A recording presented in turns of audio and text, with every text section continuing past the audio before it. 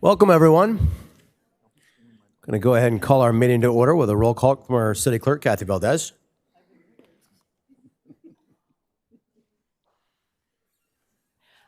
The record show reflect that all members are present.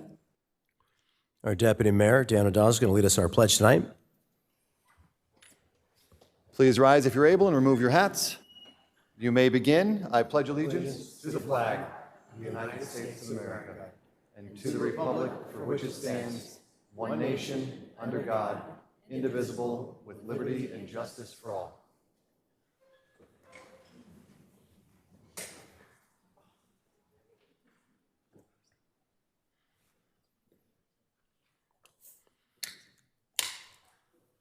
We'll go to our city clerk, Kathy Valdez, for some procedural items. Thank you, Mayor. In accordance with the Brown Act, I'd like to announce that as a result of convening simultaneous meetings, the members of the Buena Sanitation District will receive compensation of $147.75 for the district meeting pursuant to Buena Sanitation District Ordinance 2006-1. I would like to remind everyone that the Vista Municipal Code requires members of the public to observe order and decorum at the meeting and to conduct themselves in a courteous manner. The ordinance was adopted to allow for public input and to facilitate city business without disruption of the meeting.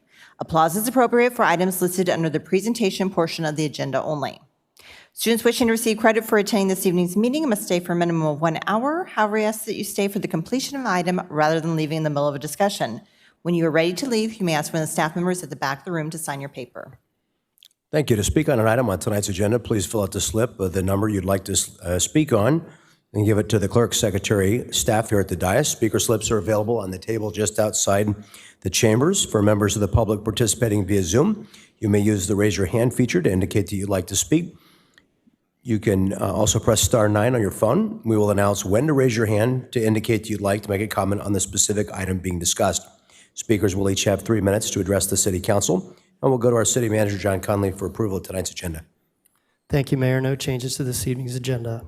Okay, we have 4 presentations this evening, so I'd like to invite my fellow council members to join me at the podium for the first 3 presentations.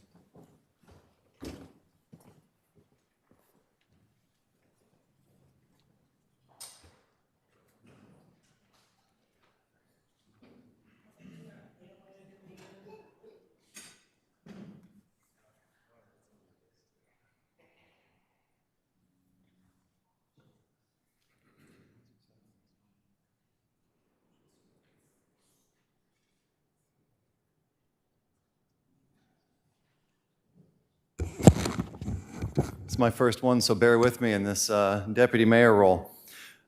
So we're going to do our first presentation as a proclamation declaring June 2026 as Lesbian, Gay, Bisexual, Transgender, Queer, Intersex, and Asexual Pride Month.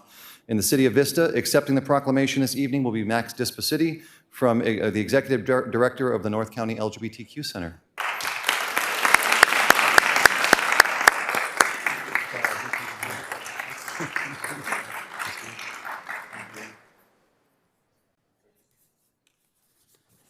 This guy? Wonderful. Yeah. Whereas our nation was founded on the principle of equal rights for all people, and the city of Vista supports the rights of every citizen to experience equality and freedom from discrimination. And whereas in June 1969, patrons and supporters of the Stonewall Inn in New York City staged a protest to resist harassment and discriminatory laws and practices against the lesbian, gay, bisexual, transgender, queer, intersex, and asexual LGBTQIA+ community. These protests marked the beginning of the modern LGBTQIA+ movement, and whereas LGBTQIA+ pride celebrations take place around the world every June to commemorate the beginning of the Stonewall riots, including North County's own pride celebration, Pride by the Beach, which is attended by over 23,000 people and will be celebrated on Saturday, June 6th, and whereas the North County LGBTQ Resource Center was founded in 2008 with a mission to serve, empower, and advocate for San Diego North County's diverse LGBTQIA+ community, and has been an advocate for equality and inclusiveness while providing valuable support and life-saving services throughout North County, San Diego region. Whereas the new LGBT Center in 1919 at 1919 Apple Street, Oceanside, with its 18,000 square foot facility, now provides case management, housing assistance, behavioral health services, housing resources, immigration services, and many additional supportive programs to thousands of North County residents, including residents of the City of Vista. And whereas the North County LGBTQ Resource Center has hosted Pride by the Beach every year since 2007, and this year's Pride by the Beach theme will be the fabric of community, celebrating the visibility and resilience of North County's LGBTQIA+ community, and will be held on Saturday, June 6th from noon to 6 p.m. And whereas everyone should be able to live without fear of prejudice, discrimination, violence, and hatred based upon race, religion, gender identity, or sexual orientation. And whereas Vista has a diverse community that includes people of all ethnicities, religions, and professions. The City Council urges all Vistans to respect and honor our diverse community and to celebrate and build a culture of inclusiveness and acceptance. Now, therefore, the Mayor and the City Council of Vista do hereby proclaim June 2026 is Lesbian, Gay, Bisexual, Transgender, Queer, Intersex, and Asexual Pride Month in the City of Vista. Well, congratulations.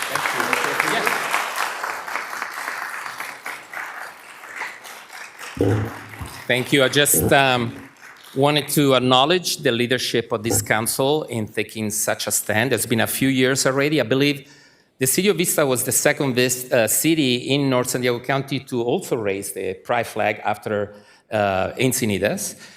So I wanted to thank the leadership, but also as a reminder for the times we're living in. We all come from a very heavy week last week in San Diego, where brothers and sisters from our community, the Muslim community, has been targeted from hate.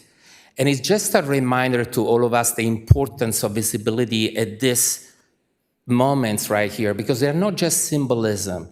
They really set the tone of what's acceptable, what's not, when it comes to being inclusive, loving each other, and not scapegoating anyone for being who they are. So my invite for this proclamation today, to make sure that we're intentional every day in supporting our communities.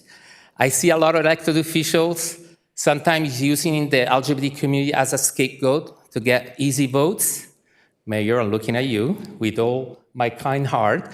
But targeting LGBT people or fear-mongering about trans people is not the way to go. We can do better. And I think it's an opportunity for us to walk the walk every day. This includes all of us, to make sure we are more inclusive on the journey of the diversity, the beautiful diversity that we have here in North County, here in Vista, where we can uplift the voices of those that work, of those that are, including our immigrant families and our LGBT people. So with this, I really thank you for this, and thank you, Mayor, thank you, the council. We'll see you Pride by the Beach. Thank you.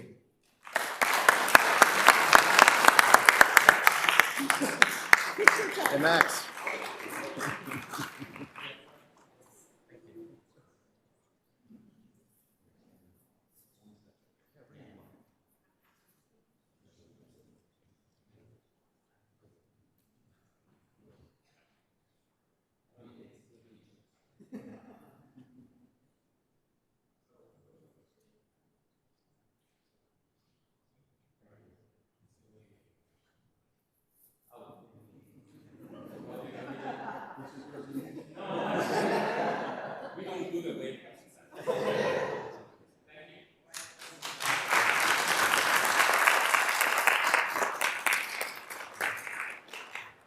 Okay, our next proclamation is one declaring May 2026 as Jewish American Heritage Month in the City of Vista. And we're proud tonight to have Rebbetzin Nakama Greenberg, co-director of the Chabad Jewish Center of Vista and Oceanside, with us, and members of the congregation. Please join us. Thank you very much.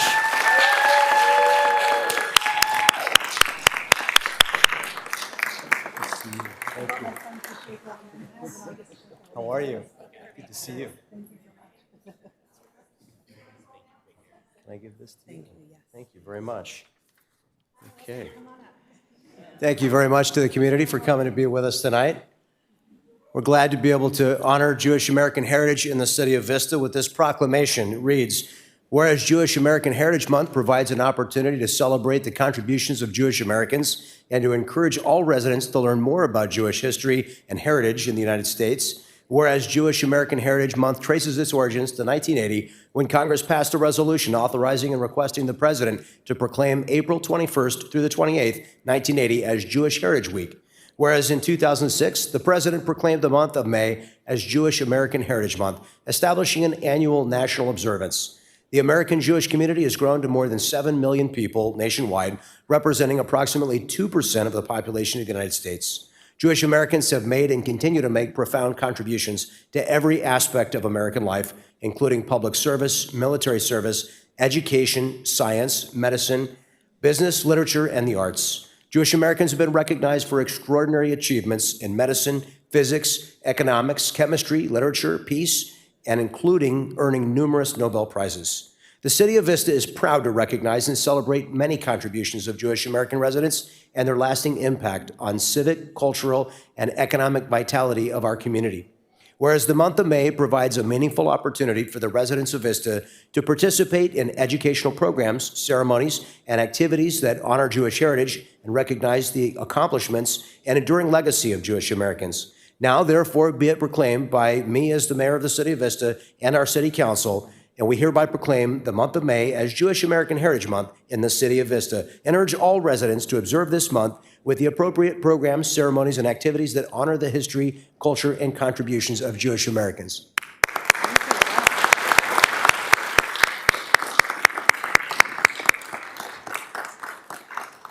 And I want to recognize Rebbetzin Greenberg to say a few words, but before that, Councilmember Melendez asked to say a few words.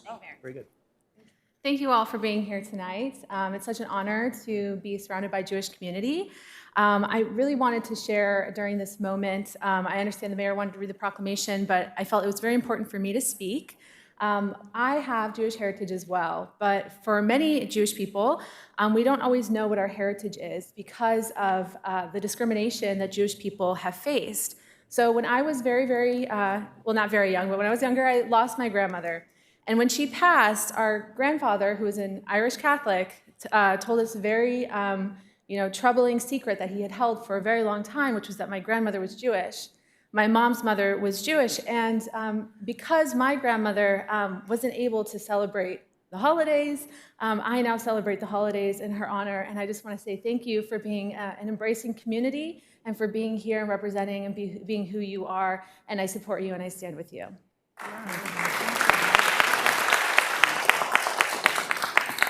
And you're welcome to go now. They're Jewish just like all of us. We'll have to be in touch. Have you for Friday night dinner or something? I would love that. Thank you so much. Really? That's so special. Thank you for your special words. Wow. Okay. I'm so honored to be here tonight. Wow. Mayor Franklin, members of the City Council, distinguished guests, dear friends, I'm here on behalf of the Jewish community. And I'd like to sincerely thank the City of Vista for this meaningful proclamation recognizing Jewish American Heritage Month. The Jewish story and the American story have been intertwined since the very beginning, long before the ink was even dry on the Declaration of Independence. The Jewish people arrived on the shores seeking the one thing that they were denied for centuries, the freedom to just be. Our history here has not always been easy. There were times when Jews felt very unwelcome, like you were saying before, and the doors were closed to us. But the Jewish spirit is resilient. In the face of adversity, we did not merely survive, we built, we contributed, and we thrived. Our ancestors called America the Golden Medina, the Golden Country. They saw in this nation something unique in the human history, a country founded on the belief that freedom and justice belong to all, endowed by our one shared creator. The idea deeply reflects the Torah's timeless teaching that every human being is created in the divine image and possesses inherent dignity and worth. The Rebbe, Rabbi Nachum Mendel Schneerson of blessed memory, often taught that every person has the ability to bring more light into the world through acts of kindness, faith, and moral courage. America gave Jewish communities the freedom not only to preserve our identity, but to contribute our light openly and proudly to the society as a whole. And so, from the earliest days of American experiment, Jews have contributed our sweat, talent, values, and dreams to strengthening this country and helping ensure that the promise of freedom remains a reality for all. This year is especially special since we're celebrating the 250-year anniversary of America. And so my hope and prayer is that the bond between our country and the Jewish community continues to grow ever stronger. May America always remain a place where we do not merely tolerate differences, but that we celebrate the unique light that each community brings to our shared story. Thank you for the recognition. We are proud to call this country and the city of Vista our home, and may America continue to uphold its core values of faith, freedom, opportunity, and justice for the generations to come. Thank you all so much.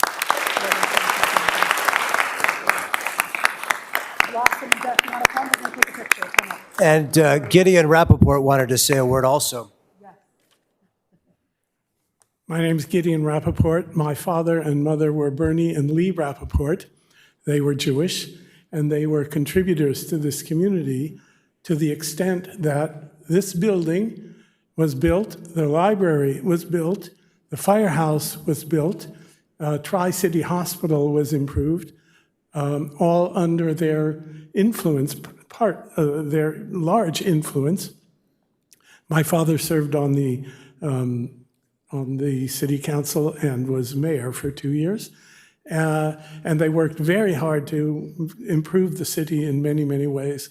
In fact, there were days proclaimed in honor of them in the past. I have a sheaf of testimonies to that. I just wanted to remind people that the buildings that they make use of and enjoy were built by people, and they were built including by Jews who contributed to the building. Thank you so much.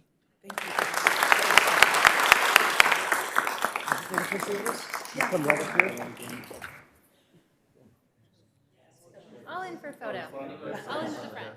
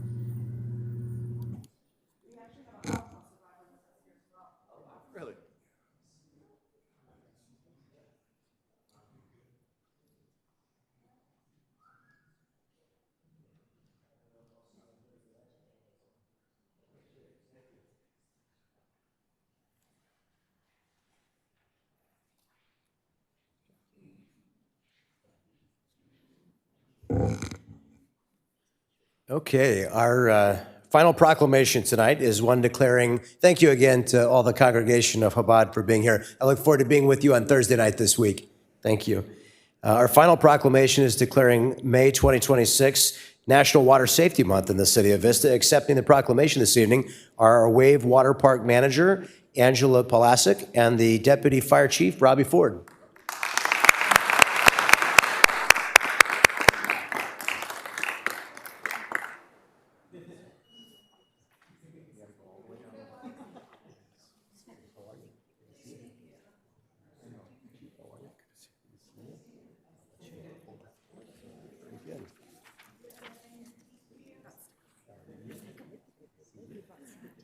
Good, very good. Good to see everybody. Someone smells like chlorine. All right. Whereas water safety is a critical public health issue and drowning remains a leading cause of unintentional injury and death, particularly among children. I have a 2-year-old nephew who's doing his swimming lessons right now, getting ever closer to swimming independence. We're excited about that. Education, awareness, and access to water safety resources can significantly reduce the risk of drowning and water-related injuries. The National Water Safety Month is recognized each May to promote safe practices around pools, beaches, and all bodies of water. The City of Vista is committed to protecting the health and safety of its residents through proactive education and community programs. The Wave Water Park provides swimming lessons, aquatic programs, and public education that equips individuals and families with life-saving water skills, collaborates with aquatic water programs providers such as Love to Swim and expand access to services, offers youth scholarships to support families in need of financial assistance for swim lessons, whereas the Vista Fire Department plays a vital role in emergency response, prevention, and community outreach, helping ensure residents are prepared and protected in and around the water. It is essential that individuals of all ages learn how to swim, practice active supervision, understand water hazards, and know how to respond in an emergency. Now, therefore, it is my privilege as mayor, on behalf of the City Council, to hereby proclaim the month of May as National Water Safety Month in the City of Vista. And we encourage all residents to take an active role in preventing water-related accidents and injuries. It is further proclaimed that the City of Vista invites residents, families, and visitors to take the following water safety pledge. It reads, I pledge to be safe in and around water by never swimming alone, always jumping in feet first, staying away from pool drains, following all pool rules. Be it further proclaimed that the City of Vista encourages the community to participate in local programs and resources offered by the Wave Water Park and the Vista Fire Department to build a safer, more informed community. All right. Okay. Good evening. As the mayor mentioned, Water Safety Month is very important, so swim lessons are important. We have lots of water in San Diego County and lots of beaches, so being swim safe and always swim with a buddy. Thank you. On behalf of the Fire Chief, Gerard Washington, I would like to thank Recreation for their leadership and their collaboration with the Fire Department in this very important shared measure as we embark upon the summer months. Thousands of residents will recreate in their pools or in their community, and the ability to train and teach our community to actively participate in watching our kids will undoubtedly save lives. Thank you.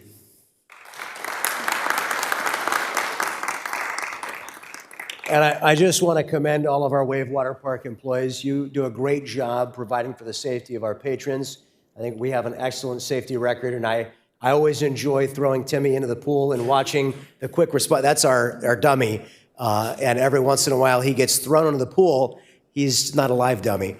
And it's a very quick response. Within 30 seconds, they identify that there's a child or a child equivalent in trouble. And our lifeguards are always excellent to jump in and save that life. So they're always doing a great job. I always like to see they do a wonderful job with the active scanning. They do a very, very important job, and we give thanks to all of you for keeping everybody safe at the Wave.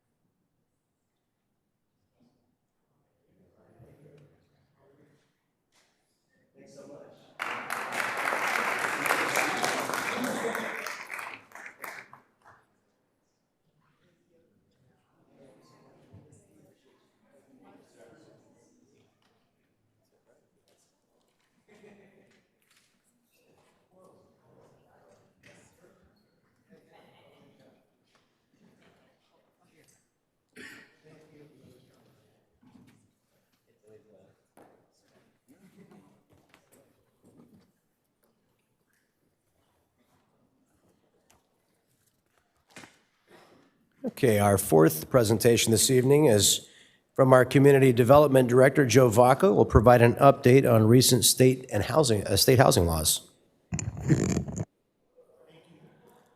Thank you, Mayor and members of the City Council.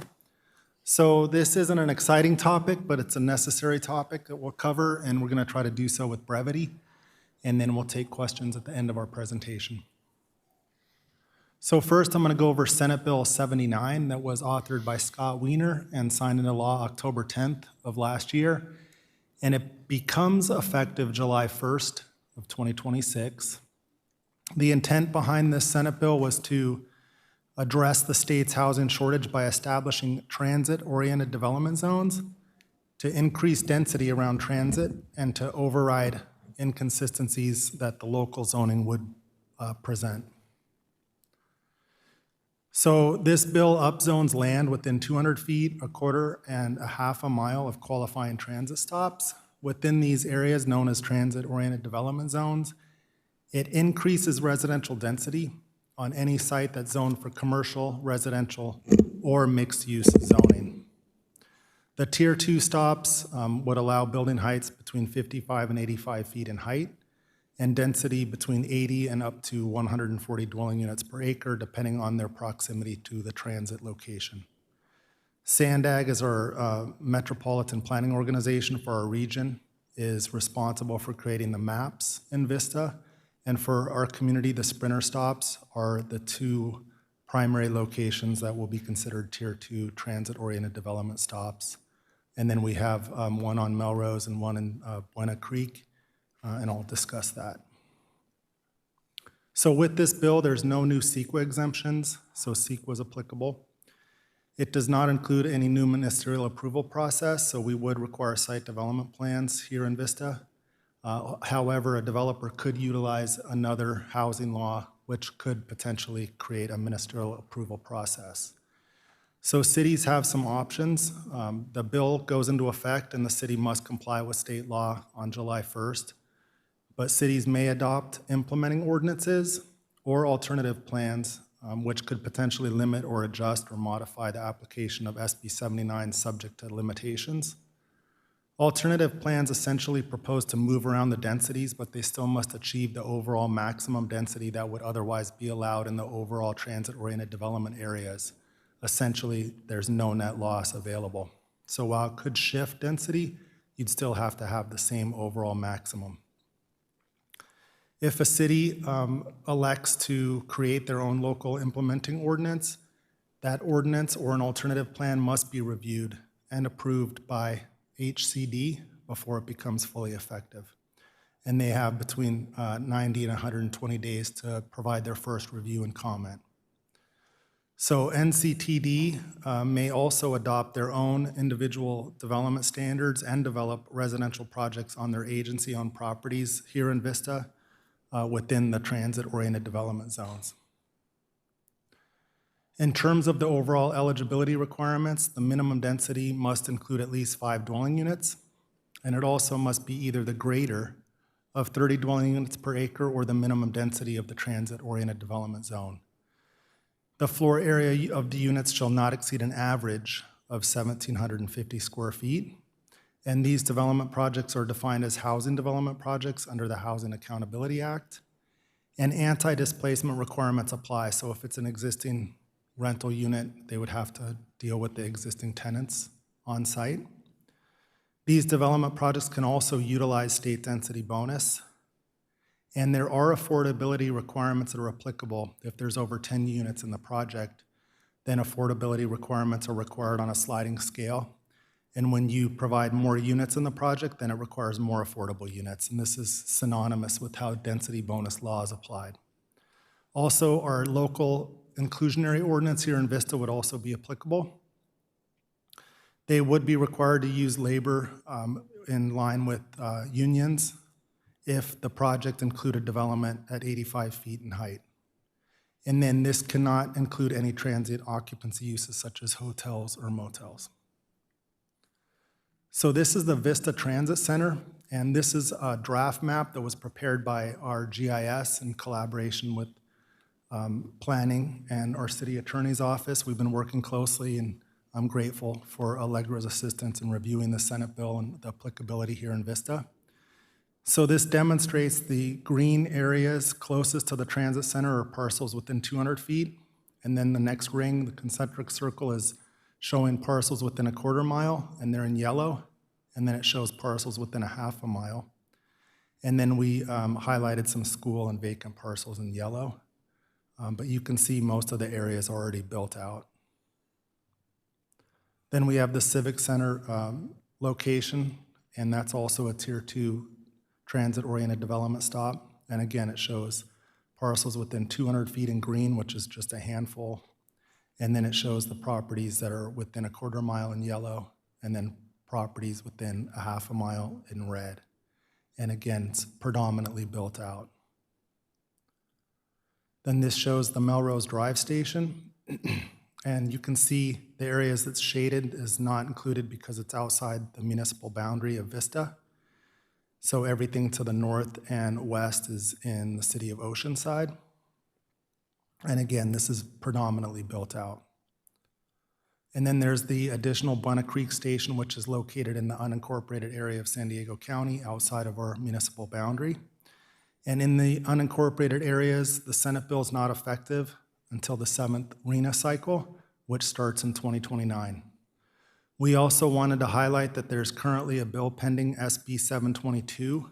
That's an urgency bill, and it's in review in legislature, and it's proposing to exempt mobile home parks and trailer and RV parks from compliance with the requirements for the Senate bill's applicability of zoning. And if it's approved, it will go into effect immediately.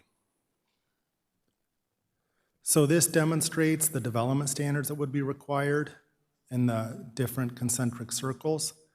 So first, in the 200 feet, the maximum allowed height would be 85 feet, and the max density is 140 dwelling units per acre. And then within the quarter mile, the maximum height is 65 feet, and the max density is 100 dwelling units per acre. And then in the next, between a quarter mile and a half a mile, the maximum allowed height is 55 feet, and 80 dwelling units per acre would be the maximum density, which is consistent with the proposed General Plan 2050 heights and density ranges. So if there's no action taken, the default SB 79 state zoning standards would become effective July 1st, and the city is required to conform with state law if anyone were to file a development application utilizing this law. We could also prepare a local implementation ordinance for consideration and adoption, which would be a significant undertaking. And then we could also consider preparing a transit-oriented development alternative plan, which again would shift around the density within the areas, but you'd still have to have the same maximum density otherwise allowed. So again, we're highlighting that Sandag is responsible for providing us with the actual SB 97 TOD maps, and all cities within this region must use those maps in coordination with their implementation of Senate Bill 97 zoning. So Sandag is currently preparing the maps, and they've not been finalized.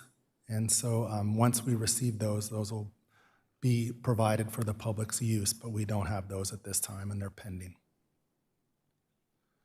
So for now, staff recommends taking a wait-and-see approach, and eventually we may be considering working on an implementation ordinance in the future, but because the densities are fairly consistent with what we're proposing in the general plan update, we feel like there shouldn't be that much impact in our local communities. So based on analysis in the maps, we don't anticipate a large influx of development to result in Vista from this updated legislation.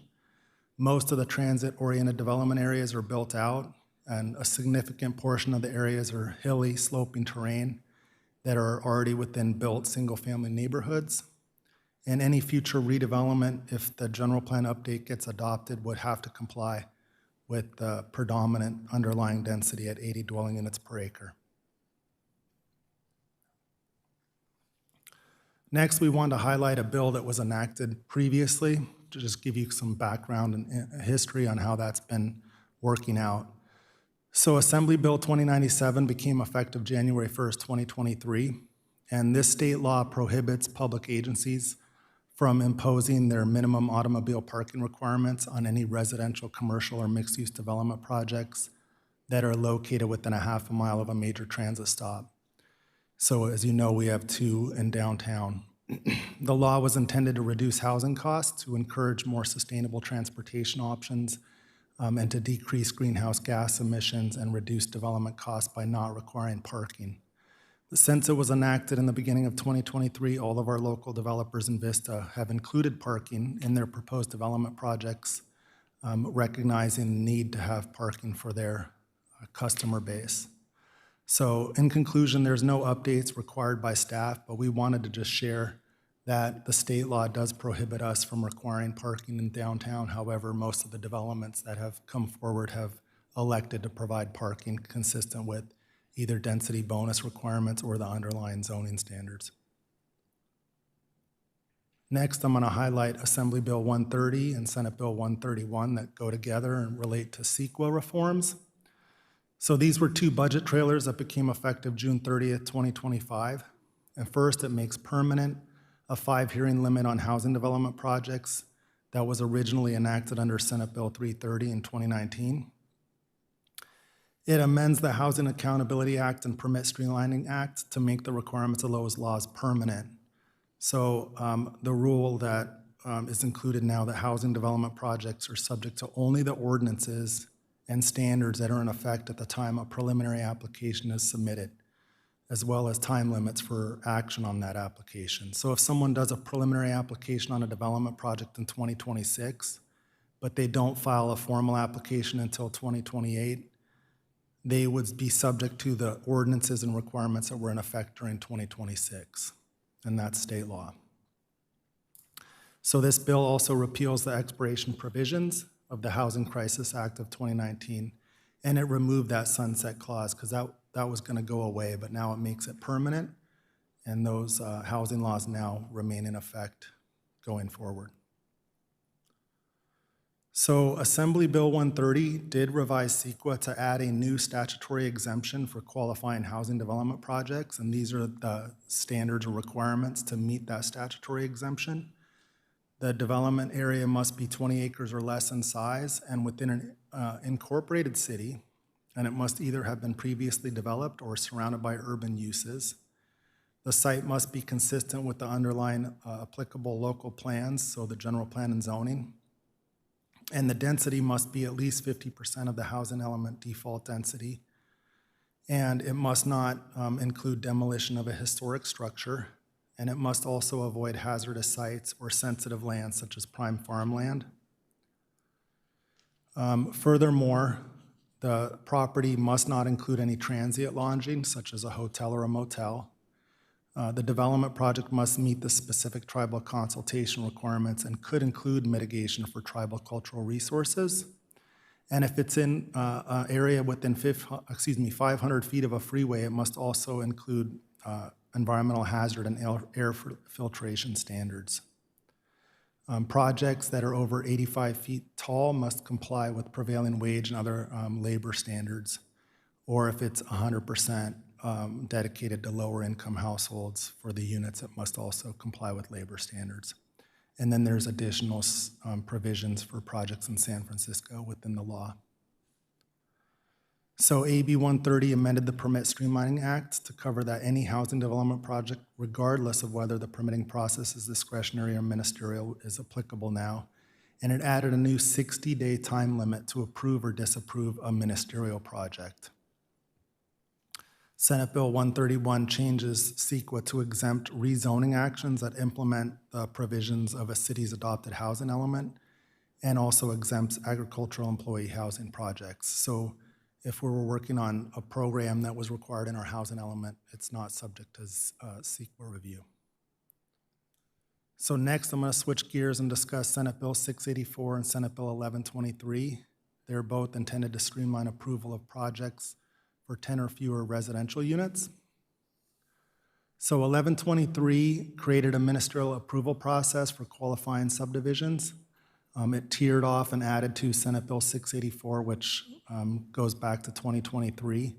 And that bill enabled ministerial approval of up to 10-unit small lot subdivisions on urban multifamily sites that were less than 5 acres in size.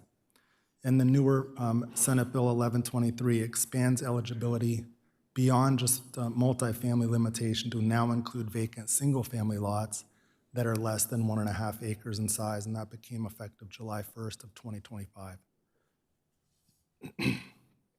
So this Senate Bill 1123 requires staff to ministerially approve a parcel map or tentative map and final map for a housing development project that subdivides either the multifamily zone parcel or a vacant single-family zone parcel into 10 or fewer parcels that would contain 10 or fewer residential units. And again, it's a ministerial approval process, and it must be done within 60 days. So the eligibility requirements for the ministerial approval, again, is that the lot to be subdivided, if it's in multifamily or vacant single-family, multifamily is 5 acres in size, and single-family is 1.5 acres in size, and they must be substantially surrounded by qualified urban uses, and they cannot have been previously subdivided under any other state law. So the new subdivision would create 10 or less parcels, and the parcel sizes in multifamily must be at least 600 square feet, and the parcels in single-family areas must be at least 1,200 square feet. So also, if a parcel is in the housing element as a housing element site, the development must yield at least as many units as projected originally in the housing element. And if it's not in the housing element, the development must yield at least as many units as the maximum allowed density would accommodate. And the average total floor space for the proposed units cannot exceed 1,750 square feet. Our city's objective development standards and design standards apply unless the standard will require densities less than 30 units per acre or height limits less than the base single-family zoning. Also, requirements for the project of the subdivision, we can't preclude the development from receiving an approval. The setbacks would be adjusted to ensure that they meet at least the minimum required under the building code. And then the floor area ratio standards are basically at 100% lot coverage for subdivisions 3 to 7 units, or 1.25 FAR for subdivisions of 8 to 10 units. Furthermore, our objective standards would apply unless they would require enclosed or covered parking, or parking standards greater than 1 off-street space per unit, and it could go down to 0 parking if it's within a half a mile of transit. And the minimum requirements on the size, width, depth, or dimensions of an individual parcel, except it must meet those minimum square footage standards of 600 square feet in multifamily and 1,200 square feet for single family. So fairly complicated, but that's where we're at. Next is Assembly Bill 2632. So this became effective January 1st, 2025, and essentially it indicates that thrift retail stores must be treated the same as non-thrift retail stores for the purposes of zoning development standards, including height, size, parking requirements, and setbacks from adjacent uses or permitting. Furthermore, thrift retail stores are not to be prohibited from receiving used and donated items for sale in the store. So essentially, we cannot refuse to allow a thrift store in a zone where a retail store would be permitted by right. Next, I'm going to talk about updates to accessory dwelling unit and junior accessory dwelling unit laws. So first, with detached ADUs, updates have authorized detached ADUs on a lot with an existing up to 8 existing ADUs on a lot with multifamily dwellings, provided the number of ADUs does not exceed the number of existing units on the lot. This government code also clarifies that 2 ADUs plus 1 junior ADU, so that could include up to 1 attached ADU, a detached ADU, and 1 JADU are all allowable on properties with a single residence, so essentially it would create 4 units. And that ADUs may be located within a front setback with the maximum size of 800 square feet. And HCD has clarified that a local agency may apply their front yard setback standards, but we cannot preclude an ADU of at least 800 square feet from being built on a property, even if that ADU would exist partially or wholly within the front setback.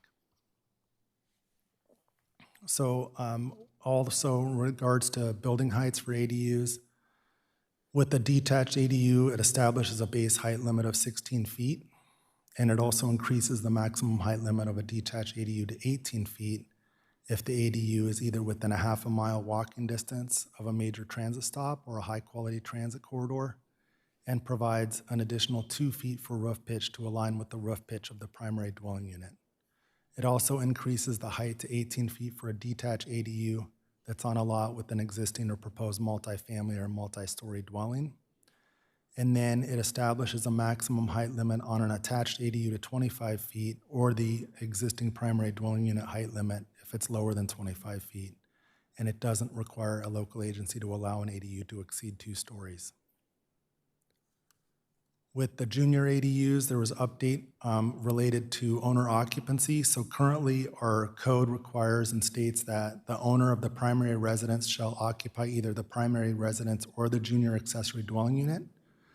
Assembly Bill 1154 narrowed this requirement, and now it only applies when the JADU shares sanitation facilities such as the bathroom with the single-family dwelling. So if the JADU has its own bathroom, then the property owner does not have to reside on the property any longer. Also, it clarifies that JADUs cannot be constructed in accessory dwelling units. So we're going to have to update our code, which suggests that a JADU can be constructed in an accessory building, and that wasn't the intent when the code language was drafted. So we'll be working on that. And then Senate Bill 1117, which is currently pending in the legislature, would limit the amount of impact fees that cities could collect on accessory dwelling units larger than 750 square feet. So if someone proposed to build a 1,000 square foot ADU, we could only charge the impact fees for the difference of the 250 square feet. So if that gets enacted, we'll be incorporating that into our updates. So the work plan for our planning division includes updating our ADU and JADU ordinance to be consistent with these recent changes and updates in state law, which we are applying now based on state law, but we want to make sure that we can incorporate those into our local ordinance for clarification for the community. So that concludes our presentation, and Allegra and I are available for any questions. I've got a question for you with regard to this chart, which is, I don't know, maybe 5, 6, or 7 in your presentation. As far as the SB 79 changes to height, I know you said the height and density is consistent with our proposed 2050 general plan. How do these height and densities compare to existing zoning laws in Vista? So in our downtown, the max height currently is at 60 feet, and the max density is currently at 40. So we would want to preserve the height limitations in our specific plan downtown as we work through the general plan update if that gets adopted. And the general plan update calls for 80 dwelling units per acre in the downtown. So the density is going to be right there, and then the height's going to be close. And keep in mind that a lot of the projects that are being constructed or proposed at this time do utilize density bonus. And one of the frequent concessions they request is for height. But one of the important clarifications that I think the council needs to be aware of is that to build an apartment project taller than 5 stories requires concrete and steel in the first few stories, and that dramatically changes the cost of the development. And that's why we don't anticipate seeing high-rise buildings in Vista, because the market doesn't necessarily pencil for that level of construction. Do you remember what the density and the height on the Ryland building is? Yes, so the density is right around 80 dwelling units per acre, and it's 5 stories. It's right around 60 feet in height, approximately. And then the new Santa Fe senior apartments that are 100% affordable, those were constructed at 100 dwelling units per acre, and they have limited parking. and we haven't had any parking complaints in that neighborhood, and that's fit within the fabric of that part of the Santa Fe corridor. And so I think those density ranges between 80 and 100 are consistent with our land plan that we're proposing for our general plan, and we think that we don't anticipate this Senate bill significantly impacting Vista. I appreciate that.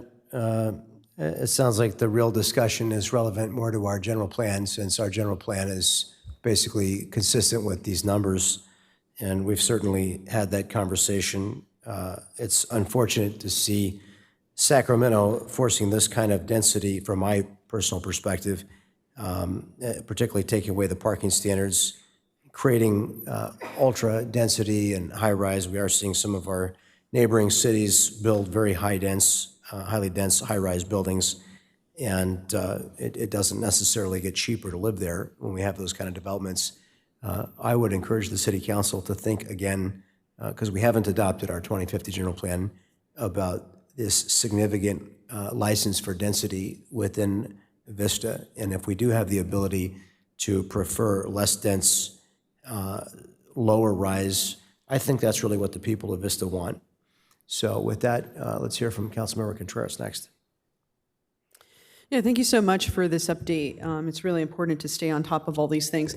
So, what is it then that can be done at the general plan level to curtail some of the density from this group of bills? Well, we think we're on the right track of proposing the 80 dwelling units per acre for our downtown, because we've recognized that there's been some recent development at that scale, and it's fit within the fabric of the downtown, and it's contributed overall to the economic viability of downtown. And so we're comfortable with the 80 dwelling units per acre for downtown. We think it's appropriate, and we've studied it. But in terms of reducing the densities in Senate Bill 79, we really don't have an opportunity to do that.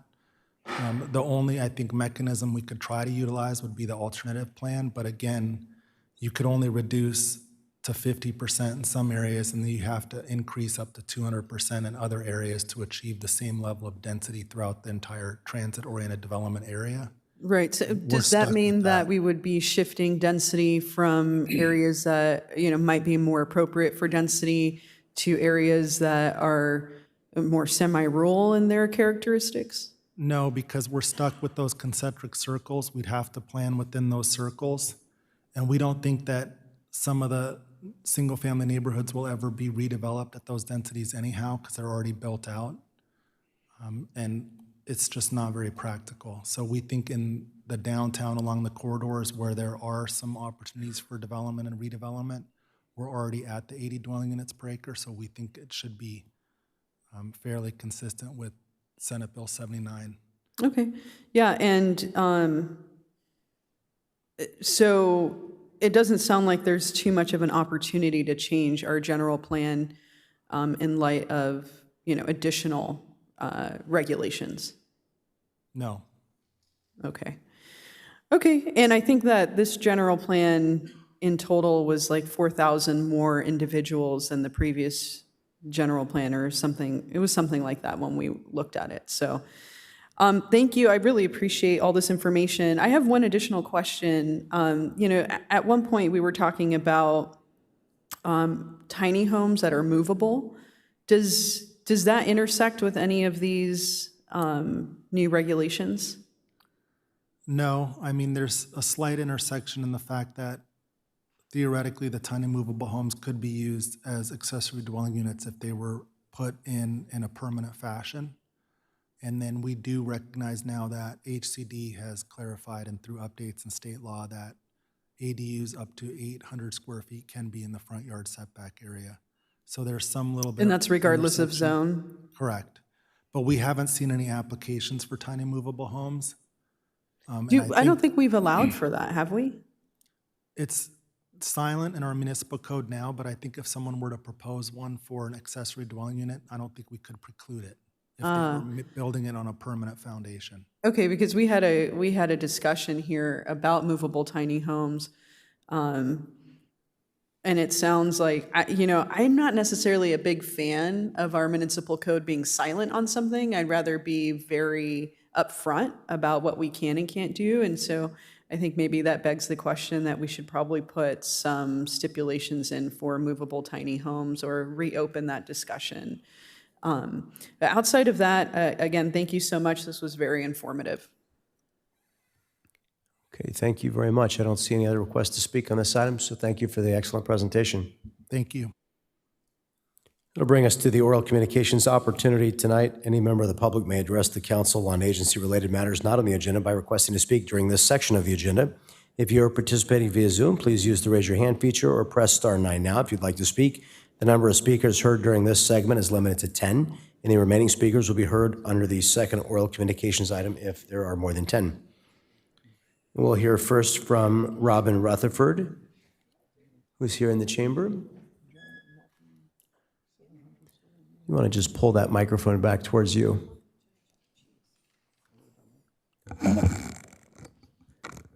Good evening, Mayor Franklin and council members. I'm here to talk about illegal fireworks, especially since the 4th of July is coming up. I'm here in honor of our cat, Mel, our buddy and sweet boy, who we had to have put to sleep the day after the 4th of July last year, after he suffered a stroke from being traumatized by all the illegal fireworks that were going off in our area. Even my husband and I were upset by all of the fireworks going off. It was like a war zone. We saw fireworks being set off right up the street from this building while the City of Vista's fireworks were going off. And there was a firework set off less than 200 yards from our house. And poor Mel was running from room to room just trying to get away from all the noise. And I feel sure that Mel would still be alive today if the only fireworks that went off were the city's fireworks at Brengle Terrace Park, and people had respected the ordinance against illegal fireworks the city has in place. Please strongly consider informing the public more aggressively of the dangers of setting off fireworks, which should only be done by professionals. Each year since the pandemic, the launching of illegal fireworks has gotten worse, and last year was the worst yet. We even hear fireworks set off close to our house periodically during the rest of the year for no reason whatsoever. I understand it is very difficult to locate the offenders, but it seems to me the phrase, "if you see something, say something," applies to this issue as well as any other issues. So if a homeowner sees another homeowner shooting off fireworks, they should call the sheriff's office. I'm sure neighbors will say, "Oh, we don't want to get involved," but they'll certainly be involved when their house catches fire, someone gets hurt, or their pet is so frightened they suffer a stroke like Mel.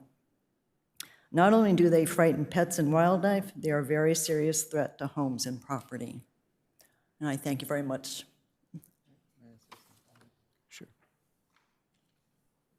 Ma'am, I just want to let you know I've asked our city attorney to review a policy that will come before this council for consideration regarding illegal fireworks in the near future. So I appreciate your comments. Okay, now we're going to hear, we'll go to Zoom. We'll hear from Madison and then from Judy String. Hi, good evening, City Council. I wanted to speak about the growing dangers of marijuana commercialization and the very real risks it poses to families, especially when it comes to impaired driving. A recent national study analyzing nearly 482,000 Americans found that cannabis use among parents has risen dramatically over the last decade. Today, about 1 in 12 parents report using marijuana on most days of the month. Daily marijuana use among parents is now 4 times more common than daily alcohol use. And nearly 6 million children in the United States live with a parent who uses marijuana regularly. Normalization of this substance has changed behavior. When marijuana becomes more commercialized, more accessible, and more socially accepted, we inevitably see more impaired driving on our roads. And unlike alcohol, marijuana impairment can be difficult to measure in real time, even though it clearly affects reaction time, attention, judgment, and coordination. Families are paying the price for this experiment. Children are being raised in environments where marijuana use is increasingly treated as harmless, despite research linking parental marijuana use to impaired parenting practices, accidental pediatric exposures, increased risk of neglect, and higher likelihood of substance use among adolescents. We should be deeply concerned that younger parents, lower income households, and families already facing challenges are seeing some of the largest increases in daily use.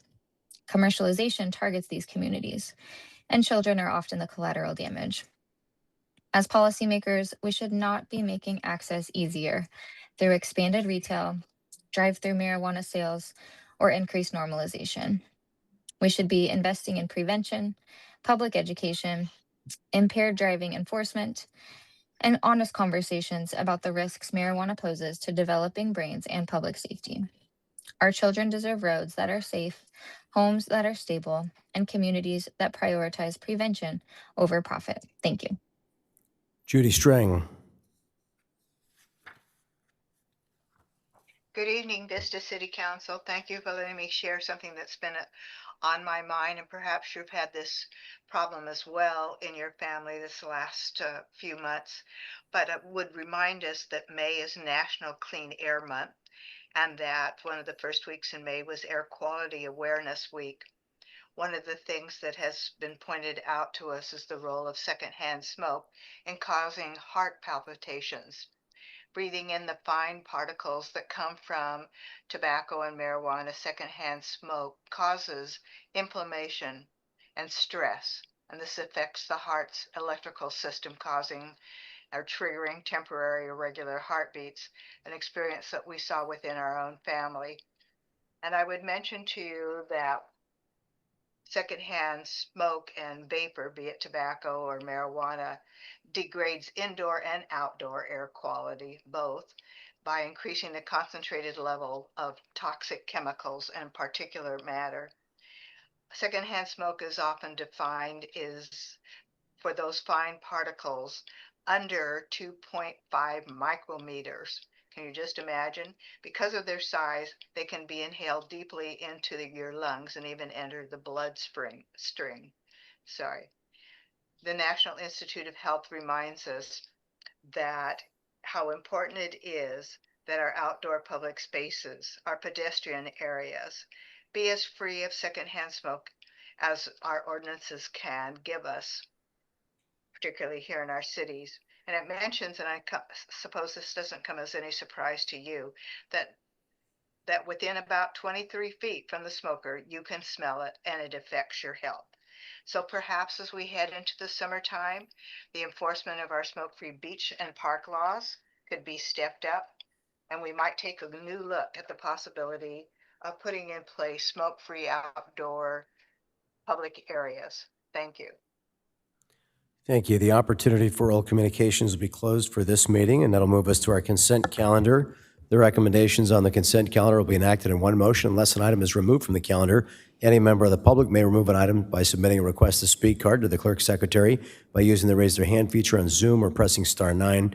Items removed from the consent calendar will be considered immediately following the adoption of the calendar. We have 11 consent items tonight. Please note that the recommended action for item C10, CIP numbers 8262 and 8313, the Slurry Seal Project 2026 award of contract, includes the adoption of a resolution amending the capital project budget for fiscal years 2024 and 25 and 2025 and 26. Councilmember Fox. Motion to approve the consent calendar. Councilmember Contreras. I'll second that motion. Thank you. A motion and a second. Please cast your votes.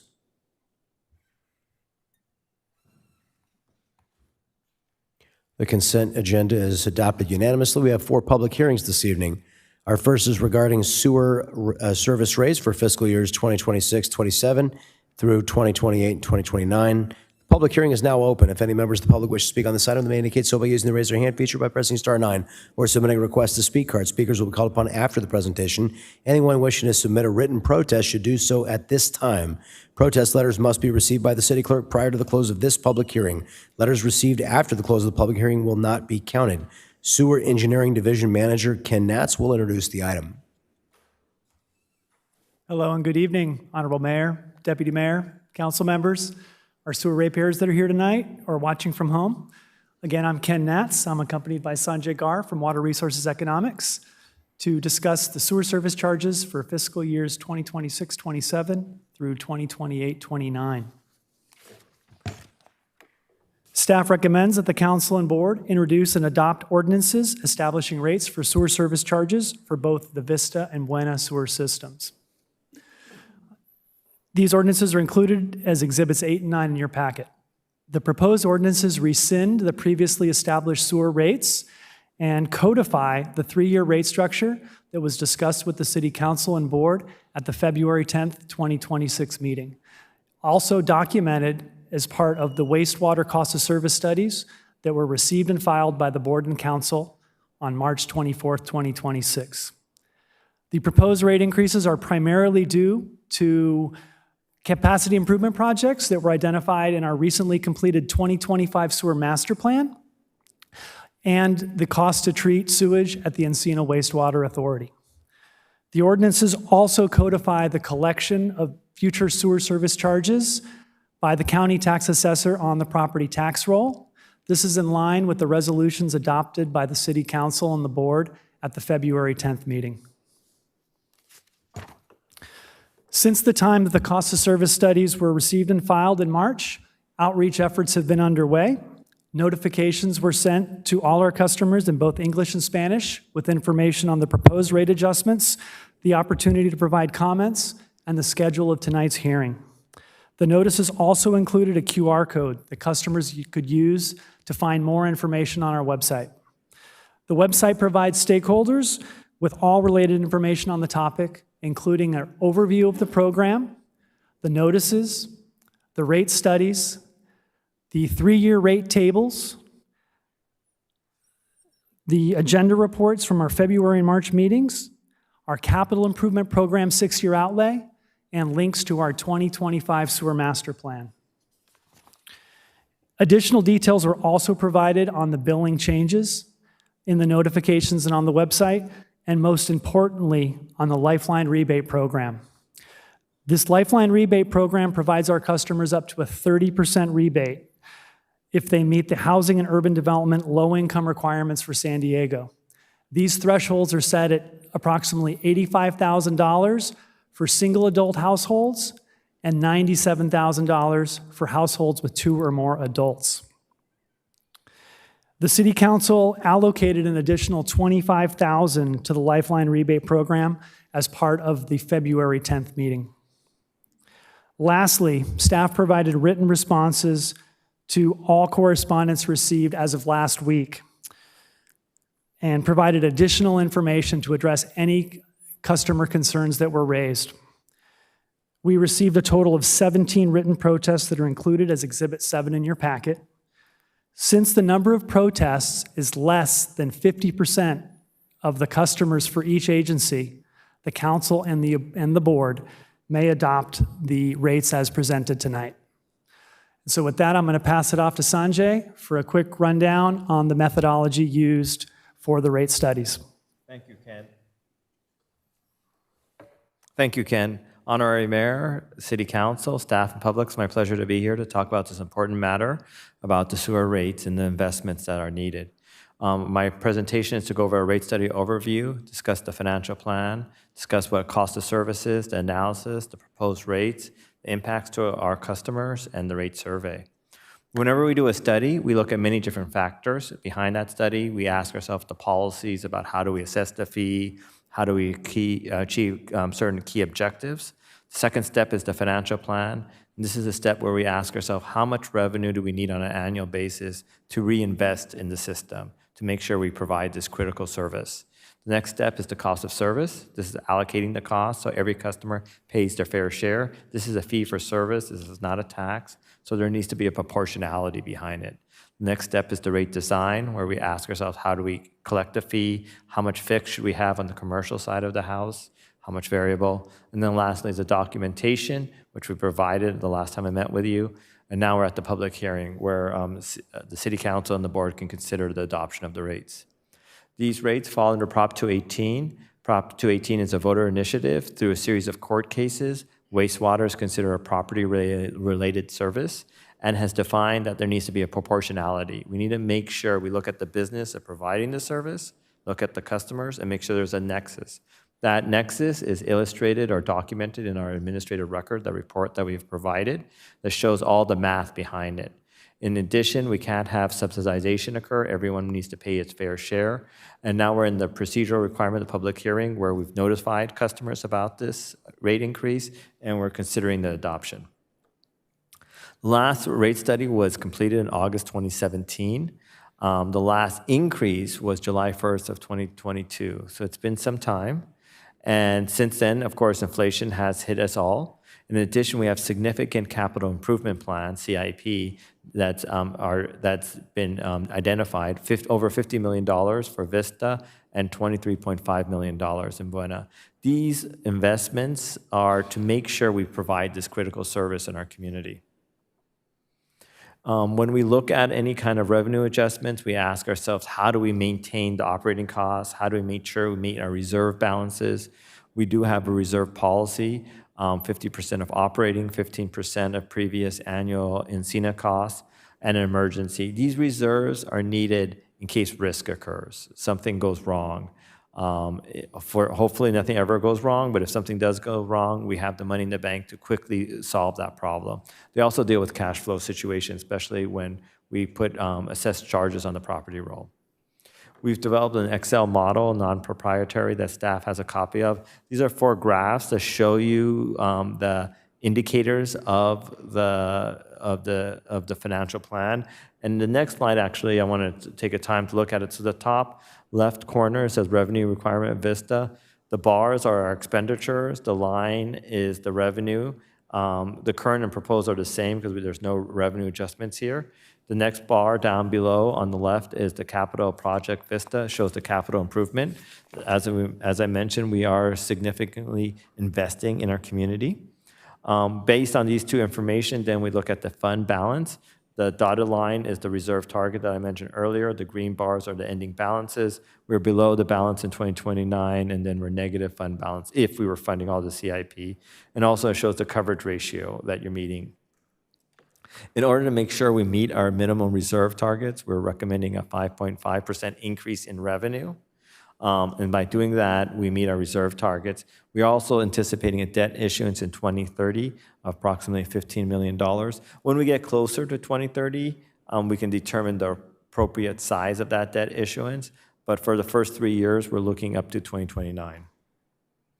Next step is the cost of service. This is the proportionality, where we look at the strength and flow of each of your customers, and we look at the costs associated with Encina, and we make sure everyone pays the proportional share.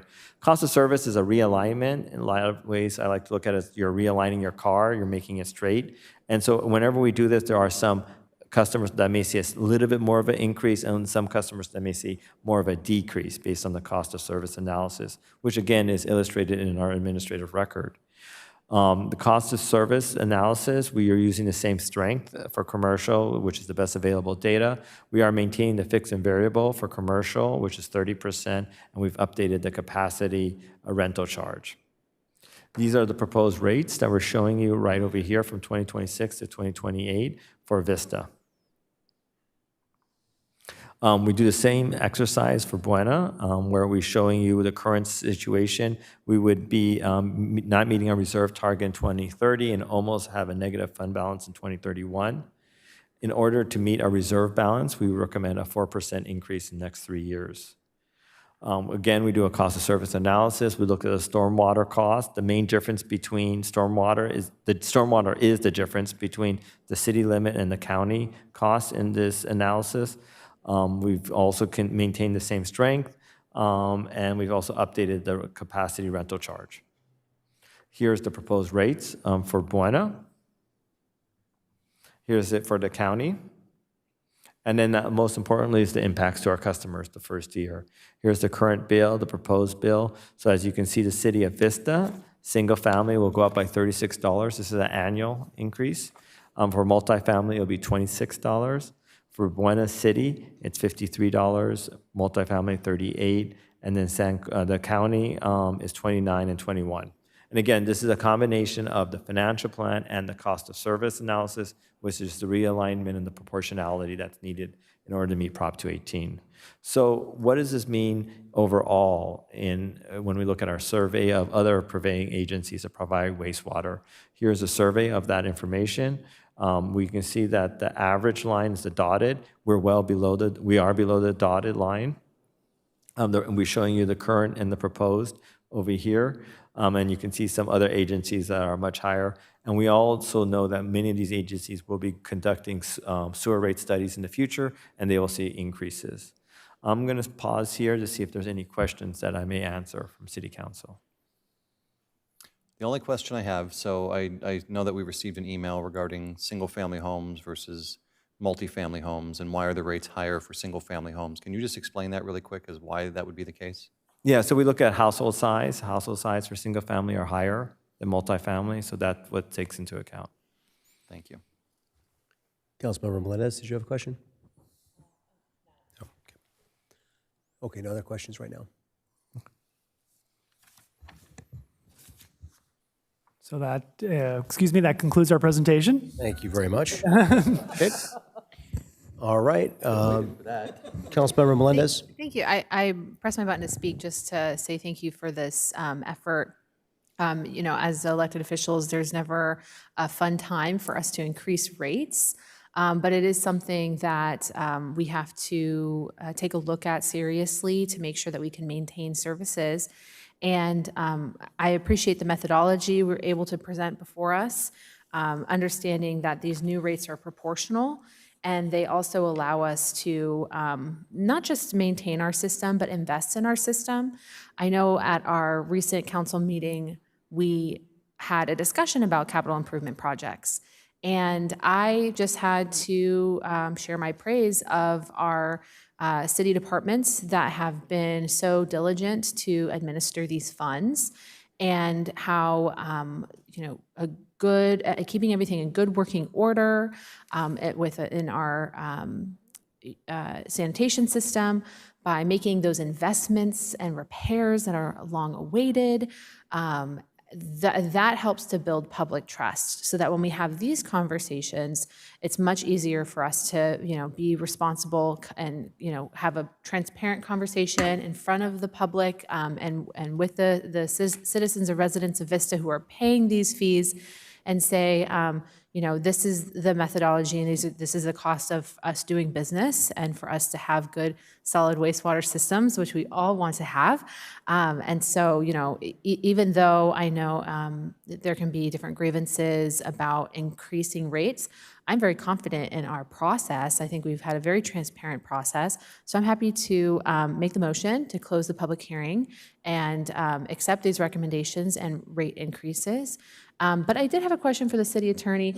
We're in a unique position as elected council members that we're also appointed to the as like wastewater board members. Can you explain that a little bit for us? The wastewater board members. So you have joint representation, and so basically when you are sitting on the certain board, you have a fiduciary duty to that entity.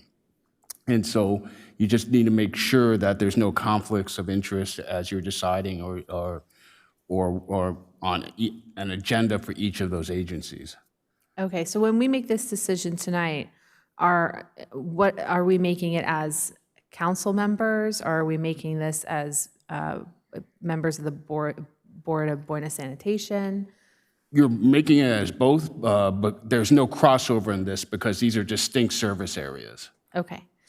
Okay, but it is clear that our responsibility on the council is expansive to this infrastructure specifically, which actually doesn't just impact the city of Vista, it also impacts the county of San Diego, Buena Sanitation. So with that, I would want to move forward that motion, and thank you so much for all of your work.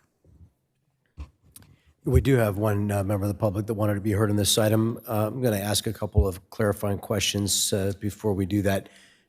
Just for clarity of understanding, did your study analyze the number of residents on average for single-family dwellings in the city of Vista? We looked at the census data, and we did take that into account. Did you determine specifically, I don't know if you know it or not, but did you determine specifically what the average occupancy for single-family residences was? We looked at it, I don't recall what the number was, because we use that number, so we do something called a mass balance. Right. But the study does ascertain that number scientifically. Correct. And I understand you don't have it off the top of your head, and I'm not asking you for it, but you do, this will become relevant, you'll understand why I'm asking it. You do ascertain a number that's the mathematical average occupancy for single-family homes. Correct. Is that right? Yes. Okay. And for the purposes that we're discussing tonight, and this will become relevant, multifamily, can you explain what multifamily means in a simple term? Multifamily means more than one dwelling unit. Right. So housing units that are large structures that each individual unit comprises not necessarily multiple families within one unit, but because multiple families live in the same structure, that's why we call it multifamily, right? So I don't know your specific definition in the city, so I don't want to. Right. I'm not trying to get overly complicated here Okay. Or legalistic. I'm just pointing out for anybody that may not be aware that the definition of multifamily doesn't mean that there are multiple families living within a single dwelling Correct. unit. It generally refers to the fact that there are multiple dwelling units within a single physical structure. Correct. Versus one family unit within a physical structure. Okay, I think this will have some relevance. And I assume that we ascertained the average occupancy for each dwelling unit for multifamily in our study. Yeah, now note that it's based on the census data. Right. So it can be outdated whenever the last census data was occurred. Right, but it's probably the average occupancy for a single-family unit and the average occupancy for a multifamily unit. Our rate structure is set with a higher amount for a single-family home because you ascertain mathematically that a single-family dwelling unit contains a higher number of individuals living in it on average mathematically than a multifamily unit. Is that correct? Yes. Okay, because our study is required to ascertain that in order to set these rates so that they're fair and proportionate. Is that right? Correct. Okay, I just wanted to walk everybody through that because sometimes some people may think that there are more people living in a multifamily based on the way it's described or that term. We use it in government speak and not everybody's familiar with the term. So I just wanted to establish that for clarity so that people understand how we arrive at these rates. So I'm gonna, without you having the specific mathematics, I'm gonna posit that on average there are more humans living in each single-family dwelling unit in the city of Vista than there are human beings dwelling in each dwelling unit that is considered multifamily. Correct. Because there are probably more people that are single that live in apartments. Correct. I know I was once single and lived in an apartment. Okay, with that, let's hear from the member of the public that wanted to be heard. We have Cheryl Katkos that wanted to be heard. Ms. Katkos, you have 3 minutes. Please come forward and address the council.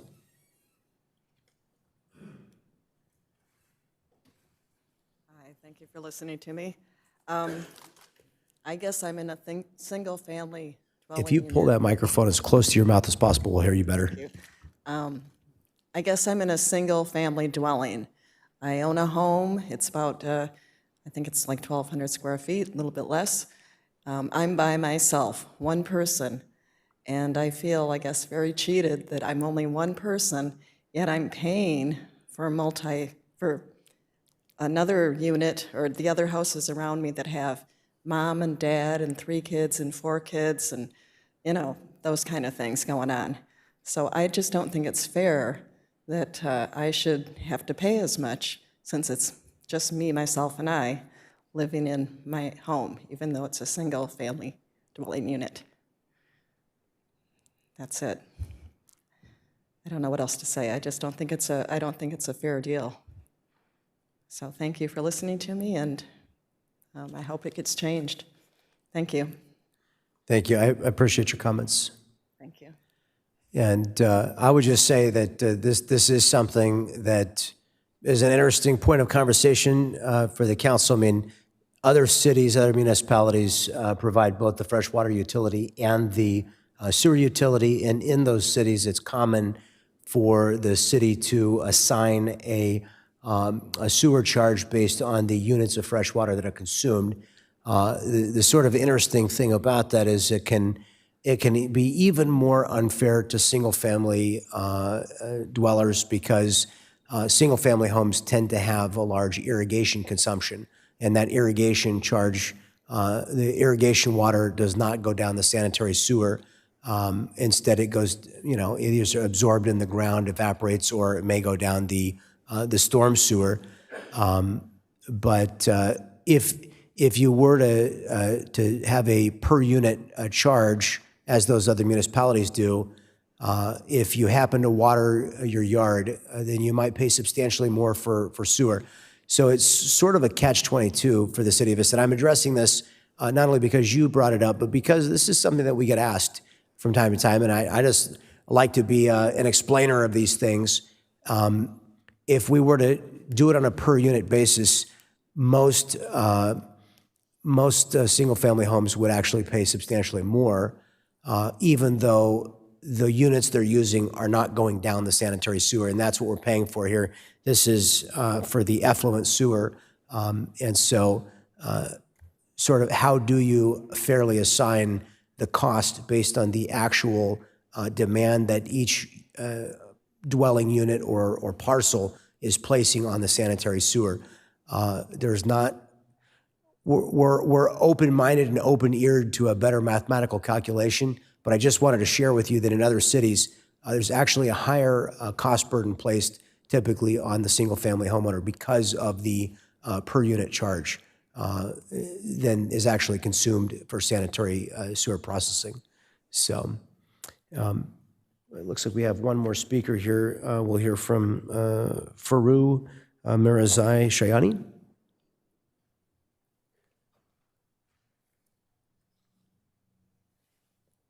Hello, everybody. I think to this point, it has been the most unlogical reason to charge for the sewage.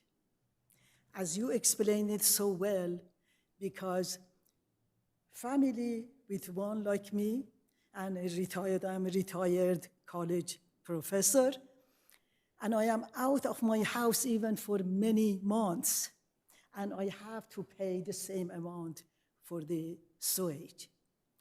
This is so unfair. I hope one day educated people find out there must be some way, some reasons based on the usage. That's all I wanted to say. Thank you. Thank you very much. Yeah, it would almost require, I don't want to give some of my colleagues might be getting some ideas, me sharing this, but it would require a separate meter for irrigation water than the one used for, potable water in your home. And some of my colleagues might be very interested in charging a much higher rate for irrigation water or prohibiting irrigation if they were metered separately. And of course, it would require great expense for homeowners to have a separate meter. The meters are quite expensive themselves. So it isn't that we're not open-minded to that, but if you can think of a mathematical formulary that's more fair to the single-family dweller, then I would consider it. But I just wanted to point that out. It can actually really work the other way. If you don't irrigate, if you don't have a yard or landscaping, this wouldn't apply to you. But most single-family homes do have irrigation, and for that reason, it's basically becomes a way to transfer the cost of the sanitary sewer because people that live in an apartment or multifamily typically would not have a substantial quantity of irrigation. And so it actually transfers more of the cost of the sanitary sewer to and it's unfairly because it isn't related to the demand that they place on the sanitary sewer, just the number of units of water that they use, even if the water is being evaporated or being sunk into the earth to water the grass. So I just wanted to point that out because you're not the only one that's raised that concern over the 12 years I've served in the council, and I can see how it seems unfair, but I just wanted to point out that the alternative method of calculation could actually be much more unfair for the single-family homeowner. I don't know if that brings you any, it probably doesn't satisfy you much at all, but it is the truth. So I just wanted to point out the mathematics there. Councilmember Contreras. Yeah, you know, I was, and continue to be concerned, but I tried to sweat through the numbers with our staff and with city manager, and there was no other structure that I think would be permissible. And it's funny because, Mayor, I had a similar conversation about, usage and metering. And I do understand that this could be extraordinarily unfair to folks who are in a single family that might be living by themselves. One of the things that we have to reconcile with is the fact that we haven't had any increases, yet the cost to maintain our sewer system continues to go up. So it's very difficult. I was hoping to find some creative avenue to mitigate the type of increase that we're seeing, and I just haven't been able to find that. The closest thing I could do was advocate and get that $25,000 additional contribution to the Lifeline rebate program, understanding that some folks might run into an issue where they really cannot afford this. So it's really unfortunate. I hate when we have to increase. I hate when, there's no money anywhere else to keep this system going. And there's a lot of different reasons why there wasn't an increase for so many years. But when that happens, we have to reconcile with the fact that this system is critically important to everybody and that it needs to be maintained before there are severe issues. It's a difficult time right now for a lot of people, and it continues to get more and more difficult. And so one of the things that I have made very vocal here at the council is I want to keep my eye on the Lifeline rebate. How many folks are inquiring and needing help? How can we, if we see an increase in folks seeking help to be able to pay this bill, we need to be able to address that as a council. So I am sorry that this rate structure might seem unfair to those who are alone. In my district, our single family homes tend to have a lot of folks in them. So there's also that set of facts. And it's just a difficult thing to do. Again, like I said, I'm not happy about it. I want to maintain, be vigilant, but I know that there's just no way around it at this time. So I'll go ahead and I'll second the motion. Not in an enthusiastic way, but in a way where this is the reality of the situation that's before us. So thank you so much for all the information. Thank you for trying to work with me to figure out other creative ways where we wouldn't see this type of cost increase. And looking at all the information, this is going to be the best path forward for us at this time. So thank you. Council Deputy Mayor O'Donnell. Thank you. Yeah, I just, if you listened to the last meeting, I think all of us shared our displeasure with the idea of a rate increase at 4% or whatever number I think it's actually come down from the original discussion that we had. I think it was at somewhere around 5.5% during the original discussion. I understand your frustration because I am in a home with 2 young children and my wife, and I can tell you because I have a water monitoring system on my home that I use 83% on average less than my expected water usage every single week. So I'm impacted by it just as much as everybody else, even though I have a household of 4. But I think what kind of gets lost in the discussion, so I sit on the Encina Wastewater Board for the city, and there are millions and millions and millions of dollars going into infrastructure projects that keep toilets flushing, that keep our sewer systems clean, that continue to build out I mean, we have some of the best sewers in all of California. And it takes a lot to maintain, keep them clean, and a lot of other things. So I know where the money goes because I sit on those boards. I sit on our capital improvements committee with them. So it gives me a purview into other areas, but it doesn't mean the frustration is any less for me. And I don't like the idea that we're raising rates at 4%, but we also kept them very low for the last 3 years as well. So I appreciate both your comments. I don't disagree with them, but I also understand the need on this side to make the increase. So I just wanted to share that with you, but I definitely feel what you're saying, and I don't disagree. But unfortunately, until we find a better method of divvying out how we would create these fees for different households, this is kind of what we're stuck with. We also have Jose Fregoso that wanted to be heard on this.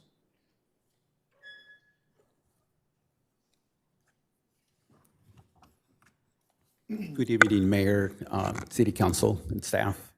I thought this was going to be an open hearing just for sewer. That I didn't expect that it was going to be a regular City Council meeting, but that's okay.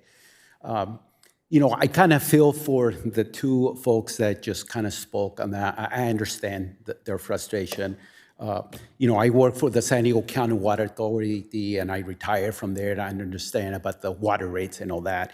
But I'm kind of here because I know I've been a resident before in Vista. I left Vista in 2003 and left to Hidden Meadows in Escondido for 15 years, and now I'm back.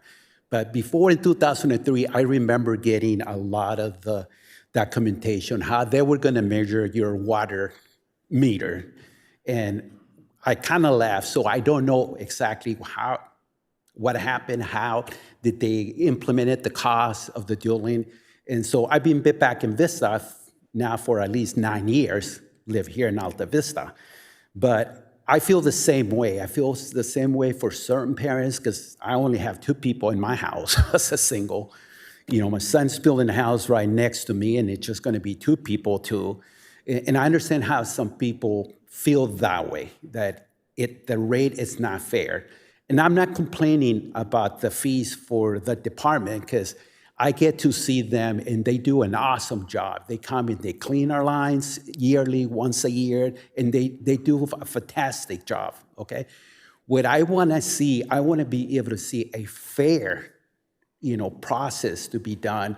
And then I'm speaking to the City Council, that, you know, so we can get a little bit more involved. I know that the City of Vista is going to be growing into, you know, the apartments, you know, commercial, you know, a lot of these other units are going to impact our big pipeline of the sewers, because those pipes are not going to grow by itself. You know, as we're dumping more, you know, we feel the other people like myself on the dueling, the family dueling process, that we are actually paying for that increase.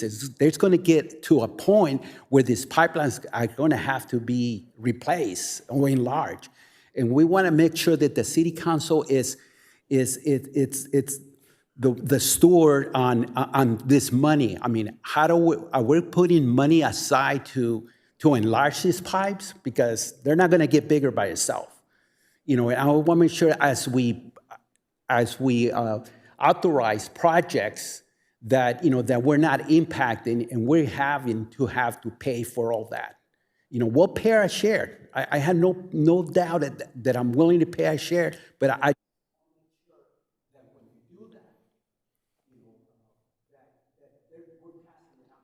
Right. Thank you. Yeah, thank you very much. And I just point out, too, that most of the cost of upsizing our system, increasing capacity, actually comes from when people build new housing units. They pay impact fees and generally are required. It's one of the most difficult parts of our planning process, because it's probably the largest, let's say it's the largest impact fee that we place. We require developers to build large sections of increased sewer infrastructure, and it's extremely expensive, in the tens of millions of dollars. So typically, new housing development does fund the growth in capacity. And also, I just make another observation. We own 43% of Encina, right? Between our two agencies, I think that's the number. 32% between our two agencies. So we own about a third of the sewage treatment plant, and the waste is moved by gravity, mostly by electric pump for portions of it. And then when it gets to the waste treatment facility, we have to use electricity to basically cook it into a solid. And the EPA in the last several years, not this current administration, has put a mandate on us to cease our conversion of methane gas. The effluence produces methane gas, and we were using that to do what's called cogenerate. And recent regulations have decided, am I right, Ken, we're actually going to flare a lot of that methane that we were using for generation on site. Isn't that right? That is correct. So Encina's it defies all imagination. So the effluence creates methane gas. We were converting that methane gas to electricity to create the electricity to dry the effluent into a solid. And now, instead of using the methane gas that naturally occurs, which is brilliant, right? I mean, you don't let that escape. Now we're going to light it on fire, and the EPA is telling us that that's better. I can't possibly imagine how that's better for the environment. It's certainly going to cost. It's going to cost us a lot more money. We have to purchase supplies of electric energy, from the grid instead of producing it on site. It's extremely maddening and frustrating. And that's one of the other costs that we're now passing along to the ratepayer. So, the policies that we're making at a macro level in Washington, D.C. sometimes are increasing our costs. So that one is particularly frustrating to me because it doesn't make any sense. With that, we definitely, none of us here are happy about having to raise rates. This doesn't find responsibility with the individuals sitting in front of us, but we allowed too long to go by before doing this study. So what is the date of the next rate study? We will be engaging that rate study in approximately 2 years. And Okay. be back in on the third year to evaluate it. We have a fairly large capital improvement program coming up. There'll be numerous projects coming before the council over the next year. The hope is we have some very large magnitude projects in year 3 of that plan. The hope is to streamline and fine-tune those projects to reduce those projected costs. Yeah, because we waited so long, we didn't have a cost increase for sewage for a long time in Vista. We didn't raise rates. And now, after having waited too long to reanalyze what our actual costs are, now we have a rate increase that seems like it's really large.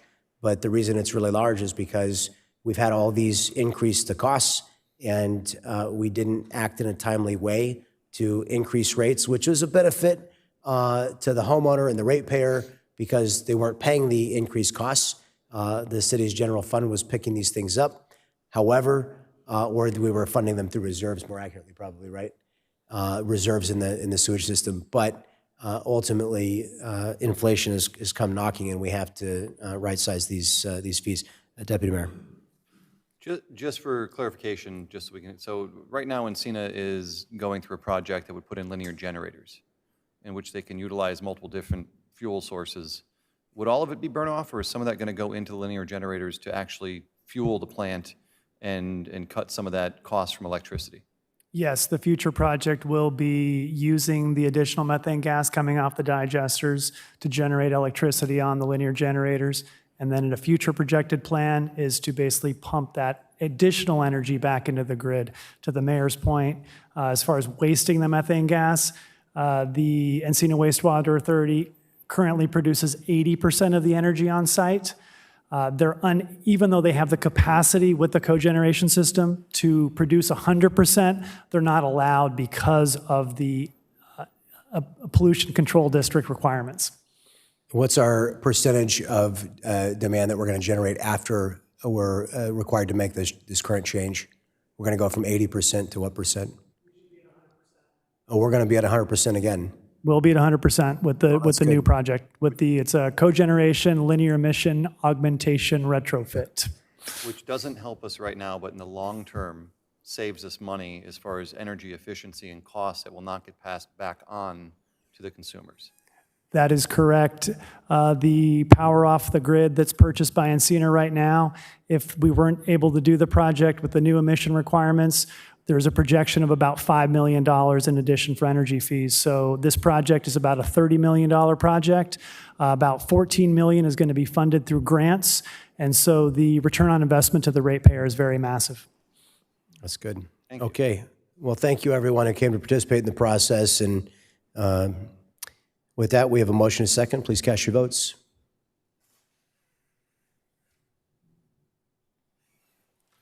And as Councilmember Contreras pointed out, we did increase the amount of funding that's available through North County Lifeline.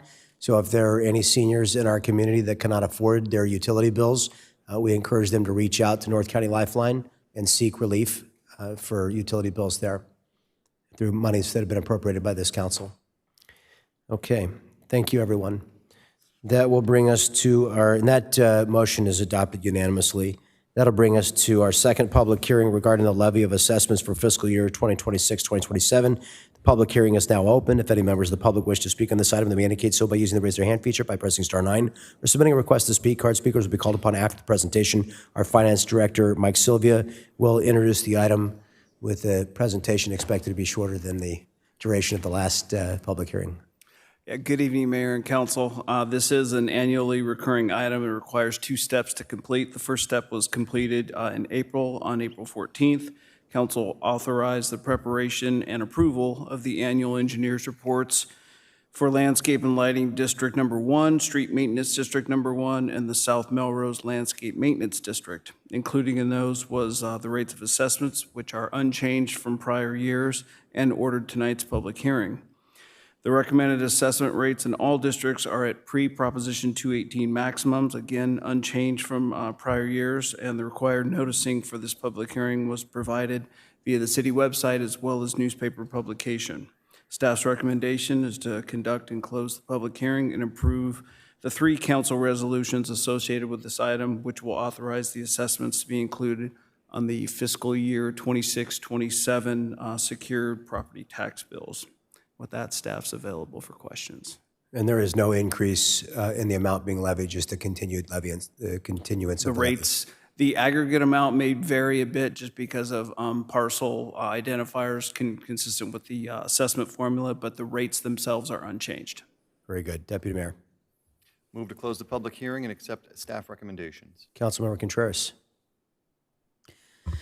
I just have a question. So does this mean that we're going to decrease the service, or are we maintaining the service? Because that was part of like the crux of the issue. So I would say the service level is probably fairly consistent. To your point, council member, the subsidy is a bit larger. It's about $40,000 larger this year than it was last year. It's about 7.8% higher. So in order to maintain just a consistent level of service, more and more will be coming out of the general fund. At least for fiscal year 26-27, that's correct. Okay, and then moving past that? At this point, we haven't done that analysis, and we will provide that to council as we do every year at the outset of each operating budget's biennial season, probably in January of 2027 when we have better estimates. Okay, because part of the discussion too is the fact that in our medians, some of the landscaping is fairly old and takes a lot of water, and we had a segment that we did with drought-tolerant landscaping, and if I'm not mistaken, it was 35% less to maintain that median than the other medians that hadn't been retrofitted. So are we anticipating that we're going to continue to have a conversation? Because I know one of the things I brought up is I don't want to reduce maintenance on our trees. I'm really, afraid of some of the trees in the median not getting the type of attention that they need. We've seen it in other cities. I think we even saw one of our trees go down here. So when are we going to have that discussion? I know we had a discussion. I don't feel that we're done with that discussion. So we're not. We are continuing to evaluate our medians for those opportunities as they come up, but it would take a significant capital cost to make those changes and implement, drought-tolerant landscaping in all of our medians. So it would just require council direction on how we're going to go about finding that revenue. Yeah, I really do think that it's important, and that we should be looking at identifying the low-hanging fruit medians and kind of have a priority. We've really gone through a lot of exercises in prioritization when it comes to capital projects, and I'm really happy that the council usually tends to have consensus on prioritization. But I would rather have these discussions sooner than later. And I haven't closed the book. I feel like it's not closed on this discussion. I still think there's a lot of different aspects of it that need to be discussed, especially because there's other parts of the district that have less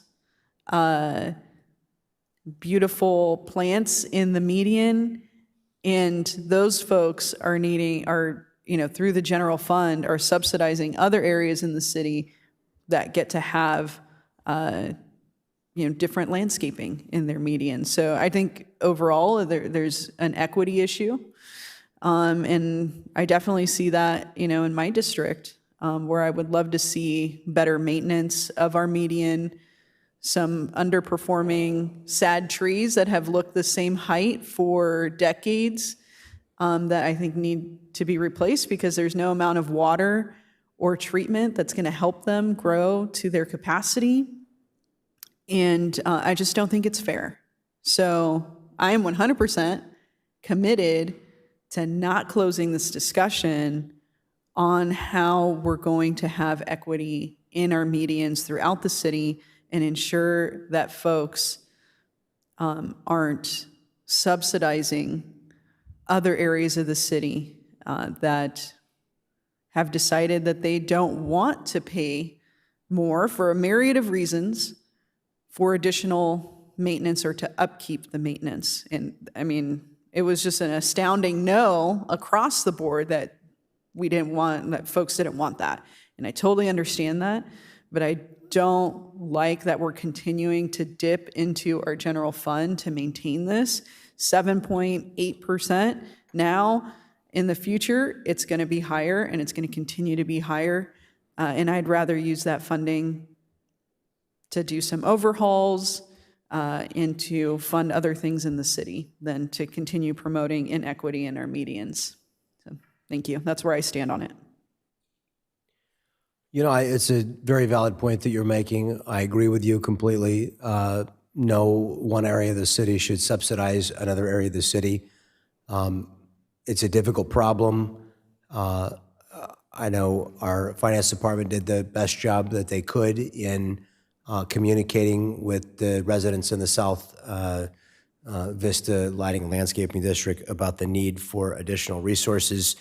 What I would suggest, instead of lowering the standard of service anywhere in the city, I would suggest that we analyze what that subsidy is. And I think the South Melrose District aligns fairly closely with District 4, if I'm not mistaken. Isn't that right? Is there a little bit of overlap with District 3? Not much, maybe a little? I actually think the South Melrose District is a little smaller than District 4. Is it? I'm not positive, though. I would think one proposal that might create the equity that you seek is if we could identify what that subsidy is and then direct the beautification consistent with the council's values for, environmental protection. Maybe we could seek to dedicate one of our goals as a council is a more beautiful vista. So rather than try and reduce, landscaping and beautification in one area to eliminate a subsidy, maybe we should make it a priority to find an equal subsidy and, find a mathematical formula that's fair to the residents in the rest of the city to provide a subsidy of the exact same amount and intentionally, and maybe council members could direct some beautification projects within their districts that would specifically work to make those areas of the city more beautiful, create more equity, and increase property values and wellness, and in the other areas that are, because you're right, you make a very good point, and but I know that Councilmember O'Donnell doesn't want to see South Vista reduce, the landscaping and beautification. It is sort of, the people that have purchased homes there would, myself included, would probably be very sad to see a reduction in tree cover and other living things.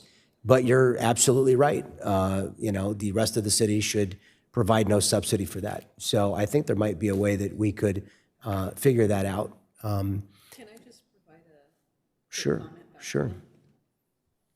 Mayor, I really appreciate you bringing this up because I do think that that's a discussion that we should have as a council. I would love to see that agendized. And also, my idea of reducing the level of service is reducing the type of plants that maybe aren't as beautiful as California native plants are, that would use a lot less water, right? And potentially there's also the ability, I love talking about the public right-of-way and how we can enhance it, make it beautiful. I have several parkettes happening in my district. So I'm all about it, and I look forward to having this discussion with this entire council in the future. I really appreciate your support on it. Thank you. As long as it makes flowers and color, then I'm for it. And then I think we have to take very carefully what Mr. Conley said about how many years of payback would it take for the capital improvement if we were to tear out one type of planting? How many years would it take to recover the cost in the savings? I think we want to consider that. I don't know what the name of our bushes are that are in the median. They make these beautiful pink flowers on Shadow Ridge Drive, and I certainly enjoy those. I'll just say on behalf of the District 4 residents, we'd like to keep our little pink flowers if we could. Councilmember Melendez. Yes, I want to just share my support for your comments, Councilmember Contreras. And I do support the voters who made a determination about how much they're willing to pay. But if one group of people wouldn't be satisfied with the level of service right down the street, yet they want their median to look a certain way, I think that there's a big disconnect. And so we can see it with our own eyes. When I go down Melrose, the further south I go, the greater the improvements look. And that's a reflection of our city government. It shows the public that we care more about some areas than others. So it's very important that we're having these conversations because it is an equity issue. And when you get down to the brass tacks of it, there are areas and taxpayers that are subsidizing other areas. And I don't know if those residents that are being subsidized would ever want to admit that they are, receiving a handout to have those beautiful flowers. So I think it's really important to invest in all areas of the city equally. Beautification is not just important for, of course, environmental purposes, having local birds and bees, having access to flowers, for example, which is very, very important. I wouldn't want to rip out any plants that currently exist because we already have so much hardscaping happening where we're running out of plants, right? We're seeing more concrete being poured, more asphalt being poured. It's just not a good situation. We need to have a safe and familiar environment for our little critter friends. But at the same time, beautification is really important for the human mind. And Mayor, I appreciate you bringing up and hearkening us back to our city goals, right? That it is a city goal to beautify the city of Vista. And let's just be honest, right? Some areas look more beautiful than others. And rather than just say, oh, that's just how that neighborhood is, I think we have to take some, honest responsibility for ourselves as a governing group to how we're going to fix the problem that is in front of us, not point fingers and say, oh, it's your problem. It's because of this past council, or, it's our problem now. So I would love to hear from city staff what the economic impact of that would be, how we could deliver that in a timely fashion, and how we can maybe even pilot a style of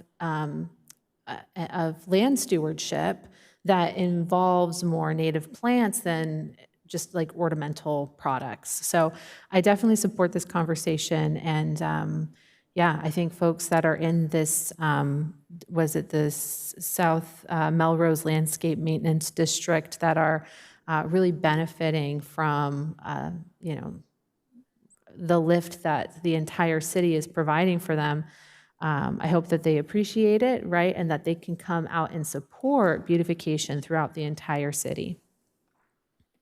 Deputy Mayor O'Donnell. So first, I appreciate the comments. I would actually be in full support of having that discussion. I don't disagree that there's an equity issue that exists within the city when it comes to landscaping.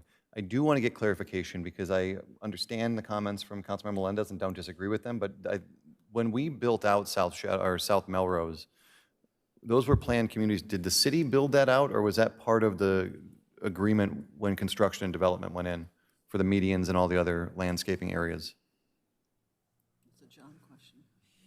It was really a combination of both. There were some areas that were built by development. The city did a number of capital improvements in that area. It was just all more recent than the north part of the city, so these standards were newer and more improved.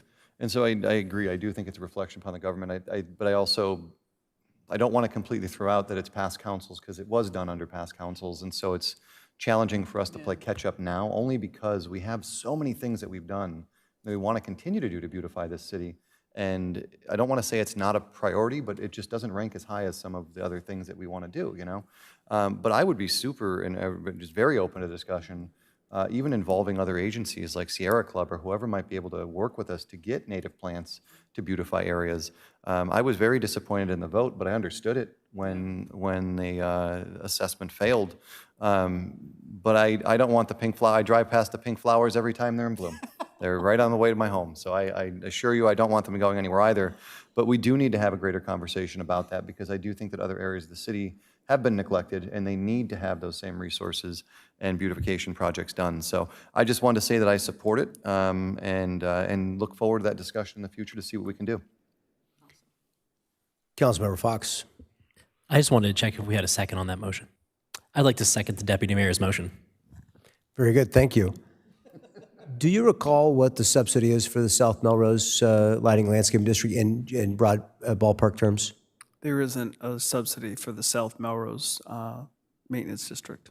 Okay. There isn't one for the Street Maintenance District either. The only general fund subsidy is for the landscape and lighting, number one.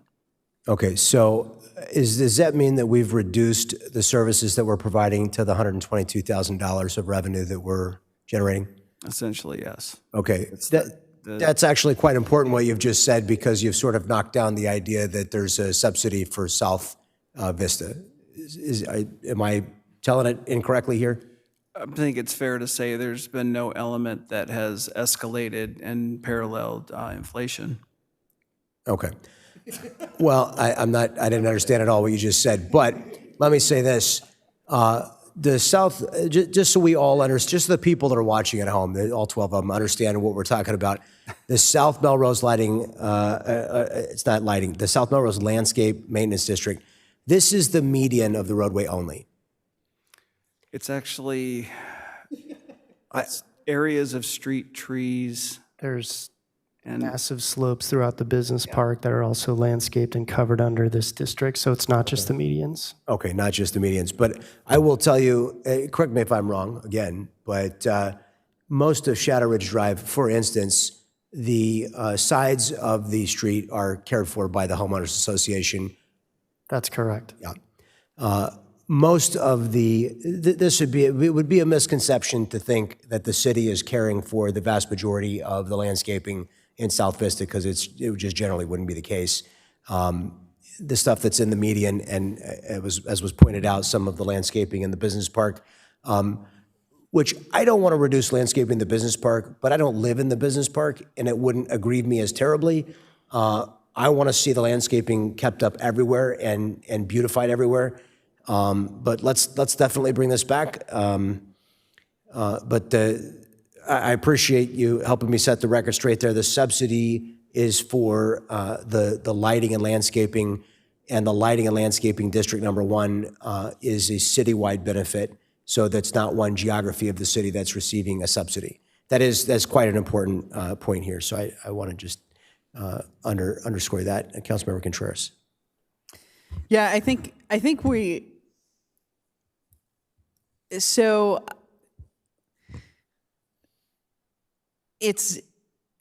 I think once we have this discussion fully, we can really zoom in onto where the subsidy is, because there's definitely a geographic component to the subsidy. I mean, we all understand that there is complexity in this landscaping district, but there is definitely a disproportional amount in other areas where we don't have the same beautification and everybody's paying for it, but they don't have it. So I look forward to that conversation. I think it'd be really good. And the last point is one of the last council meetings where I talked about, can we take a look at our right-of-way for some native milkweed for monarchs and stuff like that, and our struggling pollinators. And I think there's a potential there in some conversations that I've had to even get some help from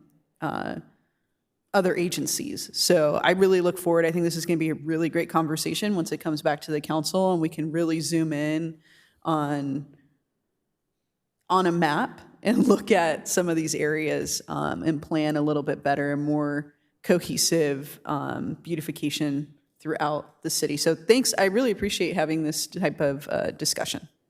Very good. We have a motion, a second. Please cast your votes.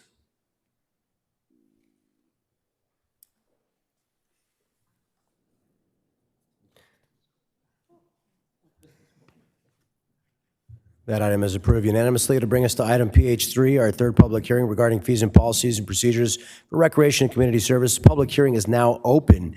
Any members of the public wish to speak on this item, they may indicate so by using the raise their hand feature by pressing *9 or submitting a request to speak. Card speakers will be called upon after the presentation. Our Recreation and Community Services Director, Margaret Hamer, will introduce the item.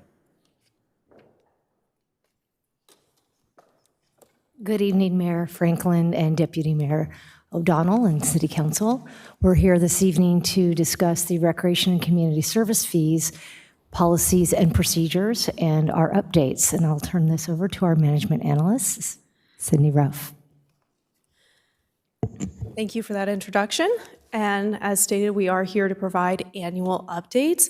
It's part of the department's proactive approach to ensure that we are fiscally responsible, operationally efficient, aligned with current industry standards, as well as the community needs.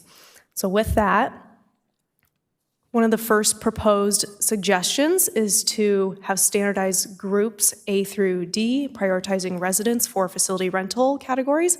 I'll expand a little bit on the minor discrepancies we discovered later on, but current groups are listed on the left and the proposed groups on the right.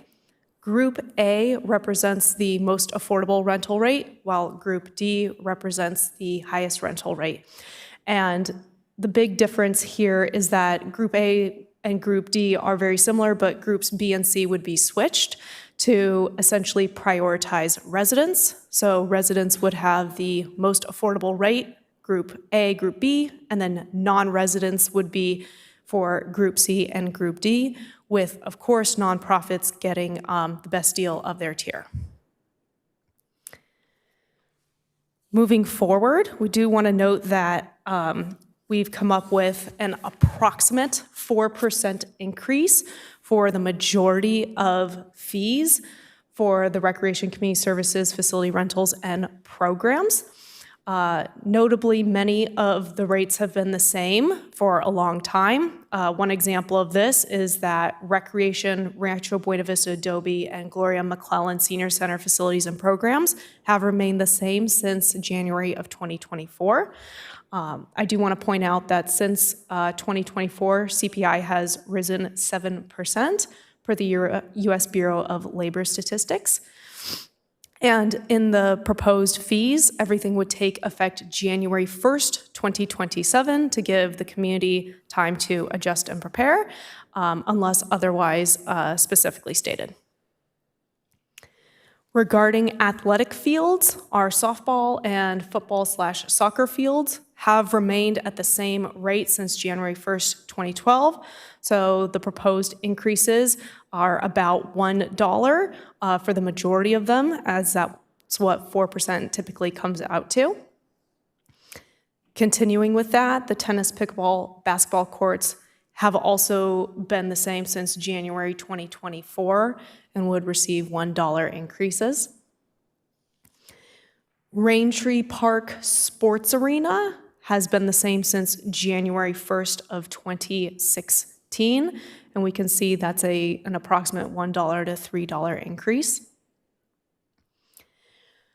At the Vista Sports Park, the concession building rates have remained the same since 2012. Tournament rates have remained the same since 2014, and cross-country race rates have remained the same since 2024. And again, the proposed changes would take effect January 1 of 2027. And then the field lights have remained the same at $17 per hour since July of 2009, and it is proposed to have a $1 per hour increase. Neighboring cities, including Carlsbad and Oceanside, currently charge $20 per hour. Upon doing some analysis of the expenses for the sports lighting system versus the revenue generated from light fees, there is a discrepancy and expenses do exceed revenue. For cultural arts facilities, currently the Avo Playhouse offers a 5-hour rental block option and a 10-hour rental block option. To mirror that, staff are proposing that the Moonlight Amphitheater also have a 5-hour rental block option. Upon our analysis, we did see that the current cultural arts facilities only have 3 categories, groups A, B, and C. So to create some standardization within the department, a group D was added. And so if you consider that the full rental rate, then group C would be 30% less group D, group B would be 50% less group D, and group A would be 63% less group D. So that's how we were able to make that modification. For the 2027 Moonlight Summer season, staff recommend a 10% increase to all adult tickets. So that would be the orchestra adult, reserved adult, etc. That would put the highest ticket at $78 for the 2027 summer season, whereas currently it's at $71. This 10% increase is based upon future projections.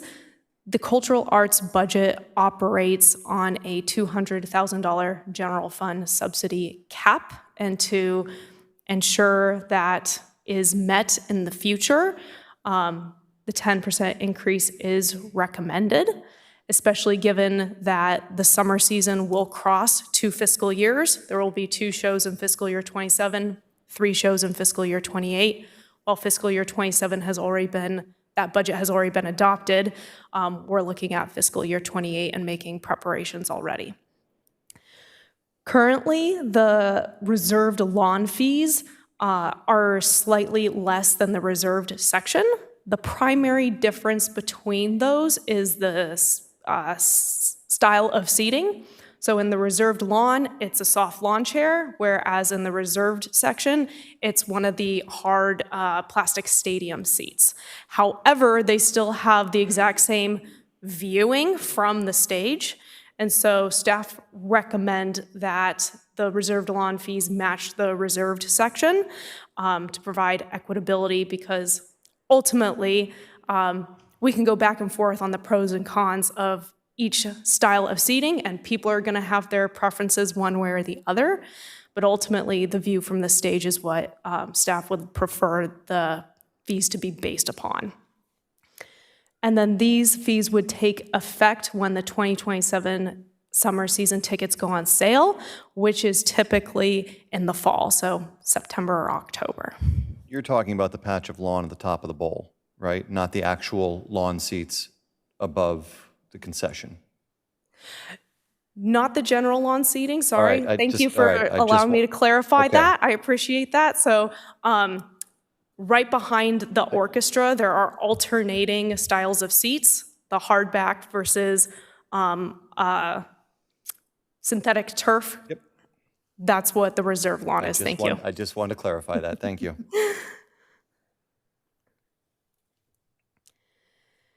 And then for the Wave Water Park, they would also receive an approximate 4% increase. This is actually consistent with prior year increases, and for general admission, we can see this results in about a $1 to a $3 increase, so very modest and palatable. It is consistent with increases in prior years to provide smooth increases as opposed to large spikes.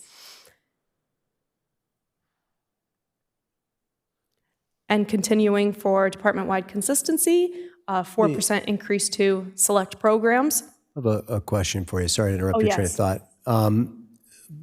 Both with regard to the Wave and Moonlight, can you speak to, I know you probably read the concern that we received from Rachel Beld, and I know you just spoke to it. But can you speak to, I mean, ultimately, while we want to maintain access for everybody as affordable, ultimately we want to provide the long-term fiscal durability, is that the right word, for the Moonlight? We want it to be able to operate in perpetuity. It's a great cultural gem for us. And one of the ways we do that is by operating without a significant subsidy or trying to reduce the subsidy to zero. So ultimately, what we need to do is have the business mindset that we want to, we don't need to collect $1 more. We're not trying to make a profit. But we want to collect as close to 100% of the operating cost as we possibly can, so that the people who are enjoying it are paying for the show. Could you just speak to the flexibility in pricing? Because I know we do have some flexibility in pricing. Obviously, when you're running a business, some people in some methods of acquiring tickets are going to pay more than others. Can you just speak to the flexibility in pricing? I mean, we used to sell a lot of Wave tickets, I don't know if we still do, on Groupon, for instance, and it was a better price. I just want to check in right now and make sure that obviously we want to sell all the tickets. We want to derive the maximum amount of revenue from having the most number of people in seats possible. Is my question as clear as mud? Am I making sense? I'll try my best. Yeah. To start off with these proposed increases, if you look at the most affordable seat versus the highest ticket price, we're looking at a difference of $19 to $78. So there's a great range. 19 being general on. That is correct. And that is on purpose. We want a significant range to make sure that it is still affordable and still less than $20 to go see a Broadway-style musical at the Moonlight Amphitheater in the summer with your family, right? So there's that aspect. And then as far as maintaining fiscal responsibility, the orchestra seats are almost entirely sold out every night. Okay. And so the 10% increase, we don't anticipate having a huge drop in attendance, given that we have such dedicated patrons for whom the Moonlight Amphitheater is quite beloved. I think you answered my question right there. We want to be 100% sold out. We are subsidizing, so we're not recovering 100% of the cost, but we want to sell as many seats as possible, and we don't want any vacancies. So that, I think you put your finger on it right there. Thank you. It's important. Thank you. And yes, we will not be turning a profit with this. Right. May I ask, in the same vein of questioning about the Moonlight, do we perform an audit on expenditures from the Moonlight every year? Like, do we know where all the money goes? Like, is it going to performances? Is it going, do we have that information? Yes, 45% of the budget is for salaries and benefits. That would be the biggest chunk. That is going to be true for pretty much any division within the Recreation and Community Services Department. Awesome. And forgive me if we have, and if I've seen it before, but is it possible for me to get a peek at that at your leisure? Could you email it to me at your leisure? Yes. Thank you. Any other questions before we move on? Okay. Thank you very much for letting me interrupt you. Oh, Councilmember Fox has a question. Yeah, it's in the same vein of questions, so I might as well do it now. But do the reserve lawn seats sell out or at the same rate as the orchestra seats do? They sell probably slightly less, but still are very popular.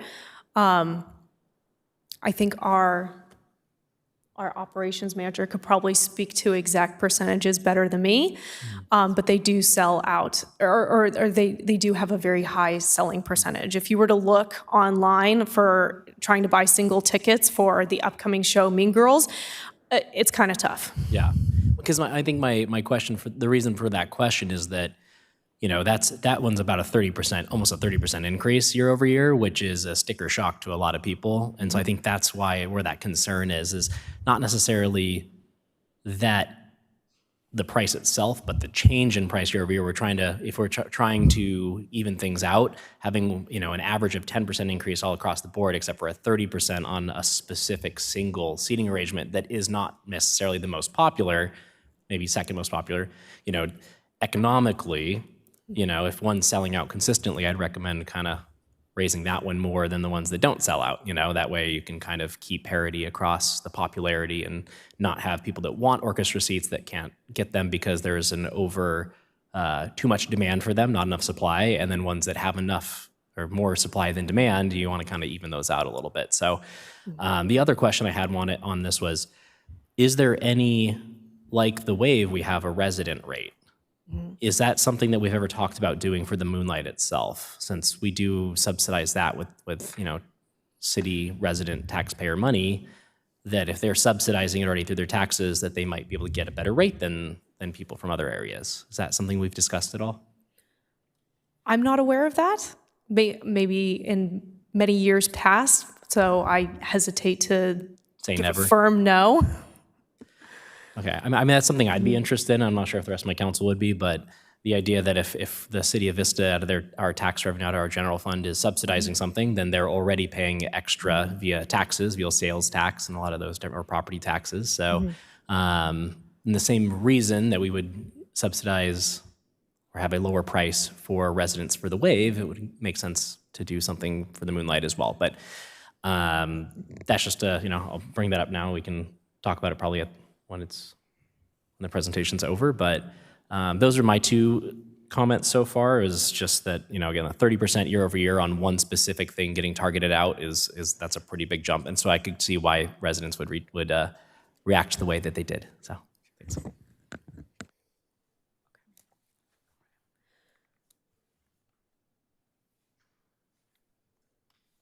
All right, continuing to Wave Water Park programs. They also would receive an approximate 4% increase. This does, for the less expensive programs and events, look to be about $1. It does end up being a couple dollars for the more expensive programs. This is, of course, excluding lap swimming because that was a recently instituted program, so we will leave it alone. Before moving on to the policies and procedures, can we address any other questions or concerns about the facility rental programs and fees? Yeah. My question goes to the cultural arts facilities. I don't see that, it just talks about Moonlight Amphitheater. Is the AVO part of this as well? The AVO Playhouse is part of the facility rental programs and fees.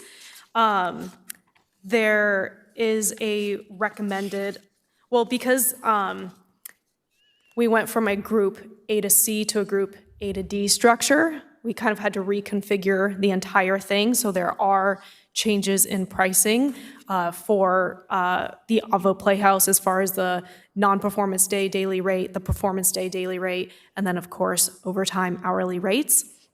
But it would follow the exact same fee structure where Group D is the most expensive or the full rental rate, with the discounts appropriately for groups A, B, and C. And then additionally, there were some other minor changes. For instance, adding a marquee customization, one-time $50 fee for those who are interested. Okay. But that's not, we don't have that in this packet, right? It's just in the... It's as part of the one of the exhibits to the agenda report. Right. And so one of the things that for me, because we're still, the lowest block is still 5 hours. That is for correct. the AVO. This is, it's much better than 10. I'll tell you that. I'm seeing a lot more use of the AVO.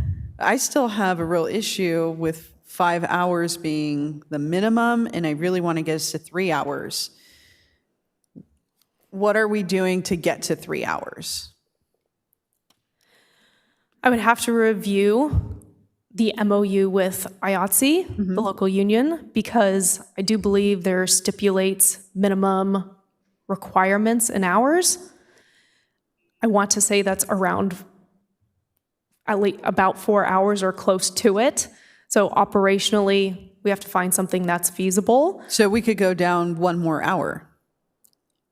I don't want to promise because I haven't quite gone through it operationally. That's fine. I don't want to put you in like a super hot seat, okay, and get you in trouble or anything.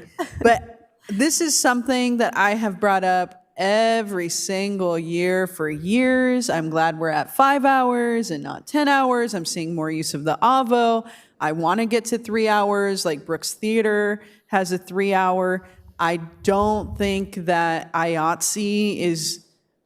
I don't think they're super inflexible to this type of thing. I feel like there is something that we could do to bring it down from a 5 hour block to try and get to that goal of 3 hour. And I want to have a joint conversation between the city and IATSE. You know, in the past, I've spoken to the president of IATSE. I said, hey, I'm trying to do this with the AVO. Is there some kind of apprenticeship program that we can get started? Can we, you know, weave that into this minimum hour structure?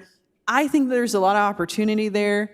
Maybe I'm wrong because maybe the conversations I'm having are totally different than the conversations that the city is having, but I want to find the discrepancy between these two conversations because I do think that there's a middle ground, and the less it costs for our residents to put on really cool shows in the AVO, the more economic opportunity and benefit we're going to see, not just for the downtown, but for the entire city.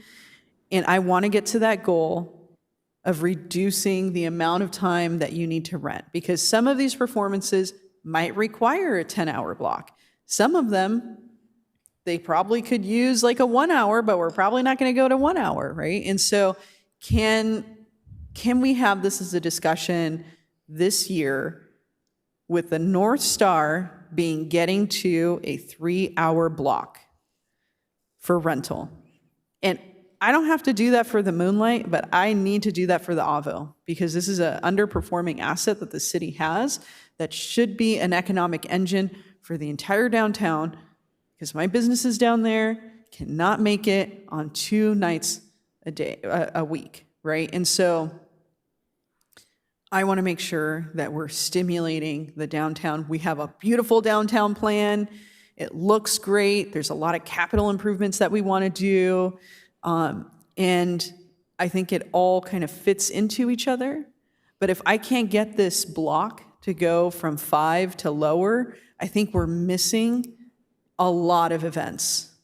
And every year that goes by where we're missing probably 5 to 10 events for the downtown that would be programmed outside of what the city does is a huge loss. So I just want to make it very clear, I want to have this conversation and I want to get to a 3-hour block. That's the only thing that I have a question about at this time. Thank you so much.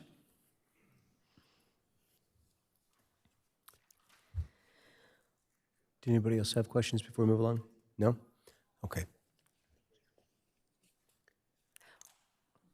Next up are recommendations to the recommendations to the policies and procedures. While there were a lot of housekeeping items, we wanted to highlight some of the more major suggestions. The first would be our section 12, which is cancellations and refunds. It's currently several pages of text paragraphs, which is not necessarily the easiest for the customer or for staff. So we've recommended converting that to a table for our ease and for our customers as well. And then it also gave us the opportunity to really see areas where we could shore up and have standardization across our programs. And so this is one of the tables that's proposed for the policies and procedures. A lot simpler. And then it's also recommended that 3 new sections be added to the policies and procedures that include sports field philosophy, the recreational youth sports organizations, as well as their responsibilities and code of conduct. Historically, this hasn't been as part of the policies and procedures. However, upon reviewing current practices by other cities, this is included in their policies and procedures and is adopted by council, which is why it is before you. And of course, for the recreational youth sports. What is the philosophy? Well, it includes the fact that recreation's a vital part of the community, and that the, forgive me one moment, I'm gonna reference it really quickly.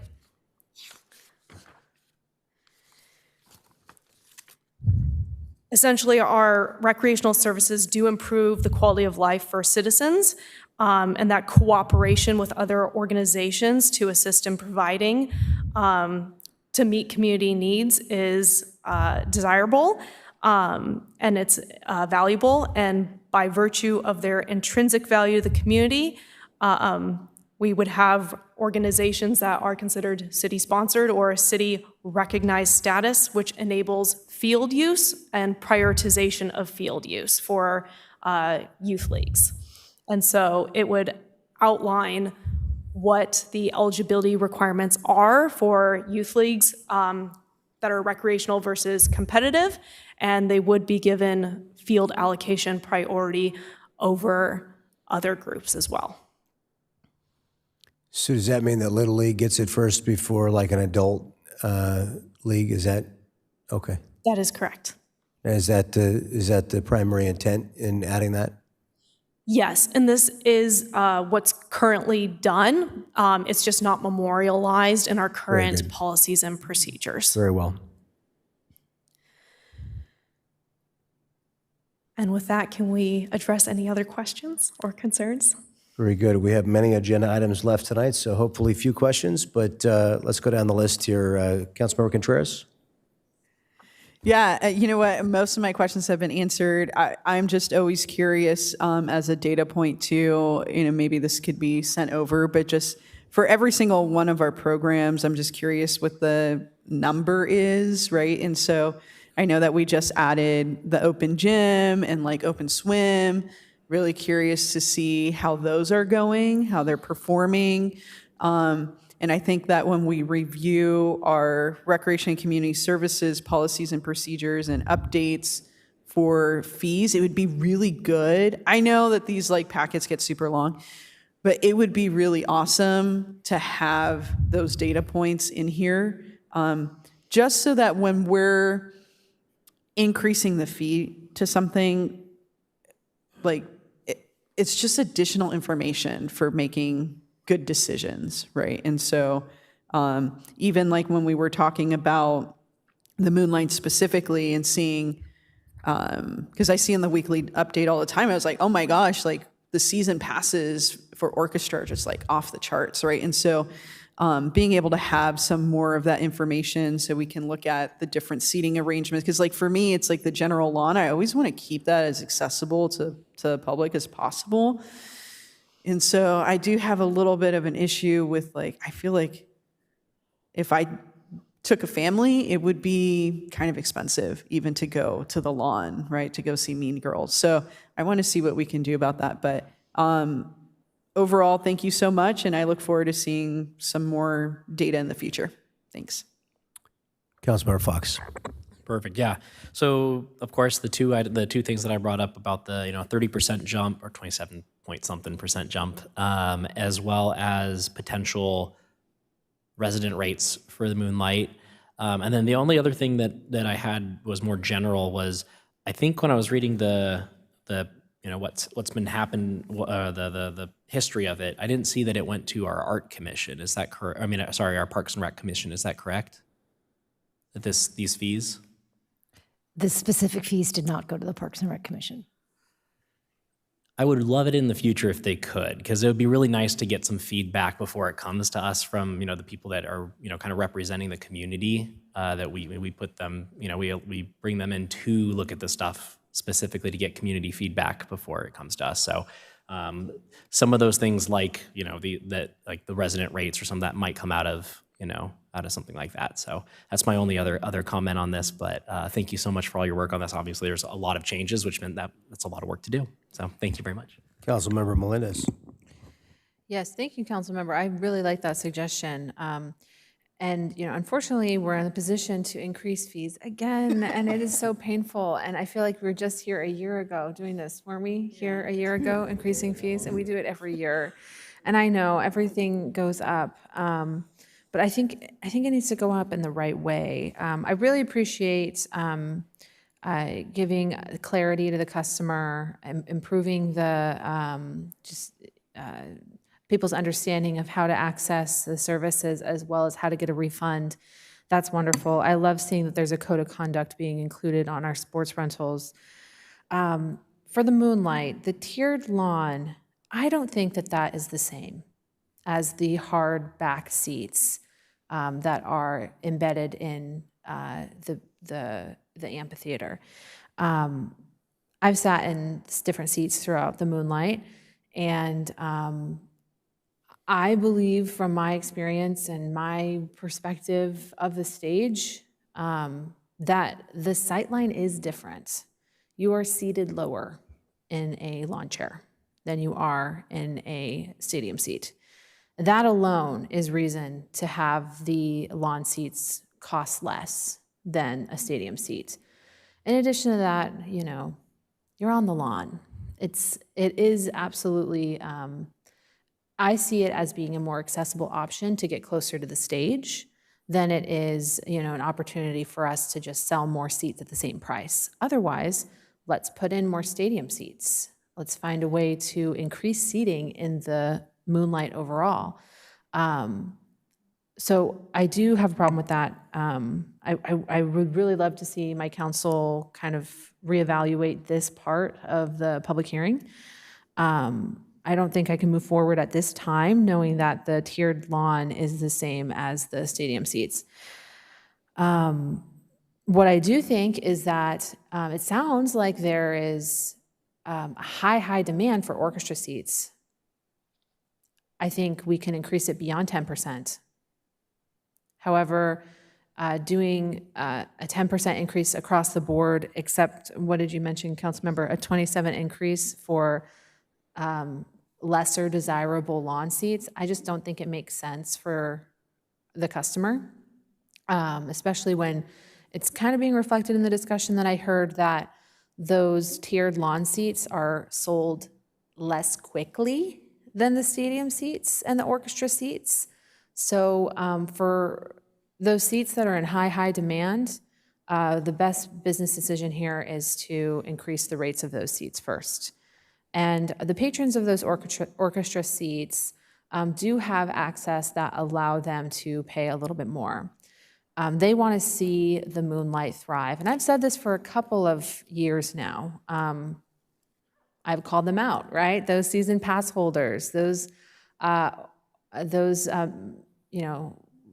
patrons of the Moonlight that buy orchestra seats, I believe that you can afford to pay a little bit more. And so far, I've been well received in that. So I think I'm representative in saying that the orchestra ticket purchasers can pay a little bit more. And so I'd love to hear what my council members have to say about that. But it's a matter of math as well. So maybe we need to reevaluate. What does it look like to maintain our subsidy ceiling and, keep general seating and lawn seating up top affordable, not treat tiered lawn seating as exactly the same as stadium seating, and then do a little bit of a push in those orchestra seats that are being sold out every single night. That would be my wish. The Wave Water Park, I'm just wondering if we're in a position to increase our rates with continuing attendance challenges. So how are we doing in terms of attendance? This season has been kind of weird, right? Well, we haven't had very hot weather yet. I think that attendance to all aquatics and pools are usually driven by warm weather. It's been quite cloudy. If you were at the Strawberry Festival, it was even drizzling. People don't come out for that sort of weather. So we're hoping and anticipating for that to happen. We did have an unfortunate situation where the flow rider is beyond repair. And so that is a setback. The investment to actually fix it would really be too much when it was already scheduled to be completely repaired when we close in the future. So again, we're optimistic, and when it gets warm enough, we're hoping people come and we're doing the promotions, but absolutely we can't control the weather. It's been tough. And I grew up here and I've never seen weather like this. It reminds me of my grandma's house in Puerto Rico, and it's tropical, it's strange, it's climate change. And so I'm very concerned about our ability to continue to bring folks into the Wave Water Park. It's an ongoing issue, but I know that you're doing your best. I completely support a 3-hour window for the AVO. I think that we could have, in my perfect world, we'd have a 1-hour window where someone could rent it for a children's story hour or an acoustic set or, a corporate speaking daytime event, right? So I think that it sounds like when we bring it up, I hear concerns from staff about the labor union. So this sounds like a labor management issue, and it's simply a negotiation conversation, right? What would be best? Can we guarantee them more work, more weeks of the year by having more accessible entry costs for artists and vendors to access the AVO?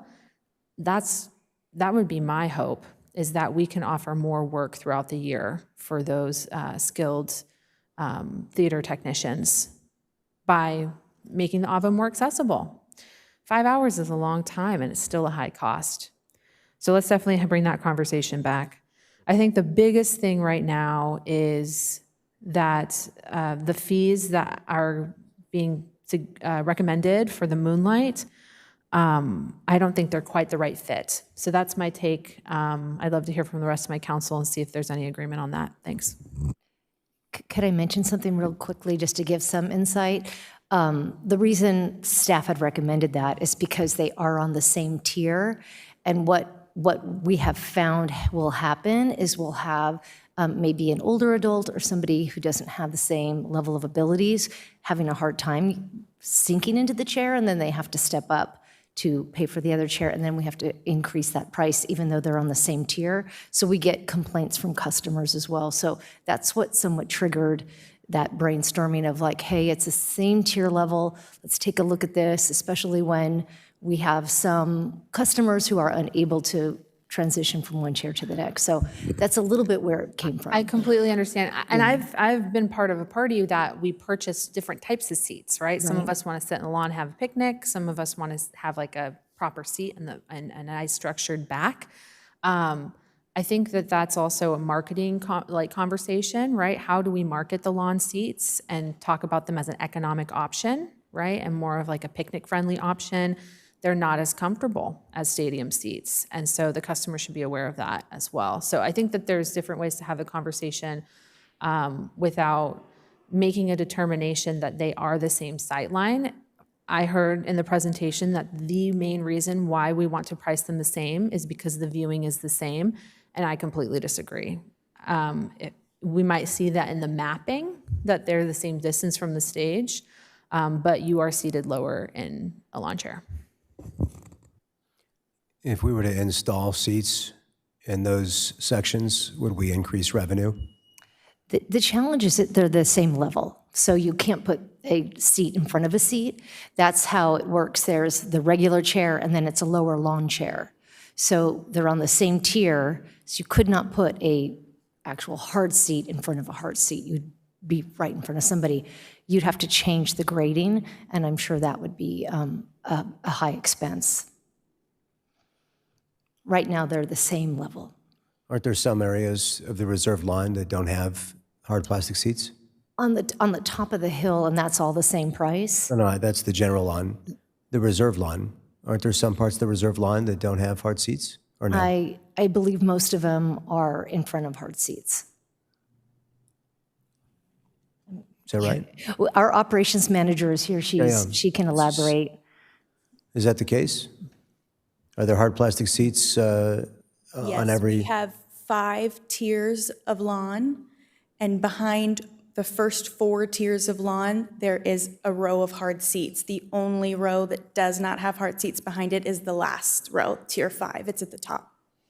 And is that basically what we're discussing here? Correct. Is there a reason we couldn't add hard seats on that row? It's due to the rake of the theater. Our theater is raked so that each row, starting at row A, the row behind it is slightly higher. That continues up at tier 1 and row K, which is the reserved row behind it. They sit even, which is why the lawn chairs must be lower.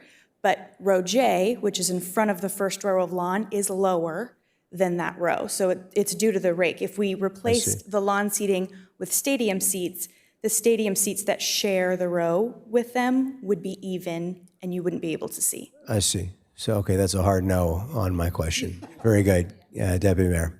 Thank you very much. At least she said it nicely. One, thank you for coming back so quickly, because I know that it has not been a year. It's only been a few months since we just had this discussion, and you went through the whole jumping through hoops to get us down to rates that we wanted, and then now you're back here a few months later doing the exact same thing, having to raise them. So I appreciate all the work that's gone into it. I understand the concerns over the reserved lawn prices, given all that's gone into this, and I also know that the contract that we just signed did increase prices probably quite substantially as far as a labor extent is concerned. I'm okay with them, but I do understand the concerns with it, so I'll let the council decide if they want to have further discussion about that. The only other thing I will say, just because I'm going to take the opportunity every time you sit in front of me, once we have the Vista Unified joint use agreement, the softball fields at Brangle Terrace Park, I would like to see if they are able to be converted into baseball fields. And if we can do a joint use to allow use of the softball or the non-regulation size fields for softball at the different schools and other areas throughout the city for our adult leagues. Beyond that, thank you. Great job. Councilmember Contreras. Oh, I'm good. Okay. Did we have a motion and a second here? No. I move to approve. Okay, we have a motion to approve. Does anybody want to offer a second? I'll offer a second. Let's see if we have, I understand the concern, but we have the $19 seats. If the pricing is a challenge, I mean, we want to maintain the quality of the shows. We want to maintain the minimus, the minimal nature of the subsidy. What's the word I'm looking for there? Maybe there is no word for that. Yeah, we want to make sure the subsidy is as small as possible. That way, the people who are not there enjoying it aren't having to pay for those who there are enjoying it. And if what we're really talking about is not the ability to afford to attend, It's whether or not you're in a seat that's as good. So if paying for it is the issue, then you just sit a little bit further back and you still get to see the show. So we're providing the opportunity to be there. We're just maximizing our revenue. I mean, that seems fair to me. So I think that's where we're at. Councilmember Fox. Since this wouldn't actually take effect until the 2027 season anyway, is there a chance we could potentially pass the remainder of this and just leave the Moonlight section for a later date? I would object to that because we've invested quite a bit of time in the subject right now, and the council, I mean, in all seriousness, the council's time and this, it's not going to be a friendlier problem to solve when we get there. So let's cut the baby in half right now. I think that the big piece is just that one seating issue where it's going to 30% increase on a single seat, and so I think that's where we're running into an. Can we make it a 20% increase and move this item forward and be done with this?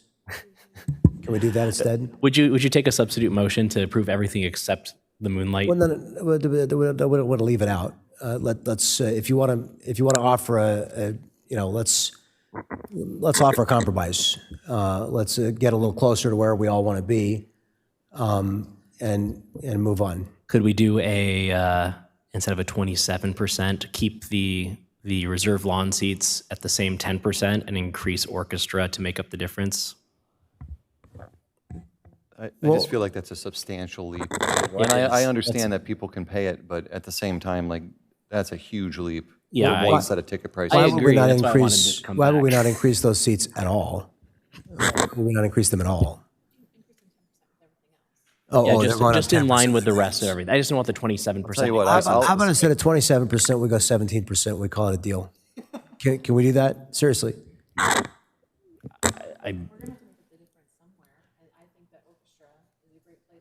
I'll tell you what, I'm going to split here's how I'll amend my motion. I'll do a 15% increase on those seats if we'll add, just to even it out, a $2 increase on both the orchestra adult seats, which are 73, make them 75, and then the $78 ones, move them to 80. And hopefully that will somewhat offset the cost. And if there's not a reasonable offset there to where it would pencil out, let us know. And I would like to approve this tonight. And if there's some math that's not mathing there, I see my city manager. I just want to be clear that whatever the changes are, we still have a subsidy. So the subsidy is largely covered by the Moonlight Cultural Foundation's donation that they make to us annually. So they're really covering the difference, and we've broken even with their payment to us. So the slight difference that you're adjusting, the prices are not really going to matter in the big scheme. We're still going to have a subsidy, and I'm anticipating that the Cultural Foundation's donations will cover it. Okay, I'm going to leave my motion as is. As you just offered it, right? I can do it that way, or I can just go back to the original motion. If we can support 15% and then increase $2 on the other two across the board, then I'm fine with that. And when I say across the board, I'm speaking specifically to, sorry, let me get that back. Are you okay with that as the seconder? I don't have a problem with it. I'd be more amenable to that as well. Staff understands it. What's staff's thought?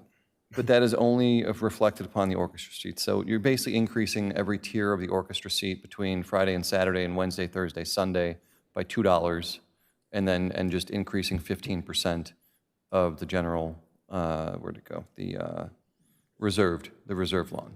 And the season ticket equivalent. Sure. Okay, deal. Understood. Are we understood? Are we clear? I don't even know if I'm clear on my motion. I don't know if I am either, but as long as staff I think we're close enough. Yeah. Yeah.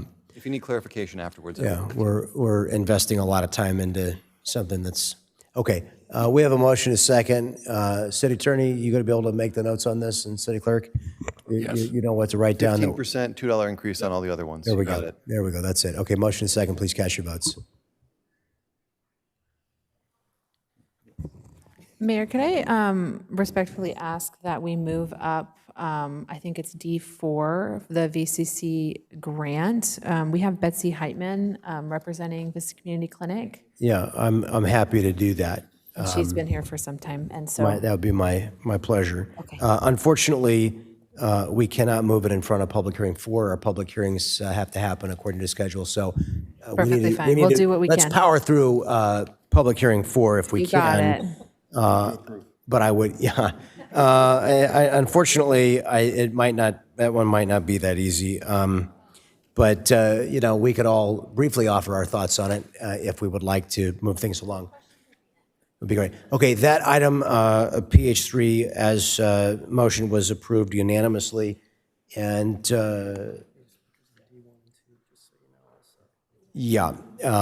okay, very good. Let's go to PH4, final public hearing regarding amending Chapter 1908 of Vista Development Code. Public hearing is now open. If we could have everybody's attention. Any members of the public wish to speak on this item, they may indicate so by using the raise your hand feature by pressing star 9. Submitting a request to speak. Card speakers will be called upon after the presentation. CIP Engineering Division Manager Matt Atterbury will offer a very brief introduction of the subject, not the complete one that he intended to. Mr. Atterbury.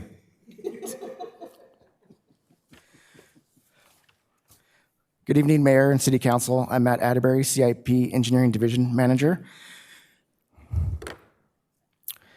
This public hearing item is requesting to amend Chapter 19.08 of the Vista Development Code.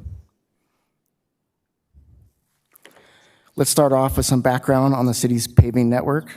The City of Vista's paving network is currently estimated to have a value of just over $516 million, the largest of all the city assets. The network consists of 84.9 miles of arterial streets, 105.1 miles of local streets, and 1.4 miles of alleys and park access roads. Graphically, this is shown here as a pie chart. The larger numbers shown are the square footages. Now, the major element of this change is that we're going to go to a 5-year moratorium on trenching for for new pavement and a 3-year for the slurry overlay. That's correct. Right? I don't want to deprive you. I know you've put a lot of effort into this, and I will apologize to you in advance. Would it offend you, or would the council be missing out on any significant detail? This is about protecting our investment in pavement. Mr. Conley says other cities have already gone to this 5-year standard. It's about protecting the integrity of pavement. Would the council be okay dispensing with the extensive discussion of the subject? I have no objection. You've reviewed it? Okay. Yeah, is there anything that we're missing that's critical that we don't understand? I'm going to give you another. We can skip right to it. Okay. I'll make a motion that we adopt the amendment to the municipal code offered by staff here to protect our pavement. We didn't hear or see any of our public utilities come forward to object. We don't want, to the public utilities and to the people listening at home, after we put significant public investment into repaving the road service, we do not want people cutting it up. We provide adequate notice in advance to our utilities when we're going to provide, we have a schedule, and we're asking the public utilities to plan accordingly, not to be lazy and come back and want to cut our brand new streets open. So with that, if there's a second for staff's. I will second. Okay, very good. We have a motion and a Thank you second. for your hard work on this.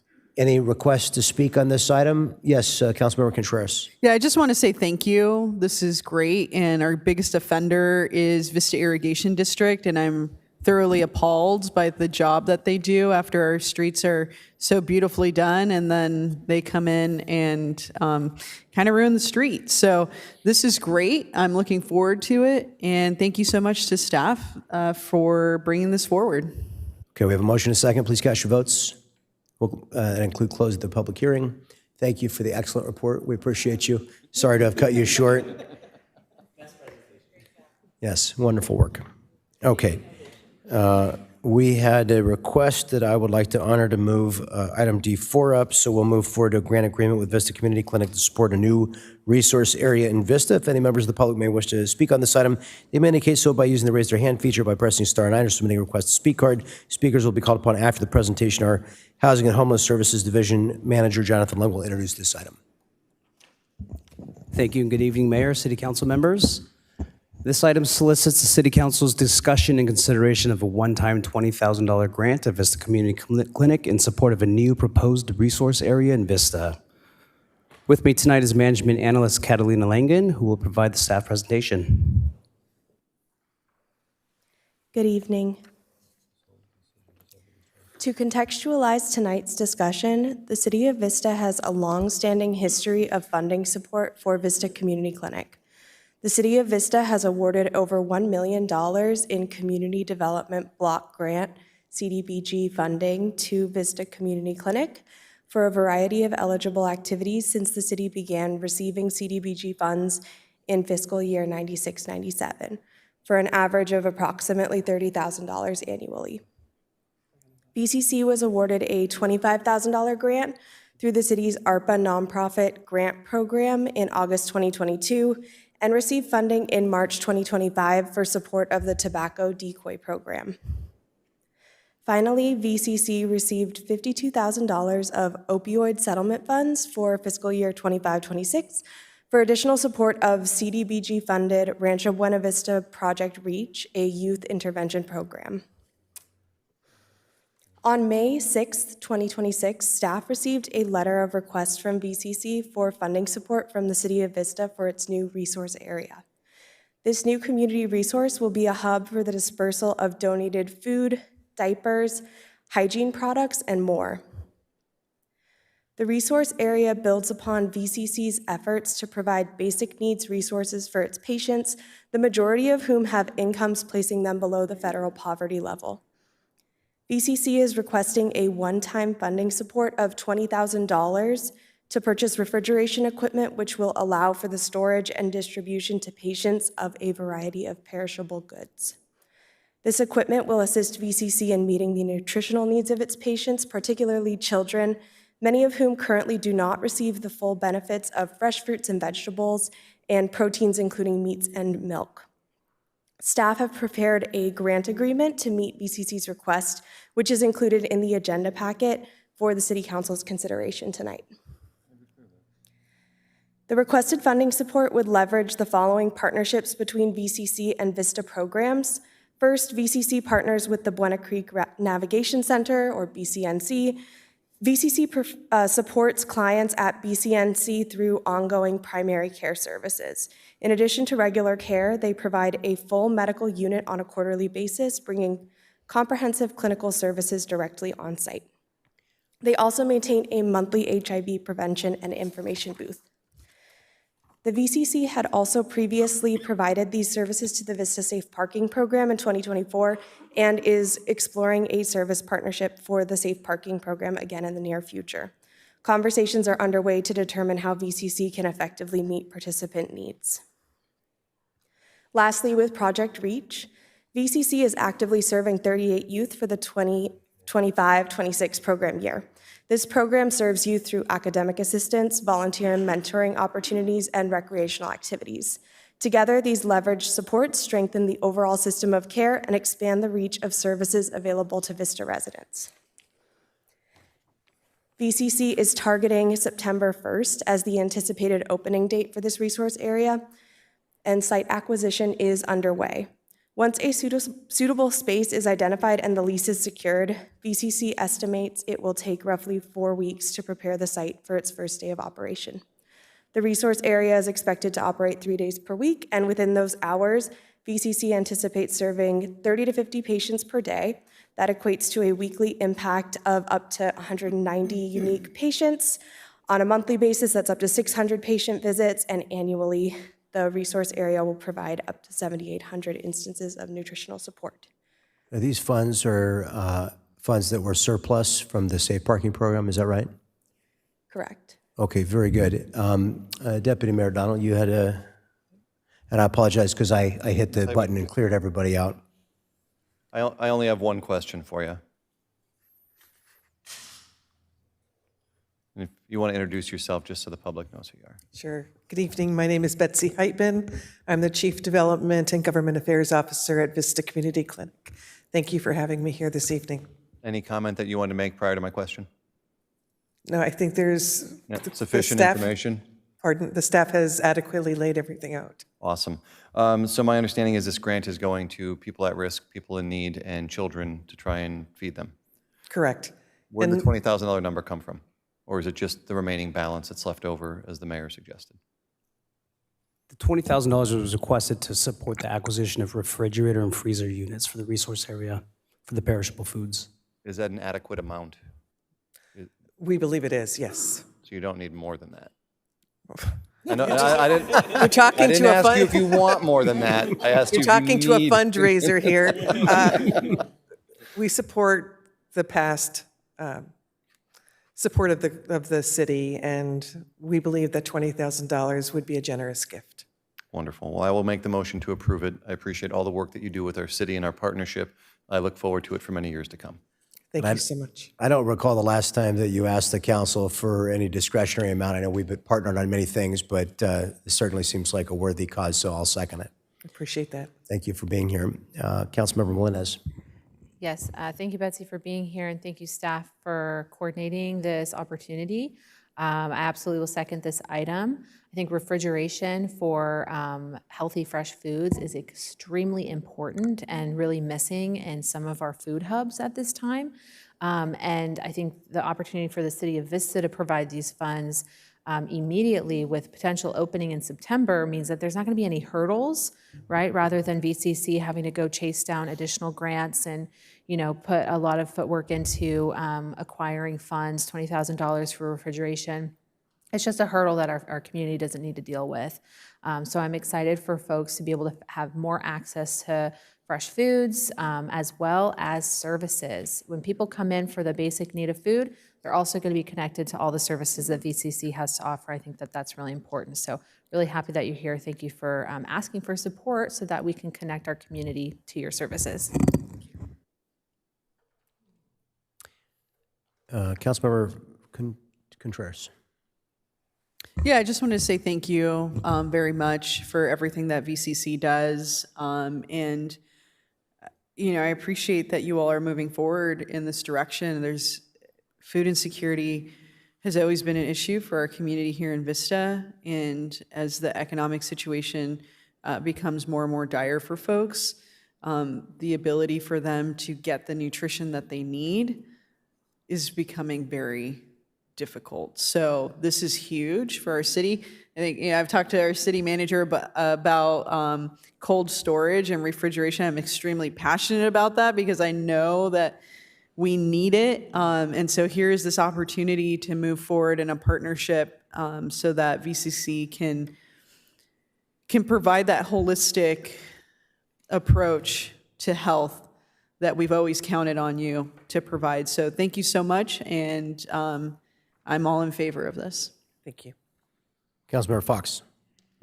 Perfect. Yeah. I remember last year I took a tour of the facility and you were saying that that was one of your biggest needs. So I'm happy to support this, to support you so you can support our community. Thank you. Thank you. Deputy Mayor. Super random question. For the maintenance of the refrigeration systems, is this like a refrigerated truck or is it? No, this will be in an actual leased space. Okay. So commercial grade refrigeration and freezer. With staff maintenance? Pardon? Staff would be maintaining, correct? Yes. Awesome. Thank you. Thank you very much. Thank you. Okay, we have a motion, a second. Please cast your votes.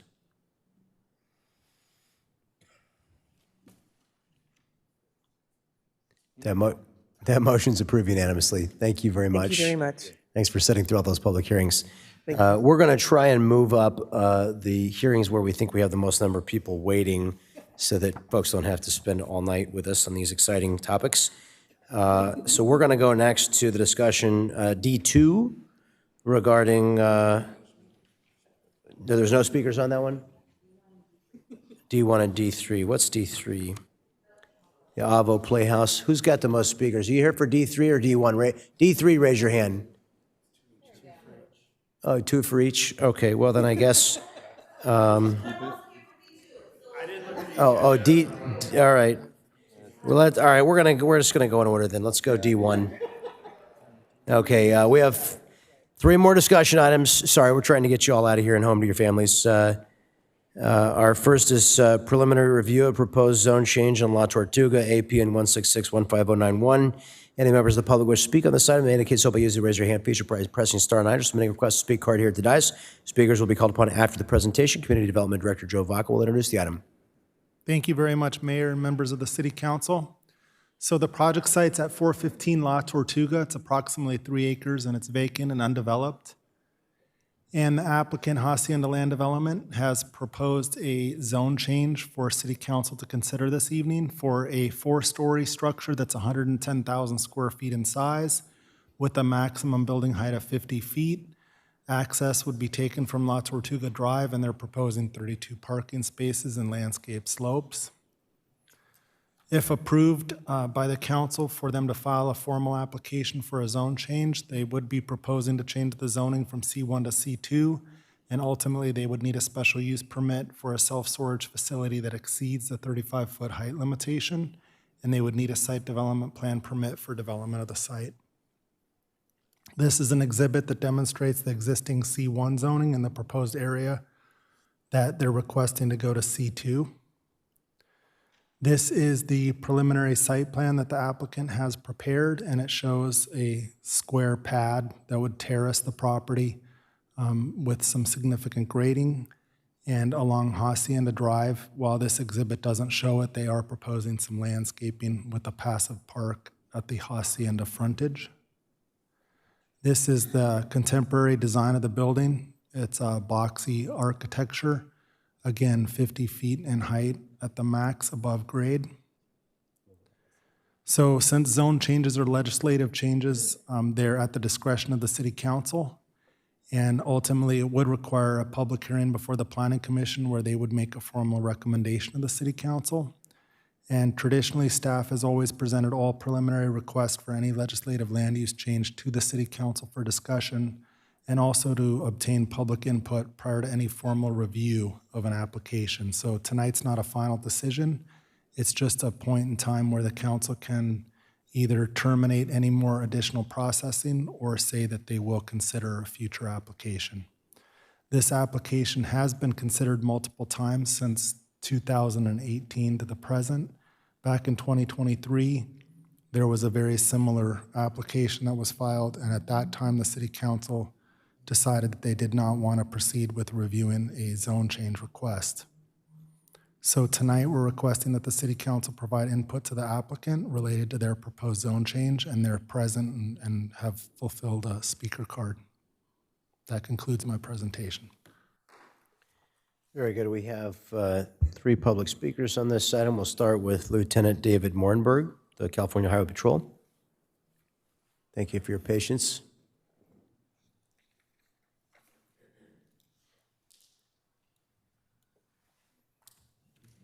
Good evening. On behalf of the California Highway Patrol, we oppose the change based on three things. First, security risks. Development of a 4-story storage facility on this parcel directly adjacent to the CHP Oceanside Area Office opposes a potential security concern for the California Highway Patrol. The California Highway Patrol Oceanside Area Office is a multi-level structure with secure parking raised higher than street level on La Tortuga Drive.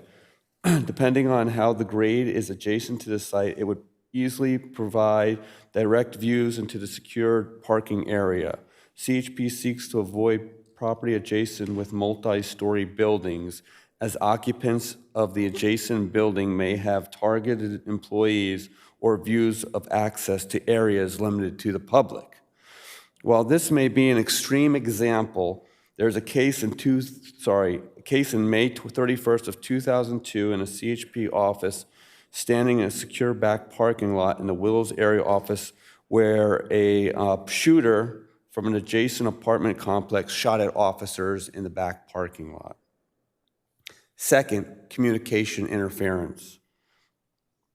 The overall height of the new structure may affect antennas on our tower and regarding connectivity to other towers for communications. This may result in a cost to the state of adjusting and moving existing dishes, antennas, and other infrastructure to allow communication. And then third, traffic access and congestion.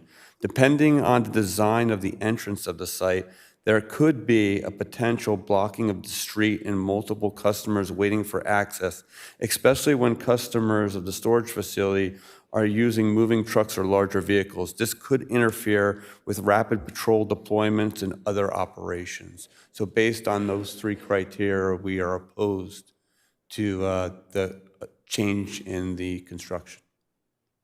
Thank you, Lieutenant. Next, we'll hear from William O'Gorman, and then we'll go to Zoom and hear from Joe Exline.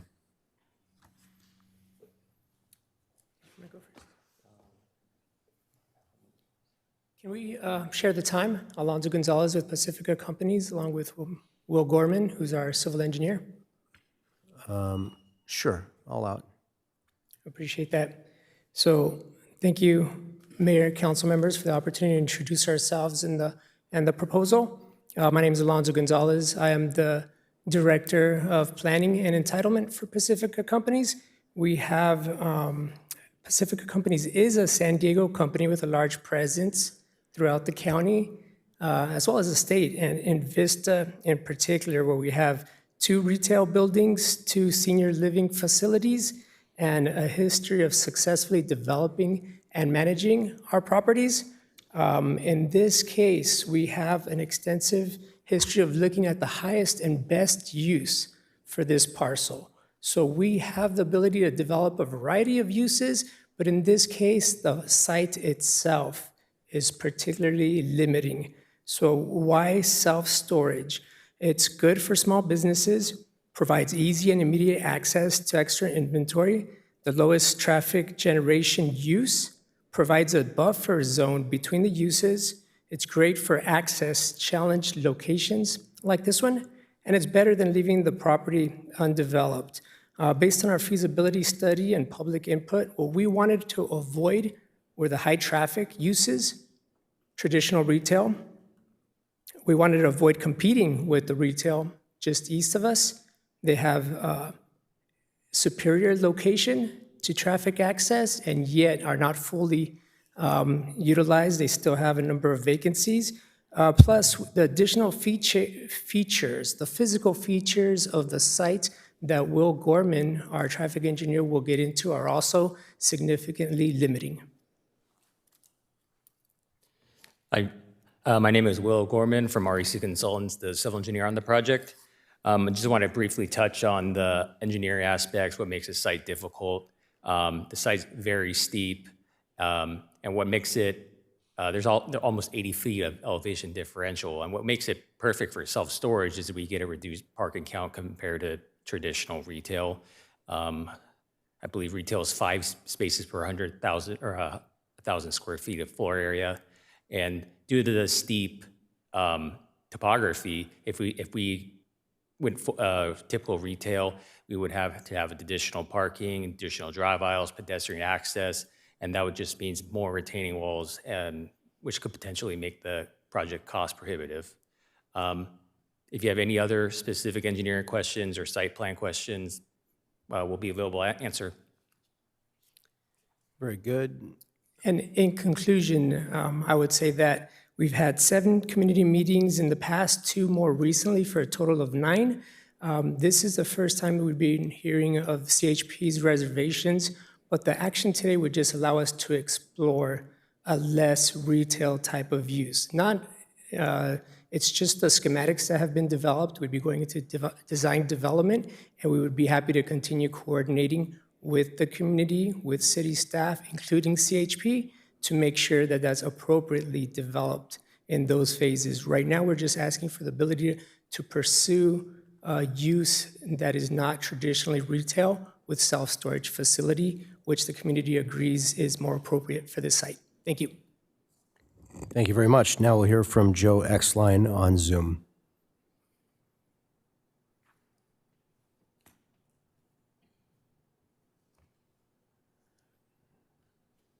Joe Exline, are you with us?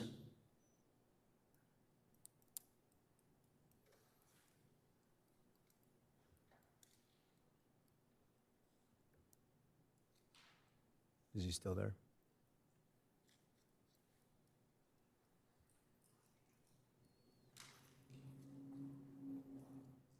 Okay, Mr. Exline, we're not hearing you. All right, we may try you again in a few moments. Mr. Exline, if you can hear us. Let's go to comments from Councilmember Melendez. Yes, please let us know if there's any further public comments, but I appreciate the presentation. Hello? Hello? Please. Go ahead, Mr. Exline. You have 3 Sorry, minutes. I had trouble unmuting myself. My name is Joe Exline. I'm a resident of Shadow Ridge, and I oppose this for a few different reasons. Number one, it looks like this really came up for discussion before, and there's been no significant changes in the proposal. Number two, I don't see a need for self-storage. There's plenty of self-storage around here. There was a new one just built on South Melrose and Oceanside. Number three, that the park area that they propose in their plan, there's a significant number of unhoused individuals that are inhabiting that area of Vista. And I feel that a new area for them to inhabit would not be a good thing in that area. Thank you. Thank you very much. Councilmember Melendez. Thank you. I have to start off by saying that I really do appreciate that the developer has considered adding park space to the Hacienda portion of this development. And we actually do have a number of new park sites in that area. Hacienda is becoming a really lovely community track to some attractive parks, and including the new site on Breeze Hill Drive, and the new park on Madrigal that is being developed. And so, I absolutely think that parks, when we activate a space with proper landscaping and pathways and park amenities, that it actually improves the public use, right? There's more positive uses that come out of developed park areas. So I do appreciate that that has come out of this development process. I also am now hearing the concerns from CHP. And so I think that it is something that's going to need to be addressed. Maybe there's some level of mitigation regarding height or security that can be addressed by the developer. But ultimately, this is a difficult location. I think you said that, Mr. Gonzalez, that this is a challenging location. It is right behind the Vista Jail. It is adjacent to other services like CHP, but the biggest facility that this parcel is connected to is the Vista Jail. I don't see traditional retail doing very well. Additionally, with the grading, it's a very difficult slope. It's a very difficult location. So I do support something positive going in that location. And I think that we can move forward and see how the developer would mitigate some of CHP's concerns. I also want to address the concern that this site needs to be, that we have to hold off on development for the purpose of economic development. If you look at the existing retail just a block over, you have the former LA Fitness location, you have the Chevron, you have a number of frequently turned over retail locations. And if we are going to improve economic opportunities in that area, that center really needs some love. So I think that denying the opportunity to develop in one area while conveniently ignoring an underutilized commercial center right next door isn't necessarily better planning. So I would like to see something effective go in this space. And although self-storage is not my favorite form of land use, it is a form of land use that has its benefit to the community, and it has to go in an appropriate location. From talking to the residents in this area, there's really not much beneficial use that can occur right behind the jail. Not many people are going to go get coffee or a sandwich or shop at a clothing store right behind the jail. That's another reason why you'll see a cannabis retailer in that location. It's a little bit more difficult.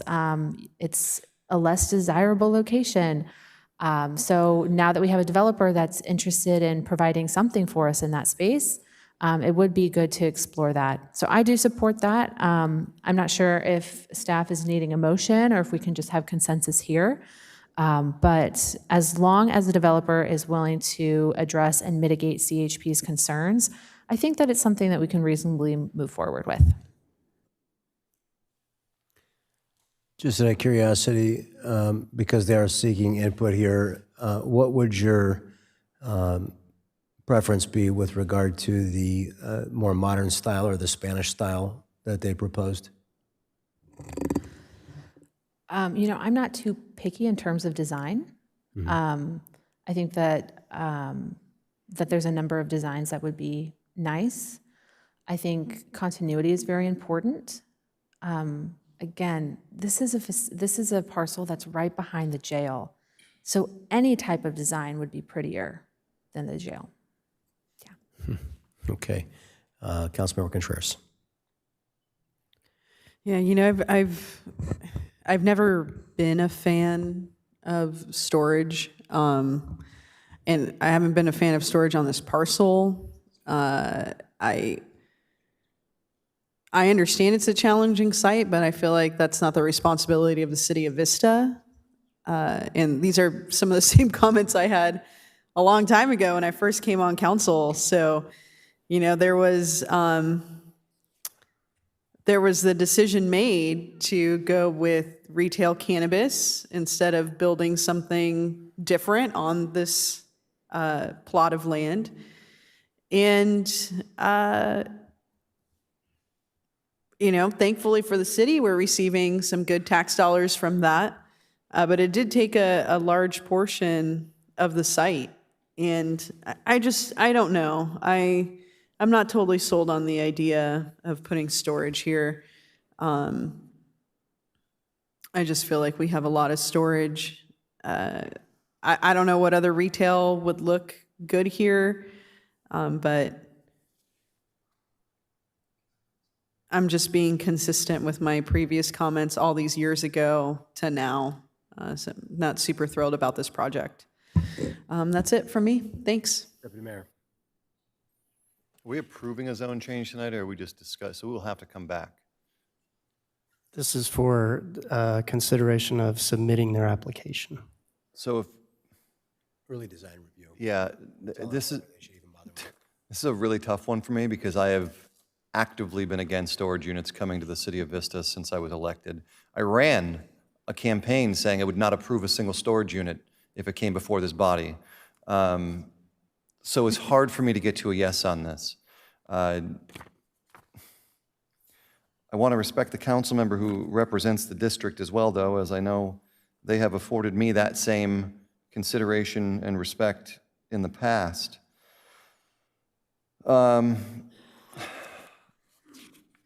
I mean,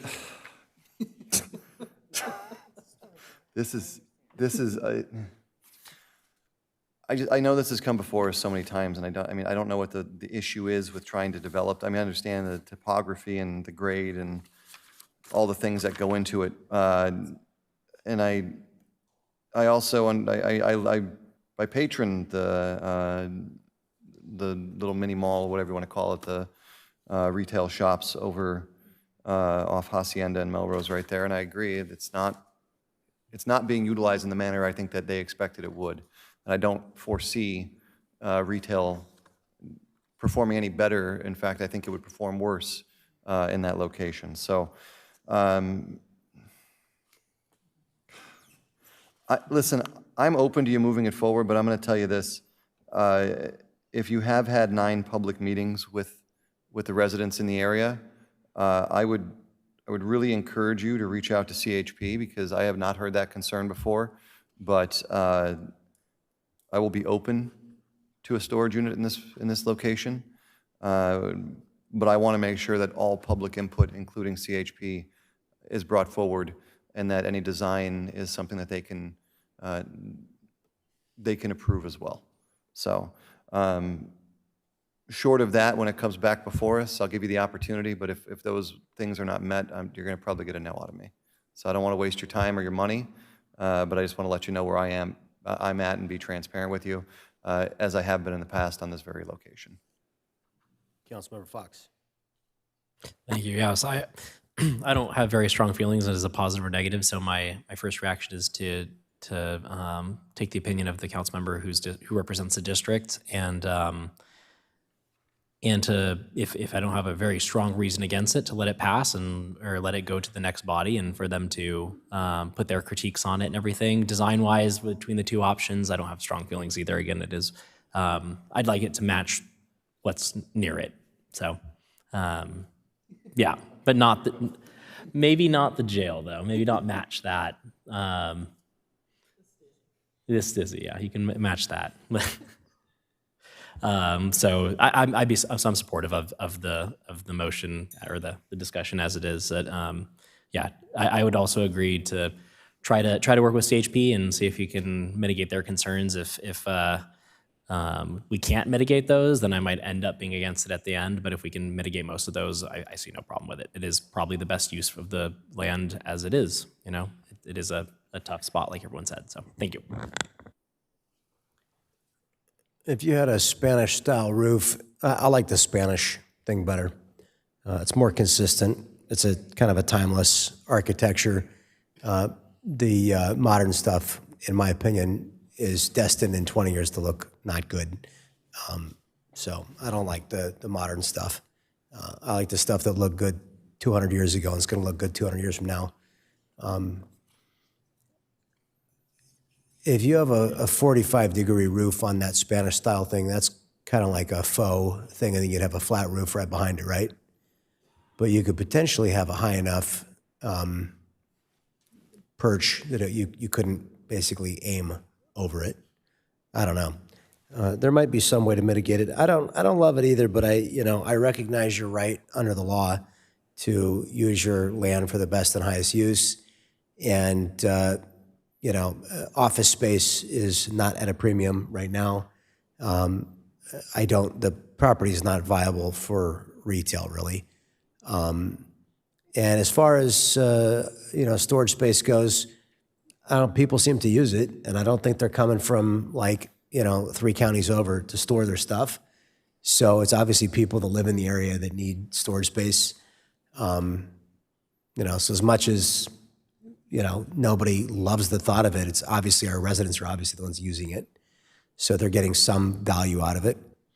The issue with your outreach is it's now 8 years old, right? Is that right?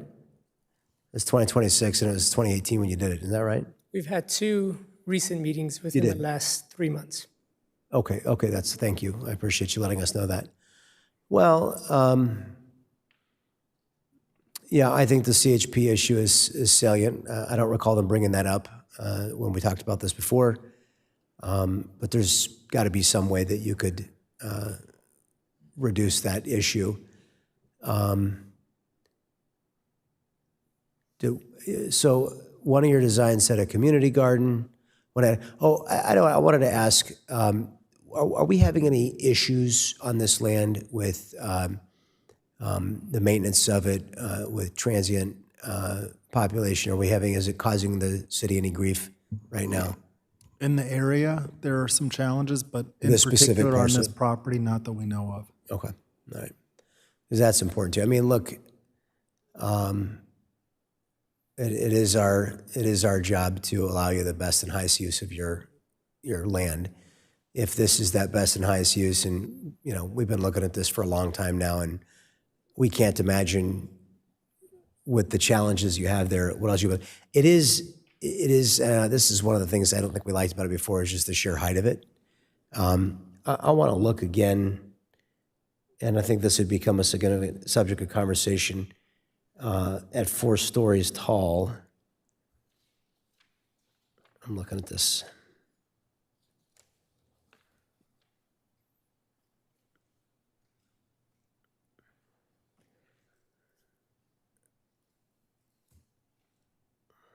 I think I need to see a better rendering of what the side profile of this thing would be. I'm not sure if it's in here. Is it in here? No. Yeah, I see that. I'm not sure that. That's these shots. What are you trying to find out? Well, kind of this, but so how tall is it at the rear? 50 feet. And that's it's 50 feet. Is that Which side? The CHP side on my screen here is on the left, Where right? I show the 50 feet tall in red, that would be facing the freeway. Yeah, Or and then Tass, the CHP is on the left or The away from the CHP would freeway. be behind it, so Right. it's about 45 feet tall. Okay. And then how much taller is the land? Because the land behind it goes up like this, right? It does continue to go up. Does this actually get taller with the land that goes up? Does this actually get taller and look down into No, the- because they're going to terrace the property. They're going to create a big super pad, and then it's actually a split level design for this building. I guess what I'm saying is I want to see the land behind it because So we haven't analyzed that yet to be fair to everybody here. Yeah, but doing my geometry here with my protractor in my mind. This thing doesn't look down on the CHP behind it, does it? No, not at all. I mean, I don't mean to imply that the lieutenant was mistaken in his analysis, but I mean, at the highest point, it may be reaching their grades. We haven't analyzed that yet. it doesn't, We're am just am I looking at am I missing something? It consistency. doesn't seem like it would offer a vantage point into the Pad. property behind it. Pad is at 347 in their drawing, and the top of the adjacent property that the CHP is in at 375 roughly.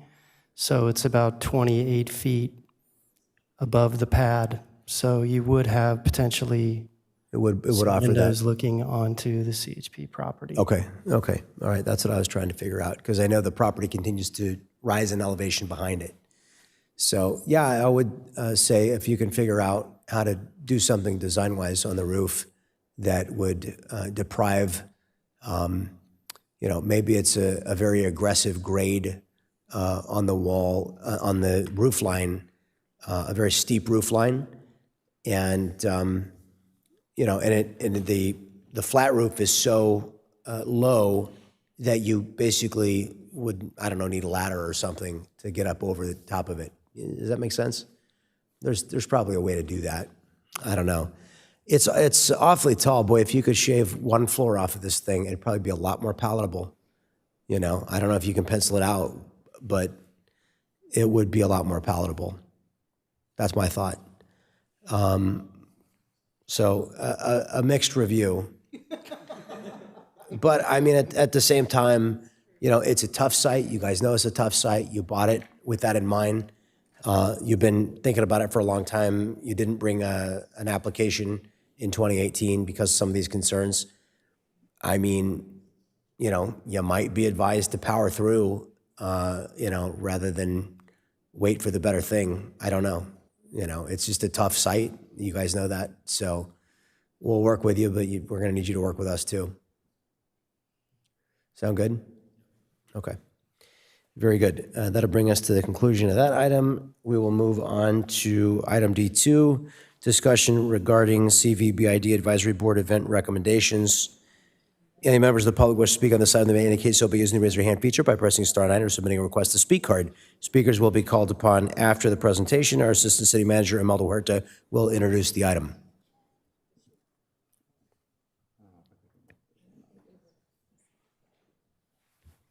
Thank you, Mayor. Good evening, Mayor, Deputy Mayor, members of the City Council. My name is Imelda Huerta, Assistant City Manager. And tonight I have Aaron Schultz, our Economic Development Manager with us, who will provide a report on the Central Vista Business Improvement District Advisory Board events recommendation. Thank you, Imelda. Good evening, Mayor, members of the City Council.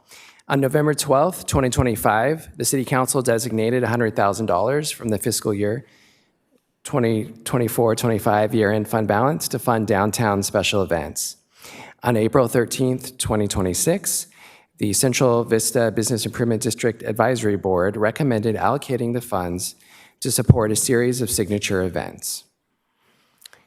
The recommended event series includes Rod Run, Fright Night, Cowboy Christmas, K-Pop Anime Fest, San Diego Beer Week, and Dia de los Muertos.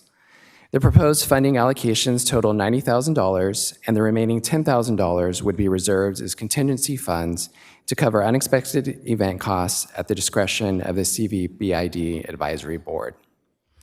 The proposed council investment would ensure the continuation of these community events and their positive impact on the vitality of our downtown businesses. Many of these events have faced rising costs in recent years for labor, security, marketing, and other expenses. Rod Run and Fright Night are requesting the highest amount of funding at $25,000 each as they continue to grow and add additional elements that broaden the appeal of the events. Staff are seeking direction from City Council on the CVBID Advisory Board events recommendation. This concludes my report. I and TJ Crossman, the CVBID Advisory Board Chair, are available to answer any questions. Thank you.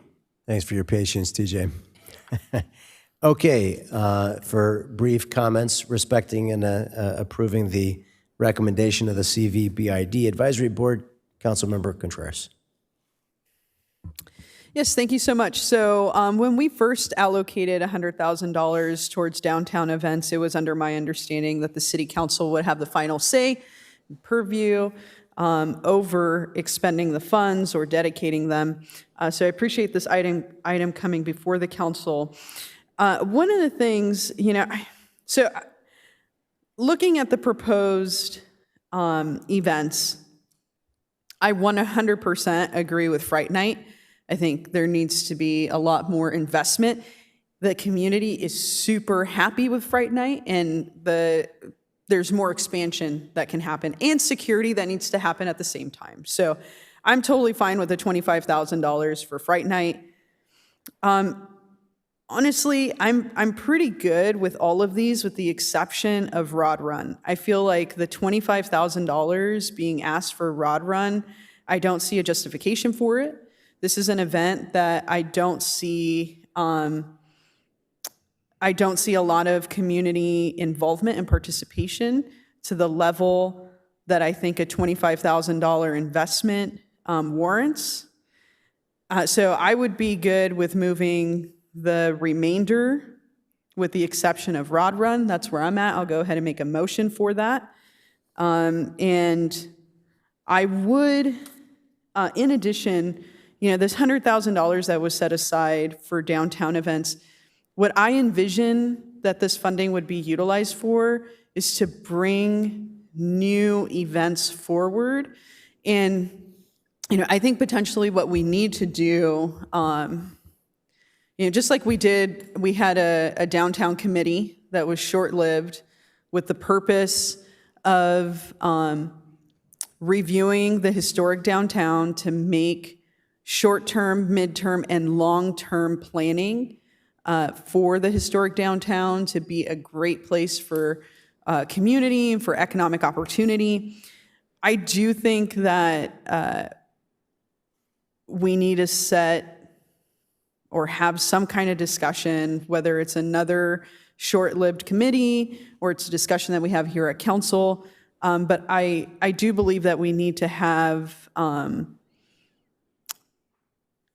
we need to be able to have different creative events kind of bubble up to the top that might inspire new connections for residents and people that don't live here in Vista to make it to the historic downtown. And I'm committed as a council member and as a resident here in Vista to ensure that we have good planning for future events and that any creative events that are out there in the minds of folks, that we kind of look at what those are and how we can bring them to the downtown and program the downtown.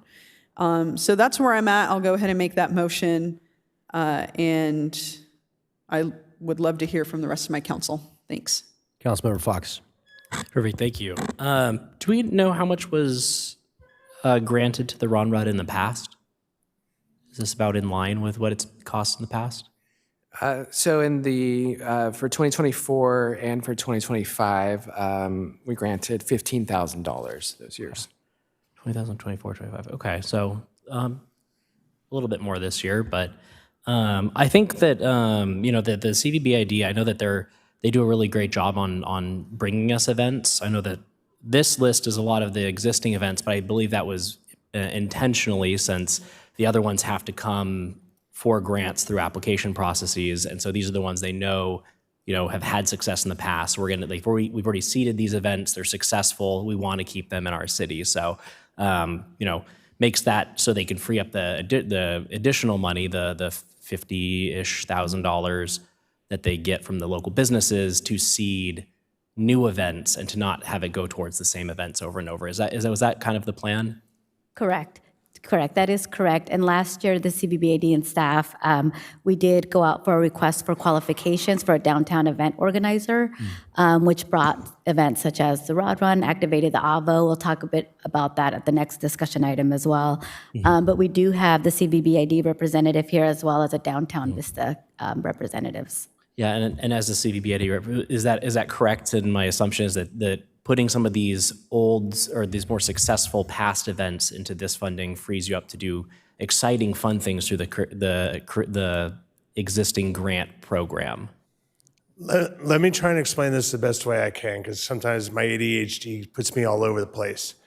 There was a point probably a year or two, what we wanted to do is we wanted to try and use grant money as seed money to help people start getting invested and help them grow an event themselves and then help them get going. There's honestly and truly, there's only probably about 4 people that really invest into these events, and 2 of them are sitting right there. Those 2 women back there. They have their hands into the Rod Run. The Rod Run is a 31-year, I believe this is going to be the 31st or 32nd year. They do Fright Night, they do the Rod Run, and they do several other different events. So their time, and they also run businesses in the downtown area. So their time is very limited. So with the Rod Run, yes, we've talked about the Rod Run and value and everything else. To try and bring more value, try to get more people down there, because number one, our ultimate goal is to get more people to inhabit, to solicit the downtown area and to get people down there. So what they did is they hired it's called a Perfect Event, an event planner. And this is our 2nd year, I think, with them. This is gonna be the 2nd year with them. I feel as though they are an amazing company. They actually put on the Catalina Wine Mixer, which is a successful event. So I gotta believe that they're gonna do good with this. The first year was kind of the dance of, how does this work? How does that work? And so now that they have 1 year under their belt, we're trying to make that better. We also do other little micro events. But when we do those events and we take those events into consideration, we're looking for people that are going to bring value down into the downtown area, not people that are going to ask for grants for their hobbies and do what they want in the downtown area. We specifically look for people and organizations that are going to bring community, that are going to give free events, that are going to give value to the community, and where we see best fit for value to bring to the businesses and to also give entertainment. Yeah, and so, I mean, when I was talking about that year-end fund balance and trying to figure out, I was very adamant about getting a little bit extra money into this fund, specifically because, I mean, I'm one of the downtown business owners that pays into that fund every year, although I have a business-to-business company that really doesn't see a whole lot of benefit in having more people downtown.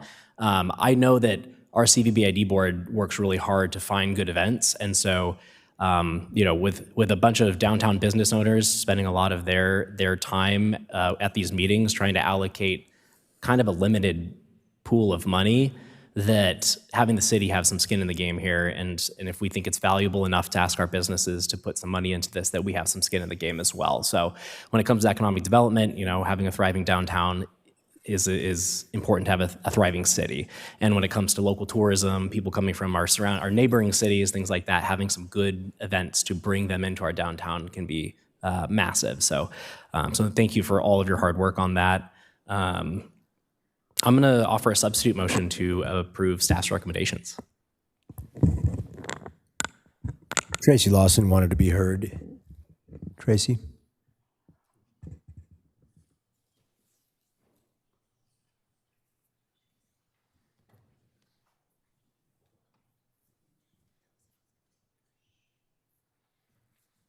I just wanted to expand on Rod Run. So we are asking for $10,000 more. This is the 36th year the Rod Run has taken place.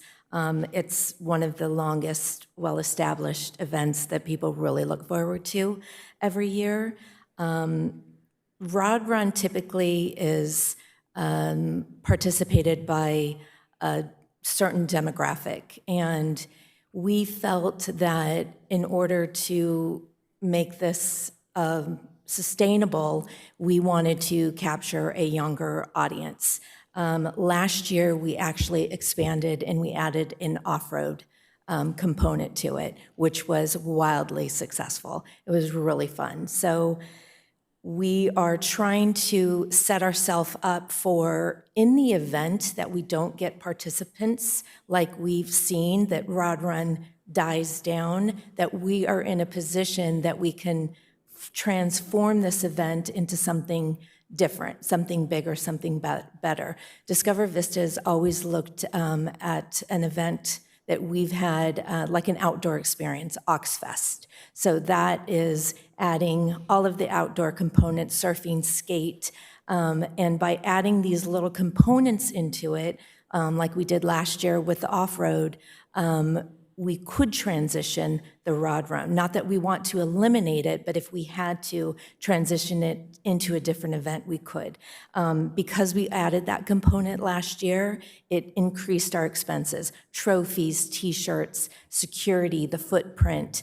So we had added expenses. So that's what this money is going to go for, to make it something different, not just your typical Rod Run. And this event is designed specifically not to have a lot of vendors. So we don't make a lot of money from vendor participation because we really want the attendees to patronize the restaurants and the retail that is down there. And we don't have a big footprint to add vendors, so we don't get the money from that. So that's why we're asking for the additional money to kind of transform it, to add in that different component, off-road, choppers, motorcycles, and then test some other events as well. Thank you. May I make a wording change because I said staff's recommendation and I should have said CVBID's recommendation for my motion? I'll second your motion, Deputy Mayor. So I'll just be honest with you. I had no problem with any of these except for the $25,000 for Rod Run. And it's not because I don't like Rod. I've gone to Rod Run every year for the last 6 years. I brought my son there this year. I actually love the event. Based on the comments, and forgive me if I missed it because I was scribbling notes while I was talking about it, but like securities and trophies doesn't, in my mind, justify an extra $15,000. So from an advertising aspect, or like what are we doing to grow it? And before you answer that, just hold off. What did we spend as a city last year? Did we partner to try and promote the event through like social media or any other materials? Yes, I apologize. The CVBID, we do have a separate budget for advertising and social media, and I'm trying to find it in my spreadsheet here. And so I guess my question would be, what is allocated currently that we would have spent on top of this? And then was there additional funding spent on top of that to promote it? So the total budget for promotion and advertisements per year for these events in downtown through the CVBID is $5,000. We do put it in our Vista magazine and some of our media outlets as well. Is that for all of these events or just for this specific event, $5,000? That is for all. So not a lot of money in the grand scheme. Yeah. Correct. So I would rather see more money used towards advertising the event because, again, I love the Rod Run. I really genuinely do. My father worked on cars his whole life growing up. I wish I had his knowledge of vehicles, but I don't. But I definitely can appreciate the beauty that goes into bringing an old classic car and displaying it for our community and the people that want to go down there and enjoy it. Okay, and I do want to clarify, so that is for social media, printing, advertisement. We do have a separate budget line item for website administration where some of these events are also posted. I appreciate it. What I wanted to know is did we spend $5,000, $10,000 on this specific event? And in which case, what did we get from it? Because I feel like this past year was actually one of the more sparse attendances I've seen in the times that I've gone. And I don't know if you all can reflect on that and maybe share if attendance went up or if you have an idea of what attendance was this year. But just from perception, and unfortunately perception's reality sometimes, it seemed like it was a lower turnout than it has been historically. You're welcome to come up. As the two people that work on this event, I am happy to hear your answers to this question.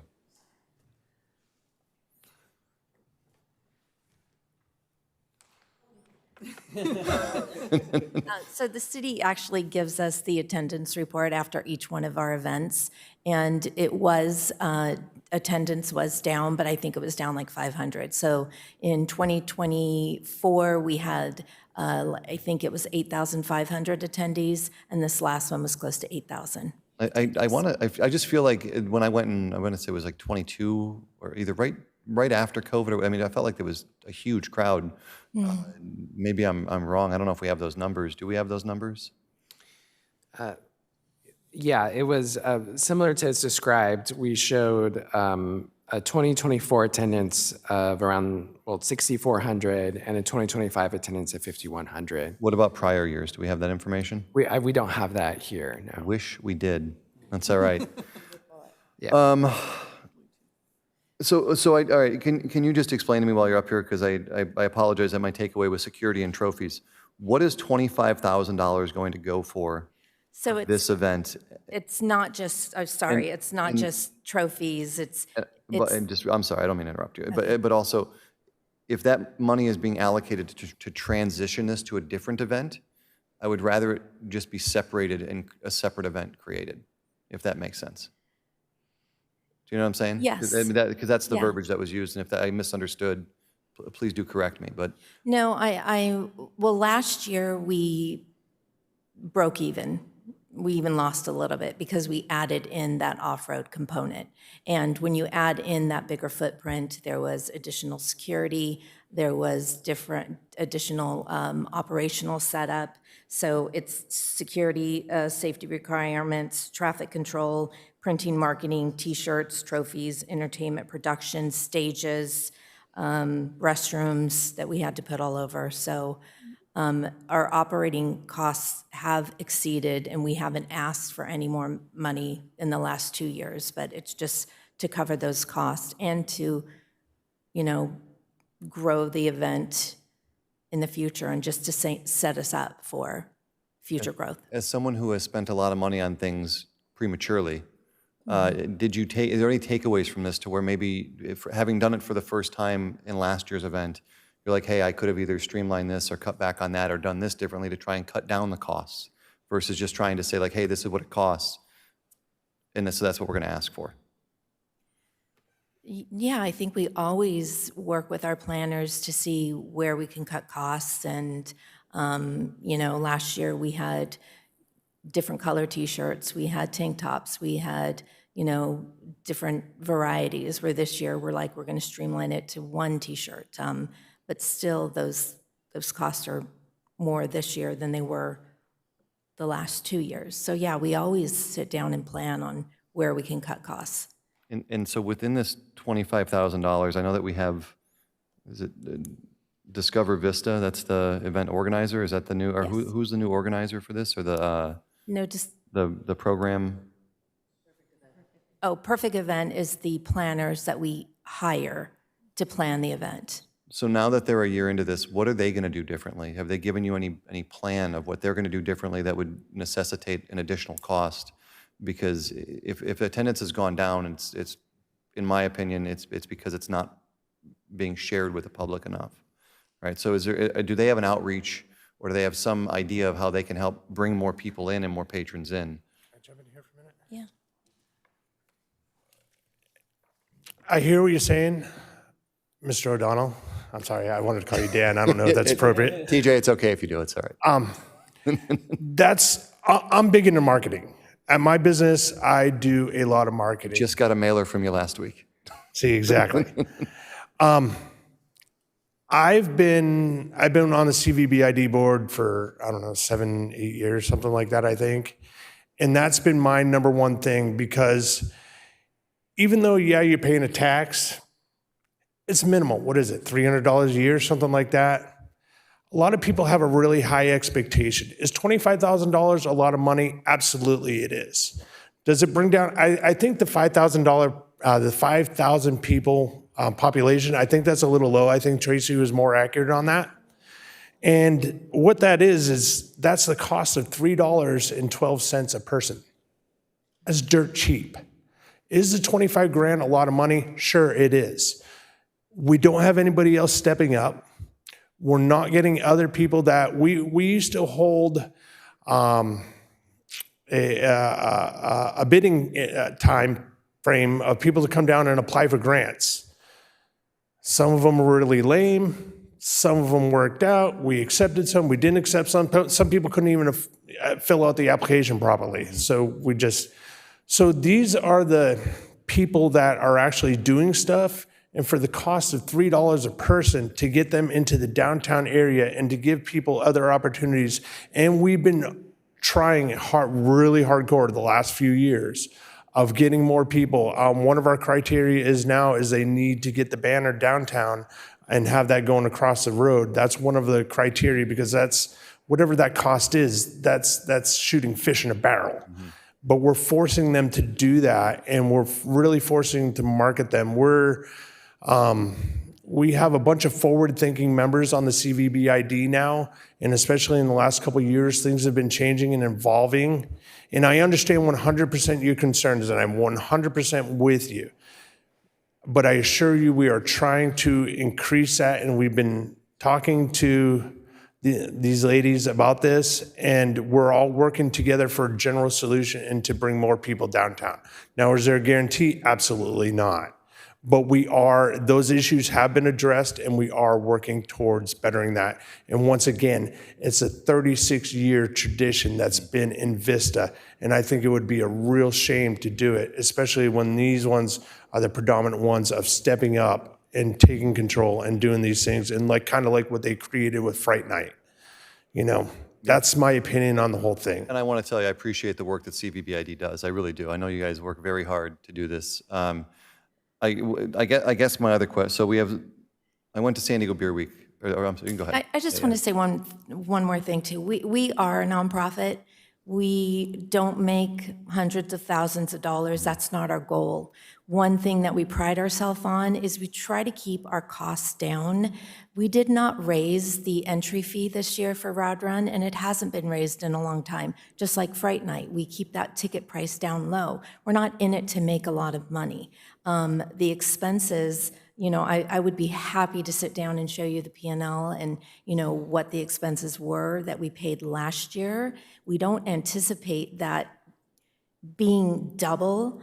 We just want to cover, what the expenses are for Rod Run. And not only that, we have insurance that we pay for.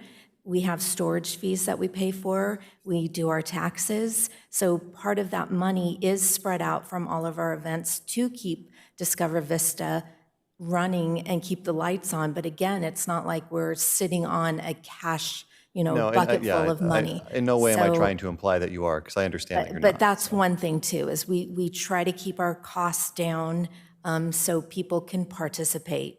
And that's, part of asking for the funds as well, so we can keep those costs down. Yeah. Don't have to raise our prices. I'm going to step in here, and I want to move this item along. Okay. I have one last question, because I went to the Beer Festival last year, and I know that there's a lot of potential for that. And I would actually rather see, I'm willing to give you a year on the Rod Run, but I would rather see that go to 20,000 and then 15,000 invested into Beer Week, or into the Beer Fest. So that would be my substitute motion if it's palatable. I'll second that. But I want to give you I don't want to strip all the funds. I just know that there's a lot of opportunity there, and I think that there's probably more opportunity there to get a larger draw to downtown Vista for businesses in there. And so that's what I would like to see in this, and then put it at 20,000 instead of 25, and leave everything else the same. Just add 5,000 to the Beer Fest. Thank you. And just to let you know, we have been talking about the Beer Fest and the Brewers Guild and all that stuff. So yeah, it is in the talks. So if you can accept that, that would be my motion, and I'm happy to approve that. What's the revenue from the bid? From the CVBID, it's approximately, or it is $50,000 a year. Oh, okay. I mean, look, here's my only point, is we've asked these folks, they've given years of service.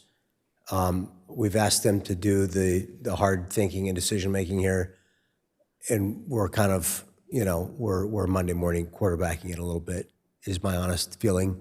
And I just, they're going to do the hard work of it. They're the ones putting in the effort. I'd like to just respect their recommendation that they brought us here, for better or worse. I mean, they've got more. You guys have spent many hours thinking about it. We've spent a few minutes thinking about it. That's my thought. Will the loss of $5,000 in this situation significantly impact you in a negative way, or do you feel like it would be well utilized at the Brewers Fest or the Brew Fest that we would put on? I think it would be more impactful if it was used directly for the Rod Run rather than splitting it up. That way they can focus 100% and try to give you a better product for the Rod Run, rather than come in a little bit short, have to worry about raising the rest of the money, and then only having a little bit for the beer. Okay. I'm a reasonable person, and I agree. I don't want you to go through all this work and then me come in here and tell you no, just because of some issues that I see that are, in my mind, somewhat glaring. On the assumption I am on this council next year, what I will tell you is that I'm willing to do it tonight for this, but I want to see like the actual real results. I don't want to hear I think this, I think that, I want to know tangible results that came out of applying $25,000, because if, I can appreciate the discrepancy in attendance from city versus, whatever, but I'm going to attend it again this year, and if, in my opinion, I don't think $25,000 is validated toward it, you're really going to have to show me next year as to why it would be, if you're going to come back with the same request. If not, like I do think $5,000 in this situation, as far as getting people into the city, would be well spent on a Brewers Fest, or why do I keep forgetting the name Are of we it? still going down the line here? Rhythm and Brews, thank you. So I'll withdraw my motion. You did speak out of turn. I haven't gotten a chance to speak, y'all. Yeah, so I I'm gonna- I really would love to. And so I'm gonna, that's all. So I'll withdraw my motion. I know it's been seconded, but those are my thoughts on it, and I wish you good luck this year. Mayor, am I recognized? Yes. Okay, thank you. Thank you so much, Imelda and Aaron, for your assistance on this item. Quick question, is this a regular budget item that we are supplying the CVBID, or was this just due to one-time year-end fund? One time, okay. Okay, so one-time funds. So for me— I'm sorry, just to clarify, these are annual events that we typically budget for, correct? No, Is that the this question? $100,000 that we're discussing is a one-time funding. Oh, from yes, the year. correct. Year-end fund balance, correct. Yeah. For these annual events. Okay, Thank so you. we already have investments that we make to the CVBID, or are they self-funded through the levies that are on the businesses? So they do a self-assessment every year that generates $50,000. And that's your budget, is $50,000? Okay, you guys are doing a lot with $50,000, first of all. And then for our year-end fund balance, we have a little bit of extra funding, $100,000. This is how you decided to split it up. I'm not going to pretend to know better than you on exactly what the best use of these funds are. But I do think we need to be realistic about what the risks are, right? Because we don't know the outcome of what the Rod Run will look like with these future investments. But I really do appreciate it, TJ and Tracy and Natalie, that you're here and you've been having these discussions. Because I'm actually seeing the vision of what you're describing, Tracy. I went to the Rod Run when you had the expansion last year. And yeah, you added a stage. It was a teeny tiny stage in front of the Sinopolis, right? And it was kind of this like bluesy, like steampunky, like duet, and it was great. And I spent most of my time over in the expanded area. And I can see with the youth culture of hanging out in parking lots and showing off their cars and like their modern kicks and whatever, I can see an expansion of youth culture at the Rod Run. I understand what you're trying to do. We know that beer is always going to be a thing. I do think that we might have to really reckon with is the Rod Run going to be a sustainable event over a longer period of time? And maybe we need to really lean more on what works. But for a one-time investment of funds to trial something, I completely support what you're trying to do. I totally understand.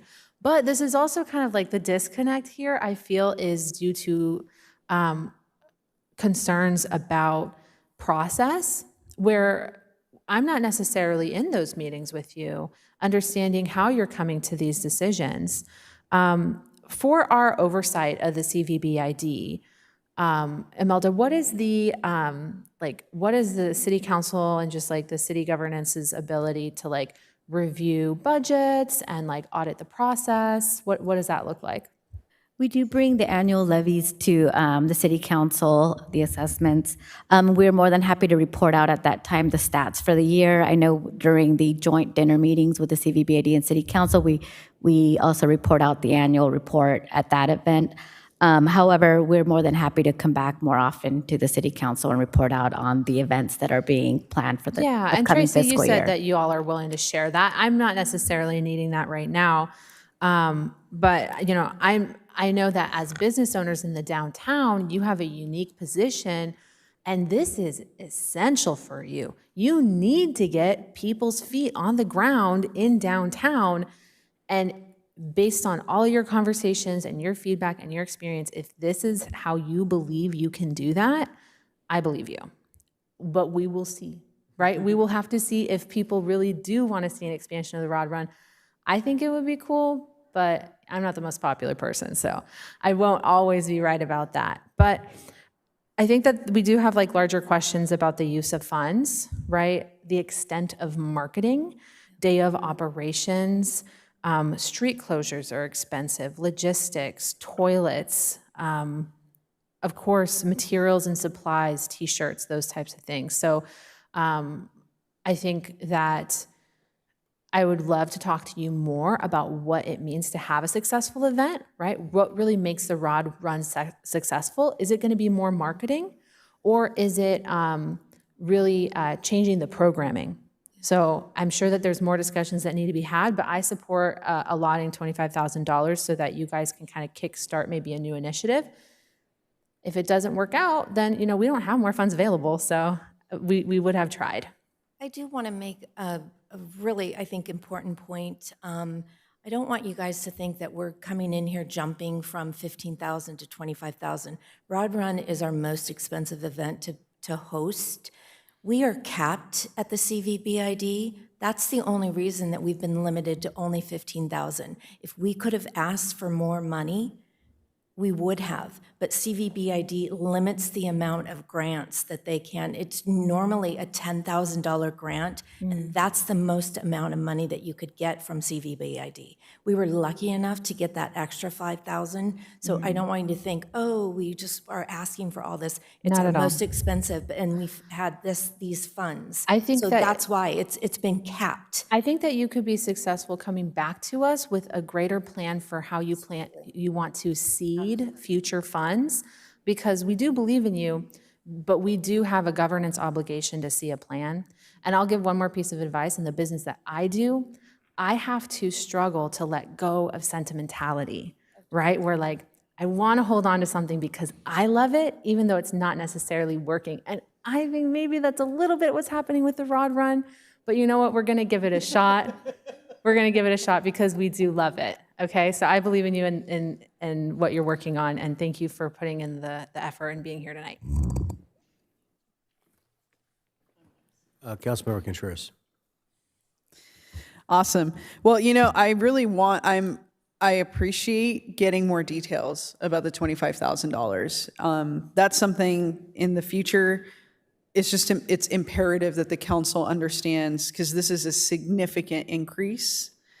And so I guess my question is, you have the 50,000 every year. We, go back and reapprove. There's not an appetite to increase the bid fee, so we're stuck with this, 50,000.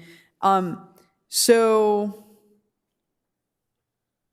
is that also going to be on top of this? So what is that 50,000 going to be used for outside of this 100,000? Yeah, so the CVBID board will approve, look at a budget for that 50,000. Typically, it's been spent on different marketing expenses, as Imelda said earlier, the website, as well as additional events, right? So whereas with this proposal, the board is proposing that this money be used on some of these existing events, it frees up the CVBID money to be used on new events. We already have an application in right now for Chicana Art Festival that someone wants to do later this year. So it allows the CVBID board to consider that and consider allocating funding towards that and other events. Okay, so it's the funding for the previous events is all going to the 100,000, right? It's going to be funded by the 100,000. Correct. Which allows you to have a freer budget to explore. What I really wanted to see with this 100,000, that was just a fun swap at this point, but I really wanted to see more diverse programming come. So if that's what you're promising me that is coming down, I'm okay, but I have got to get more details because at the end of the day, you know, I fought for $100,000 in the year-end fund budget to go to downtown for the purpose of having events, for the purpose of economic expansion and vitality in the downtown, and I want to make sure that comes to fruition. I have a lot of heartache of the $25,000 going to Rod Run. I think it's an enormous budget, but if anybody can do it, I know it's you all. So I'm going to put my trust in you. I'm such a watchdog and I love to have oversight over things. So it's still a little bit difficult for me to vote yes, but I'm going to trust in the creativity and the events that you've been able to bring to the city and how enjoyable our community is, you know, when they're in downtown, going to the different restaurants, having a fun time with their family. I want to continue to see that grow. And hopefully we can continue to allocate additional funds. Outside of that, I would love to see some more communication where, just like Councilmember Melendez said, I want to know what the recommendations are, right? I want to understand the direction that you want to go in, so that way, when it comes time, if we have funding left over, we know, okay, you know what, the 100,000, that was great, but actually they need 125,000 this year, right? Or maybe we're gonna put some different parameters on the 100,000 moving forward, right? So those are the things those are the communications and discussions that I want to have, and just know that I'm always available to have those because I really want to see a successful Vista and a successful historic downtown. And I do think that all our bid districts need to have some good programming, because I will say this over and over and over again, but Area C gets totally left out. So I would love to see some programming over there as well. So don't hesitate to come and give us your opinion. Yeah. Just for the record, Yes. our meetings are generally the first Monday of the month at 8:30 in the morning, right around the corner. In the Vista You're room. welcome to join us.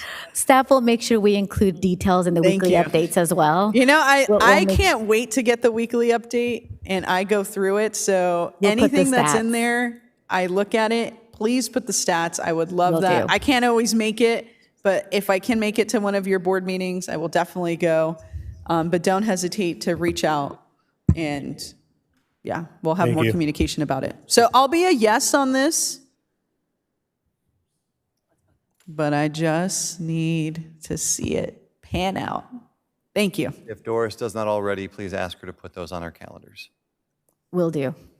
And I just want to say thank you again, that you're still willing after all these years to put this, you've been with us for, I don't know, 5 hours tonight, and that you're willing to put, no, seriously, that you're willing to put the time in for all, I mean, I can't, it's just a huge amount of work. Thank you. Because after all these years, it would have been easy for you to go, let somebody else do this. And, so thank you for putting the time in. Because, look, this is not really about marketing the downtown. You guys, I want you guys to follow this.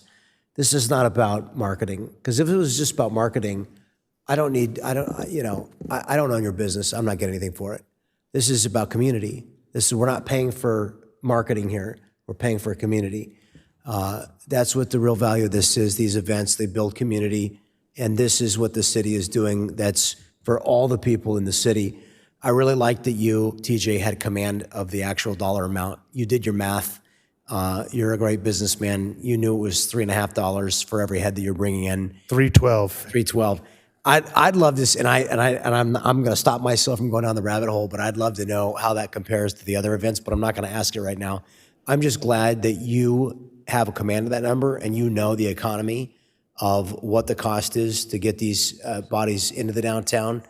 I think that's great that you've approached this. It's a voluntary activity. You've approached it with the same great sense that you run your business. So I just want to say thank you again. We really appreciate all the hours that you put in to making not just our businesses successful, but seriously to building community for us in Vista. Thanks for making it Vista a great place to live. And to take that one step further, John, is I'm the first one and the only one that does not have a business in the bid. I came out there, so I have no skin in that game. I have no pony in that race. I am there 100% purely for the city of Vista and the community. I mean, you all know what I do. You've got a great big heart for the city. We know that. But I appreciate all, and thank you very much for your time.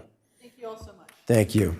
Yeah, round of applause for you, definitely. Do we need to vote on that or no? You guys deserve an extra. We're going to vote on it. You guys deserve an extra free meal from the city. We have a motion and a second. Please cast your votes, and this is on the original CVBID recommendation. Do we need to vote to accept the substitute motion as the motion? I think it was withdrawn. Okay. I heard it was withdrawn, so this is your motion that I seconded. As long as nobody objects to that.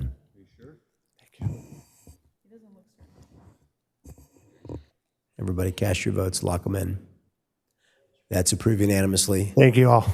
Thank you very much. And I just want to say, I attend all these events. I actually hang out in Vista and hang out in our downtown. I'm a 7-minute walk away, so I will be at every single one. I have big skin in the game.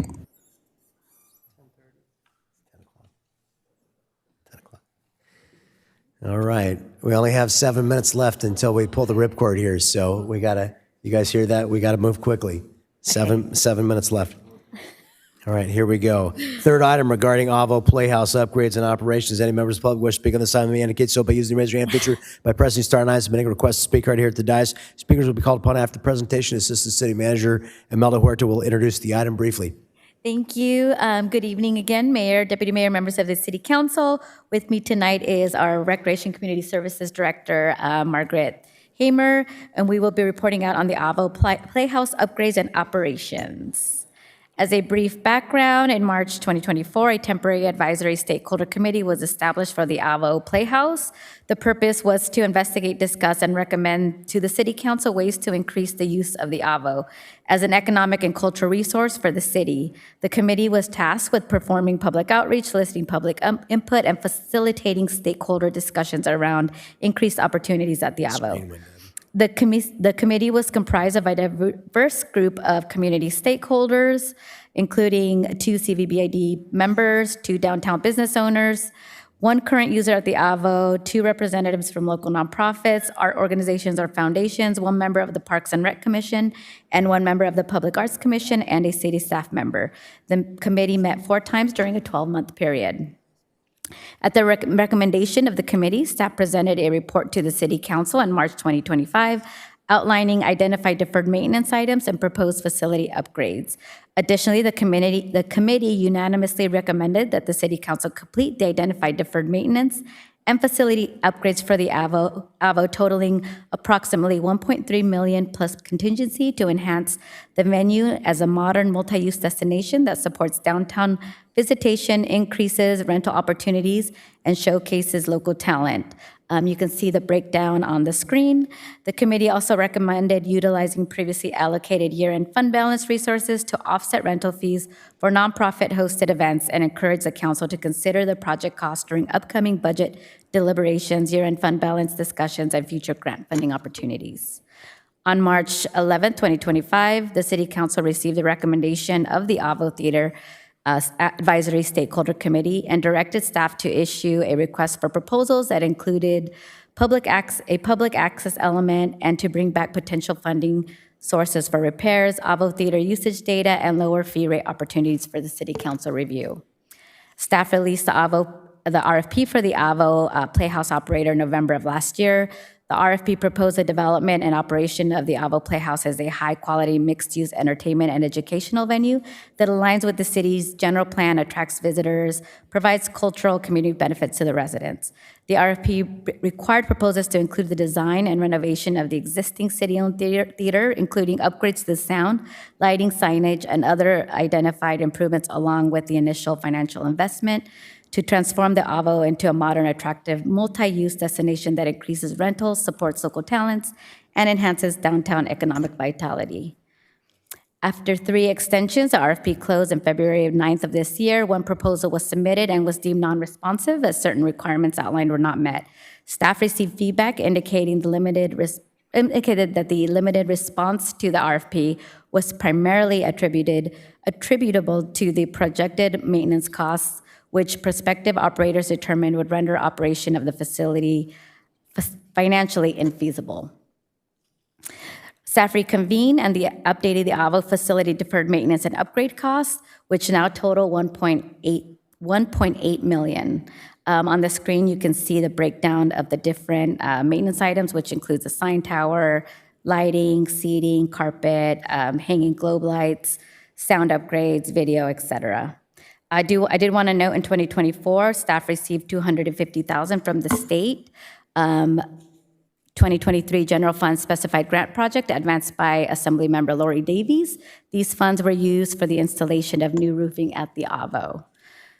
Just quickly wanted to note, prior to the presentation of the committee's recommendation report to the council in March 2025, the CVBID met in January of last year and approved the recommendation to draft an agreement with Humble Bike Communications, the selected finalists for the downtown special events organizer request for qualifications.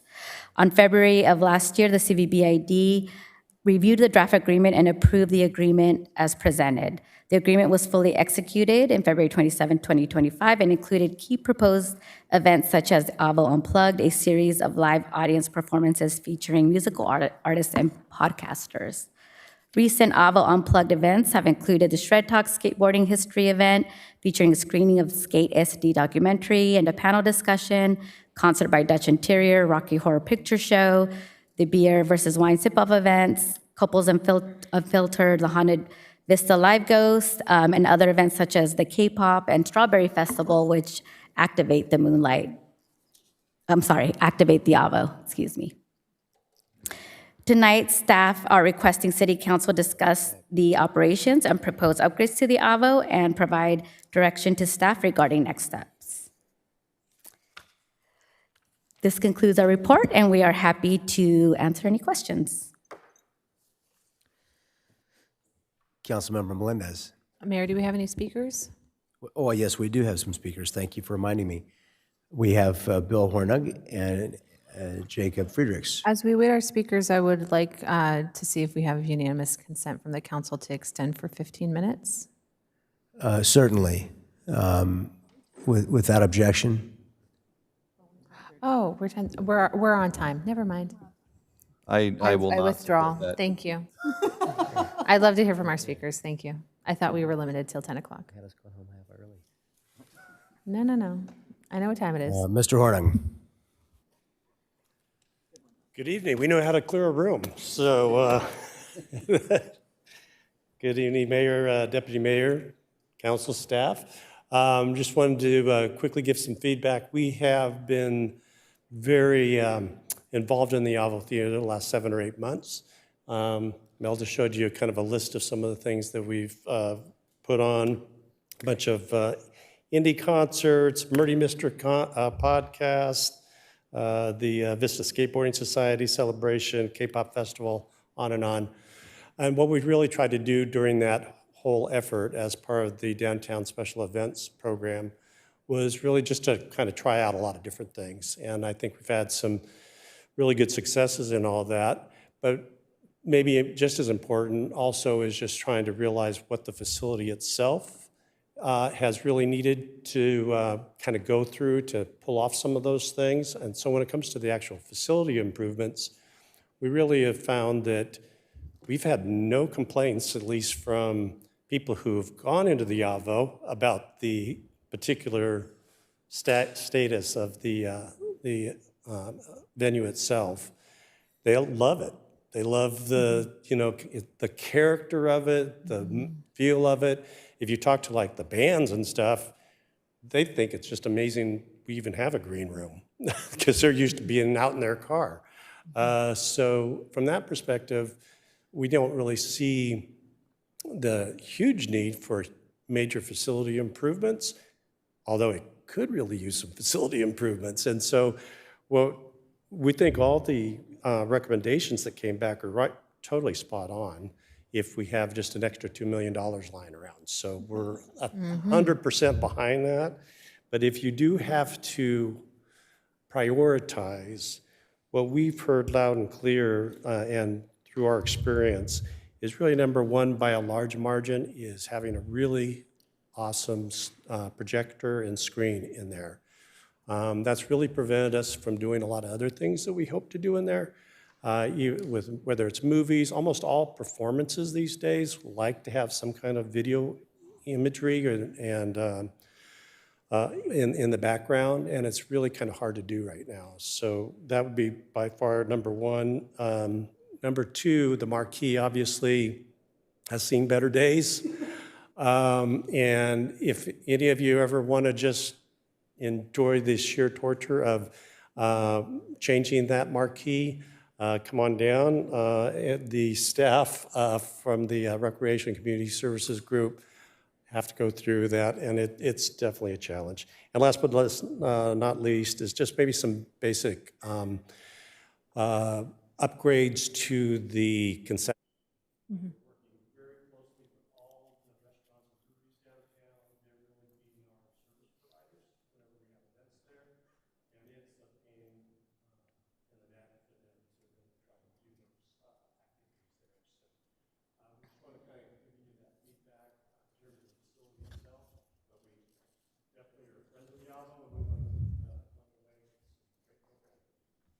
Thank you. Jacob Friedrichs.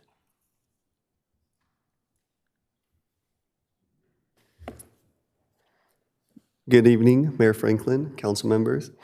My name is Jacob Fredericks, and I appreciate the opportunity to speak in front of you all. Since my last time speaking at the council regarding the AVO, I've had the opportunity to produce and oversee multiple events inside the facility. This has provided valuable insight into its inner workings and a taste of what we could do for the community. We have done a wide variety of events ranging from free all the way to $25 shows with large headlining acts. Over the last 7 months, these shows have become not only great for the citizens of Vista, but also very advantageous for our local business owners. I have been fortunate enough to collaborate with many businesses across downtown, often multiple in one event. Not only are the businesses that I work with directly benefiting, but indirectly, local establishments are receiving hundreds of extra dollars on slower days of the week due to our events. The AVO supports downtown businesses, but also creates cultural momentum, meaning that there are shows and constant events to look forward to. For younger generations, I do not believe that there currently stands any establishment that brings out the types of acts that they are looking for. There are bars and breweries putting on successful shows, but for high school age students, you'll be hard pressed to find space for them. For those reasons, I believe effective renovations to the theater For my team and I to continue our work is deeply important, not just for entertainment, but for the future culture and identity of Vista. Thank you for your time and consideration. Thank you. Councilmember Melendez.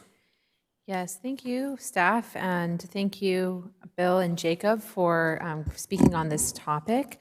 Thank you for being part of groups that are taking this opportunity where we are reducing the barriers to access this public facility so that we can revitalize this space from the inside out, right?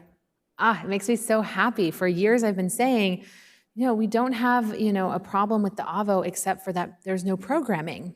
We just need to open it up for programming. And so I was right. As soon as we opened it up, all this cool shit started happening. And now we're getting more people into our downtown. We're getting collaboration with our businesses. It's exactly what we wanted. And I just want to see more people get involved, right? I never want to insinuate that there's just one group that the City of Vista is working with, or that one organization has a monopoly on having access to the AVO. So I think the more opportunity, the better. And I completely agree that we can open up programming opportunities by, one, reducing the hours that are the minimum hours. I'm committed to having those union conversations myself to make sure that we get there. But we want to be able to reduce those barriers. And 5 hours is still a long time. Bill and Jacob, would you say that 5 hours is kind of a big block for you guys to program? It obviously depends on the event, but we definitely have a lot of people coming to us that they could fit into a 2-hour block. Yeah, 100%. Okay, so I think that needs to be a priority for our policy. And then in terms of financing, we need to put $250,000 towards AV immediately. We need to have an improved screen and sound so that we can show films and we can have visuals that we weren't able to show before. I think that's really going to enhance the programming. Everything else is aesthetically, what it is. It's older seating, it's a tight concession stand, it's teeny tiny bathrooms, it's, an old marquee. Those are things that I think can come in time as we continue to benefit from the revenue opportunity that comes with programming. So that would be my suggestion, council, is in a business direction, can we invest in audiovisual as immediately as possible? Beyond that, I think that this is fantastic. I love the AVO. I did plays at the AVO when I was a kid. Anytime I get a chance to go to some of the new programming that's been happening, I've tried to stop by because it's magical inside. It really is. And I think that, we should be proud of opening it up to the public and to the community. I want you to just run with it. That is your building. So I want you to put your creativity into it. And there's no rules. You guys get to tell us what you want, and it's now our job to try to make it happen for you. So let's see if we can get some better audio and visual in there. That would be my hope. Thank you so much. Did you say $250,000 for that?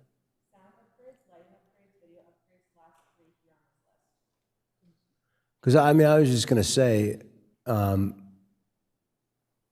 of those video walls, the LED, is like $100,000. Why don't we put one of those in? Like at the Moonlight? Yeah.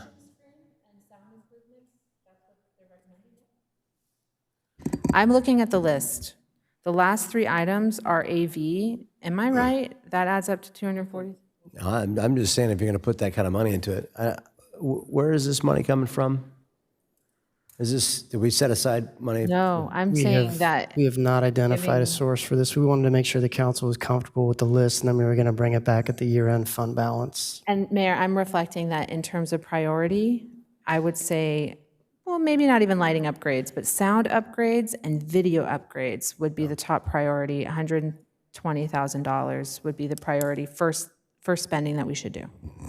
Before we spend all this money that we haven't figured out where it's coming from yet, I'm okay with putting together like a plan, but I just don't want to get too excited about spending it until we figure out where the money's going to. Is the thought that this is going to be on the wish list for year-end fund balance? Is that what? Yes. Okay. All right. Do we have, I mean, it's okay not to take this right now, but I'd love to see a list of all the things that are hopeful candidates for the year-end fund balance so that I could figure out how this, because I kind of want to think about, like, is this the most important use of $1.5 or $2 million? I want to do all these things. Councilmember Contreras. All right. I love what you all have been doing with the AVO. For me, what I can do up here is try to right-size policies so that things can actually be utilized. And 100%, I'll say it again, I need to get to that 3-hour block. I'm right there with Councilmember Melendez. This has been year after year that we're requesting this. And I gotta know a definitive, this is what IATSE is saying we can't do, so we can't get to the 3-hour block, or we found a compromise, And if it's a roadblock, then we'll take the roadblock at that time and open it up and see what we can do to get around it or to actually get to a compromise. This is a lot of money. I think the AVO is worth it, personally. I think that we will see a return on investment in the AVO. But again, going in line with what the council has been doing, I do think that some of these can be prioritized over others, and we can have a phased approach. Because I think we can probably get there over the course of a few years, understanding that certain things are much higher priorities. I have never rented the AVO or worked it, so I don't understand exactly what those priorities are. Definitely being able to utilize a projector, I think is like common sense, right? So how much is that? What's the total cost for being able to project stuff? Is this the video upgrades? Yes, I know our operations manager, Shelby Coffran, is here, but I am assuming it is the video and sound upgrades. Yeah, I would just like to get a little bit of direction on prioritization. So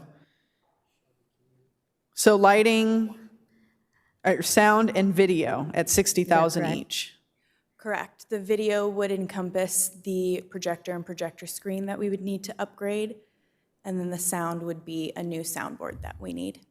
I think those are the two priorities you're looking at. Okay. With the new seating, is that replacing all of the seating? There's how many seats? There's about 382, 385 seats in that theater. Are we at all looking at removing some of the seats in the front so people can dance? We are discussing that, yes. And what's the cost for that? Because I could go in there and just unscrew them right now. Because the last time I was there, I wanted to dance. And other people did too. And we found a way, but it wasn't super comfortable. So I think that should be a priority. I would assume that it's not super expensive to just take some of the seats out. I think it's a longer discussion about how we want to format that. And I would want that in the wish list as well for year-end fund balance.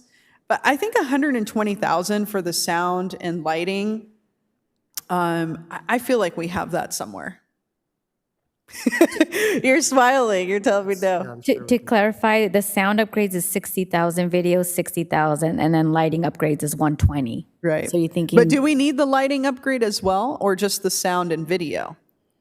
The lighting would be an enhancement that we would eventually need. We're not using LED lighting, so we're paying more in utilities than we probably should be for the amount we're now programming in the AVO. This is older lighting, costs a little more to turn on and keep on. LED is going to be a bit more sustainable and user-friendly for the people coming in to rent, so we do want to eventually make that. I don't know if it's necessarily needs to be the top thing on the list at this point. Yeah, I would love to have more solar panels downtown and try and, run the AVO. We have like 60% of our needs here through our solar panels. So I know that we did the new Michigan lot ready to put solar panels in the future. And I don't know if there's some kind of connection that we can do there in the future. But okay, well, thank you. I think, for me, I'm 100% in on upgrading the sound, upgrading the video. I think, do we have a number of a data point that shows number of events prior to whenever it was that we moved from 5 hours to 10 hours? If you don't have that right now, that's fine, but I want to see that, because I think if we're able to do some of these improvements and then we get to that 3-hour block, I feel like I'm going to see some kind of a J curve, meaning exponential growth at the AVO, which is great and something that I really, really want to see. I haven't been able to go to all these events, but they all seem very interesting. So that's where I'm at. I am 100% in for sound, 100% in for video, and then I want to have a longer-term conversation that happens this year before the year-end fund balance discussion about what the best configuration of the current seating is, because I think removing some of those, maybe it's 2 rows in the very center part, could be conducive to having some more fun. And maybe even putting tables, I don't know. So we can look at that and have a more thorough discussion about that. But this is where I stand. And I do support the totality of the 1.8, but I would want to phase that out over the course of maybe 3 to 5 years. Thank you. If I could just mention real quickly, some of these items are safety issues. So we do have groups that are currently using them, theater groups, and they have brought to our attention different pieces of the ceiling falling down, and then complaining about the chairs having, the handles not broken and things like that. So we've received quite a few different complaints. So it might be worthwhile, before the year-end balance is reviewed, is maybe we do tours, and so you can see it firsthand, and understanding that priorities to get that sound and everything else. But I think the safety areas are what also you'd want to have as a priority, because especially if you want more and more people there and more activities, we want to make sure we're providing a safe environment for those who are enjoying it. Yeah, and that it's not a 4D experience that is not planned for. So, okay, yeah, I think this all needs to come. I think it needs to come back. I would love to see the prioritization. Maybe it's done in different buckets, right? So there's safety category that has a prioritization for safety. There's, accessibility that has a prioritization for accessibility. These different buckets, I'm not an expert in it. I'll leave it up to you to figure out what those categories are. But for us to look at all of these and have them within those categories is going to make it easier. But I do know that 100% the sound and video needs to get upgraded ASAP. So I'm fine moving forward with that. And then having another discussion way before the year-end fund balance about the AVO, these additional categories, and the reformatting possibilities of the seating. All right, thank you so much. And I appreciate all your work. It's been fantastic, staff and community. Deputy Mayor. Are these in any particular order or just a list? It's just a list. So I would actually like to hear from staff, not tonight, just in that same vein that you're speaking of, your priority list of what you think would be most important for this space, so that way we can have that discussion and understand, not just based on your feedback, but the feedback overall of what's taking place at the AVO, of what really the necessities are early on.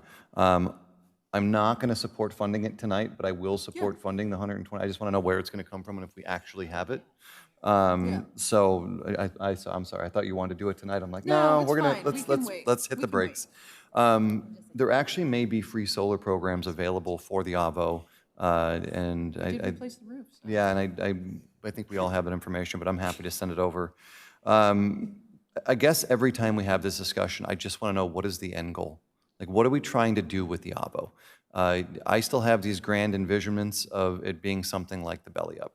And not to take away, and like we could keep all the programming that we've installed in there in the last year, but then just create something bigger. And if we're going to put all these investments into it, is the end goal to get an RFP where someone's going to be like, hey, now I don't need to spend $2 million. Now I only need to spend $6 million or whatever stupid number it's going to be to get this improved to where I can actually program it and share it as a community space, but actually make it profitable, generate revenue, do all the things that I think would be beneficial, not just for the AVO, but for downtown Vista and our entire city, to be honest with you.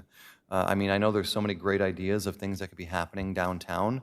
I would love to see them come to fruition, but the AVO would just be that next beacon to draw everybody in if all the other things can happen in that small little corridor of great things that are happening in downtown Vista. So I think that's the greater discussion, and I know that we've had it before, and I don't think that we can come to a consensus on it.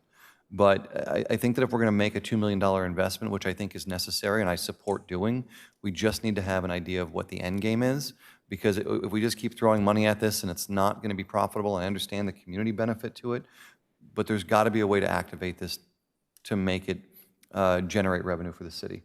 So I would love to kind of have a deeper dive into what that can be and what we can actually accomplish with $1.8 million in investments and today. And I like the phased approach to it, but if we have the funds left over that are necessary, I'd be open to speeding it up as well. Yeah. And just go from there. So yeah, I would love to have a discussion if we know where the funding's coming from for the $120,000, and then just see a priority list. I know all of you have input on this. Share it with staff, and not that you've had these discussions. So I would love to see where these items rank by you all before it comes to us. At least that way it gives us an idea of like, hey, can we spend $500,000 right now, or should we spend $200,000 on these 3 items? You know, and it just gives us a better parameter of what to work in. But my end goal is to get something that will be more like the Belly Up. Not necessarily only for that, but I mean, you're talking, you can get bigger bands, you can get headliners for comedy shows. There's so much stuff on top of all the programming that we've done, you know, and I just think there's a lot of potential and opportunity in this space. So I think it's wise to invest in these items. I really want to have a greater discussion around what it is we hope to do once these are done. Can I ask you a question? You may. Oh, also, I can ask you a question after that. Yeah, fantastic. Okay, so when this comes back, I'm in agreement with you. So are you asking that when we discuss this, that one of the items that we discuss is what is the council goal for the AVO? Yeah, I mean, it doesn't have to be in the near future, because I don't think that we're going to be able to program it the way that the goal, but I mean, I would think before. I mean, if we can get to a consensus about what the future goal would be. Yeah, I think that it'd be good if we can have on a light agenda, add that item. And have that discussion. Okay. I'm open to it. Okay, perfect. I'm assuming you didn't have a permit to dance that evening at the AVO? It was only 2 people dancing total, so I'm sure. I appreciate it all the was hard dark. work. I couldn't see. I appreciate all the work that has gone into this. I know that this is years in the making. It's long before I've been on this council. It'll be long after my tenure here, I'm sure. But I really do appreciate everything that goes into it. So thank you for the hard work, and I will look forward to getting that information back the next time we speak. Councilmember Fox. Thank you. Yeah, I just want to second all. I think we've had a really good conversation up here tonight. I want to thank staff for all the hard work on this, and our community partners that have been doing such a great job programming it for us. And I know that was something that it was the 5 hours being added to it, and also that partnership. I think it's the combination of those two. I mean, just looking at the list, I think they were involved in almost all of those. So if they weren't there to bring those events in, we probably would have not had quite as many as we did. So when it comes to, like how to fund this year-end fund balance and all of that, those priorities, I agree with having that kind of prioritized out. There may be some things that have a return on investment immediately where, if you, like, those are things that if I can spend money on it now and it makes more money sooner, those could be worth doing quickly. So things like AV for $120,000, if we can potentially get $120,000 more in bookings immediately, I'd do that tomorrow. You know what I mean? So those are some of those types of things that are the biggest return on investment items that we can just say, hey, these are gonna be really big impact items. And maybe it's worth speaking with Humble Pie Communications on their recommendations on what things the people that they've been recruiting into this and trying to book have been missing. Things that they can't get an act because of X, or they think they could get this because of Y. And so that's a really big piece for me. And I know that, Councilor Melendez, you mentioned bringing in as many people as possible, lots of different communities. And that's another thing I want to compliment them on, because I don't know, Bill, but are you a really big K-pop fan? Yeah. How about are you a big skateboarder? But these are groups that that have either approached you or that you had spoken to and said, let's make that happen, right? Yeah. So and so that's I really appreciate that about the way that you're approaching this. And lastly, I agree on the AV. Maybe it would be nice to kind of see different options for AV. I mean, I have no idea how much an LED wall is. 60,000. 60, the same as the projector? Depends on the quality. I've seen some that are $1 million plus, but yeah. Well, what are the options? What do they cost? That kind of thing. If there's anything where it would be, a little bit more expensive, but worth the investment, I'd like to know at least. So other than that, thank you so much, and I look forward to getting this feedback, and we'll see how much, depending on how much we have in year-end fund balance, how much we can do this year.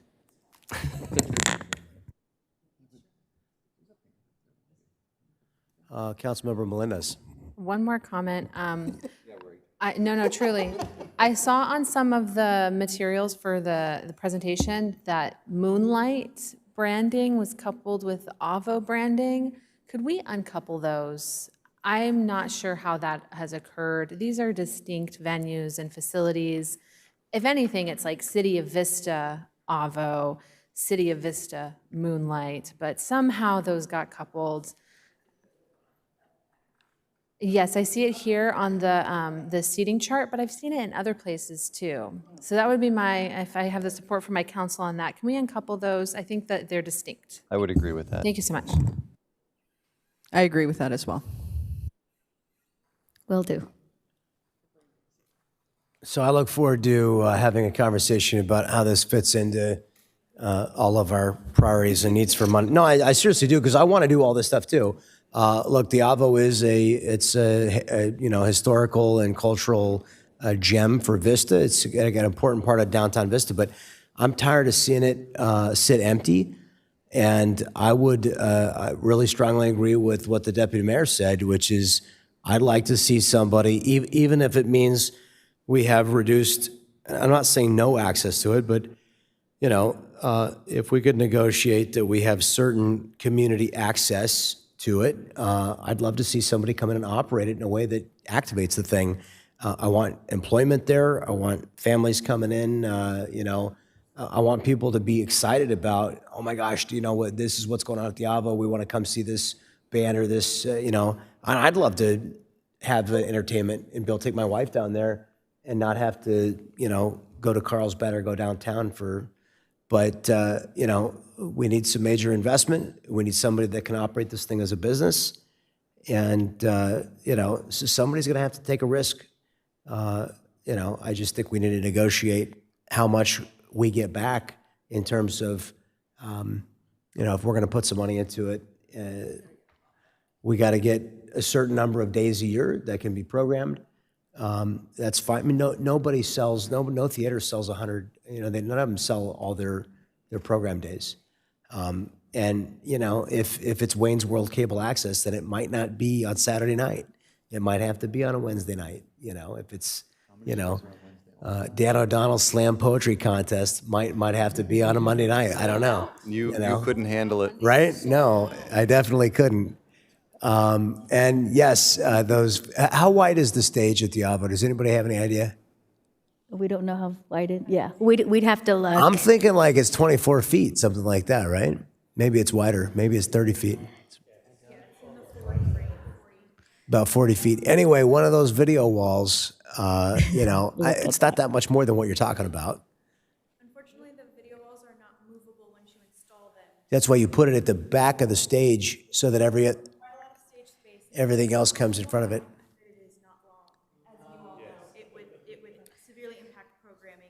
Oh, really? You're raining on my parade. Denied. We were just about to approve it. I wanted to quickly add that we had a secret slide that shows 24 events for the last year at the AVO from different organizations, including downtown. Yes, this is what I want to see. 24, these are all the events that we used it? Since for the past year. That's, we need to activate it a lot more than that. We need to, okay, it's 10, I was going to take it until the end at 10:30, but we already were there, Walter. I was filibustering this last minute, wasting time before anybody realized we were done. I knew what you're doing. I love you, Allie. I love you, Shauna. I want to adjourn tonight in the last few moments we have here in memory of Mansour Kazia, Amin Abdullah, Nadir Awad, and Carrie Sharon. They were not all victims at the same time, but they were the victims of violence based on religious extremism, based on political extremism, and unfortunately, I think largely based on mental illness.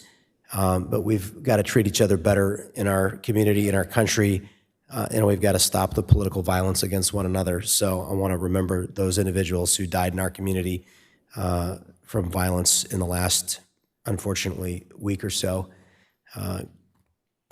Take care, everybody. Have a good night.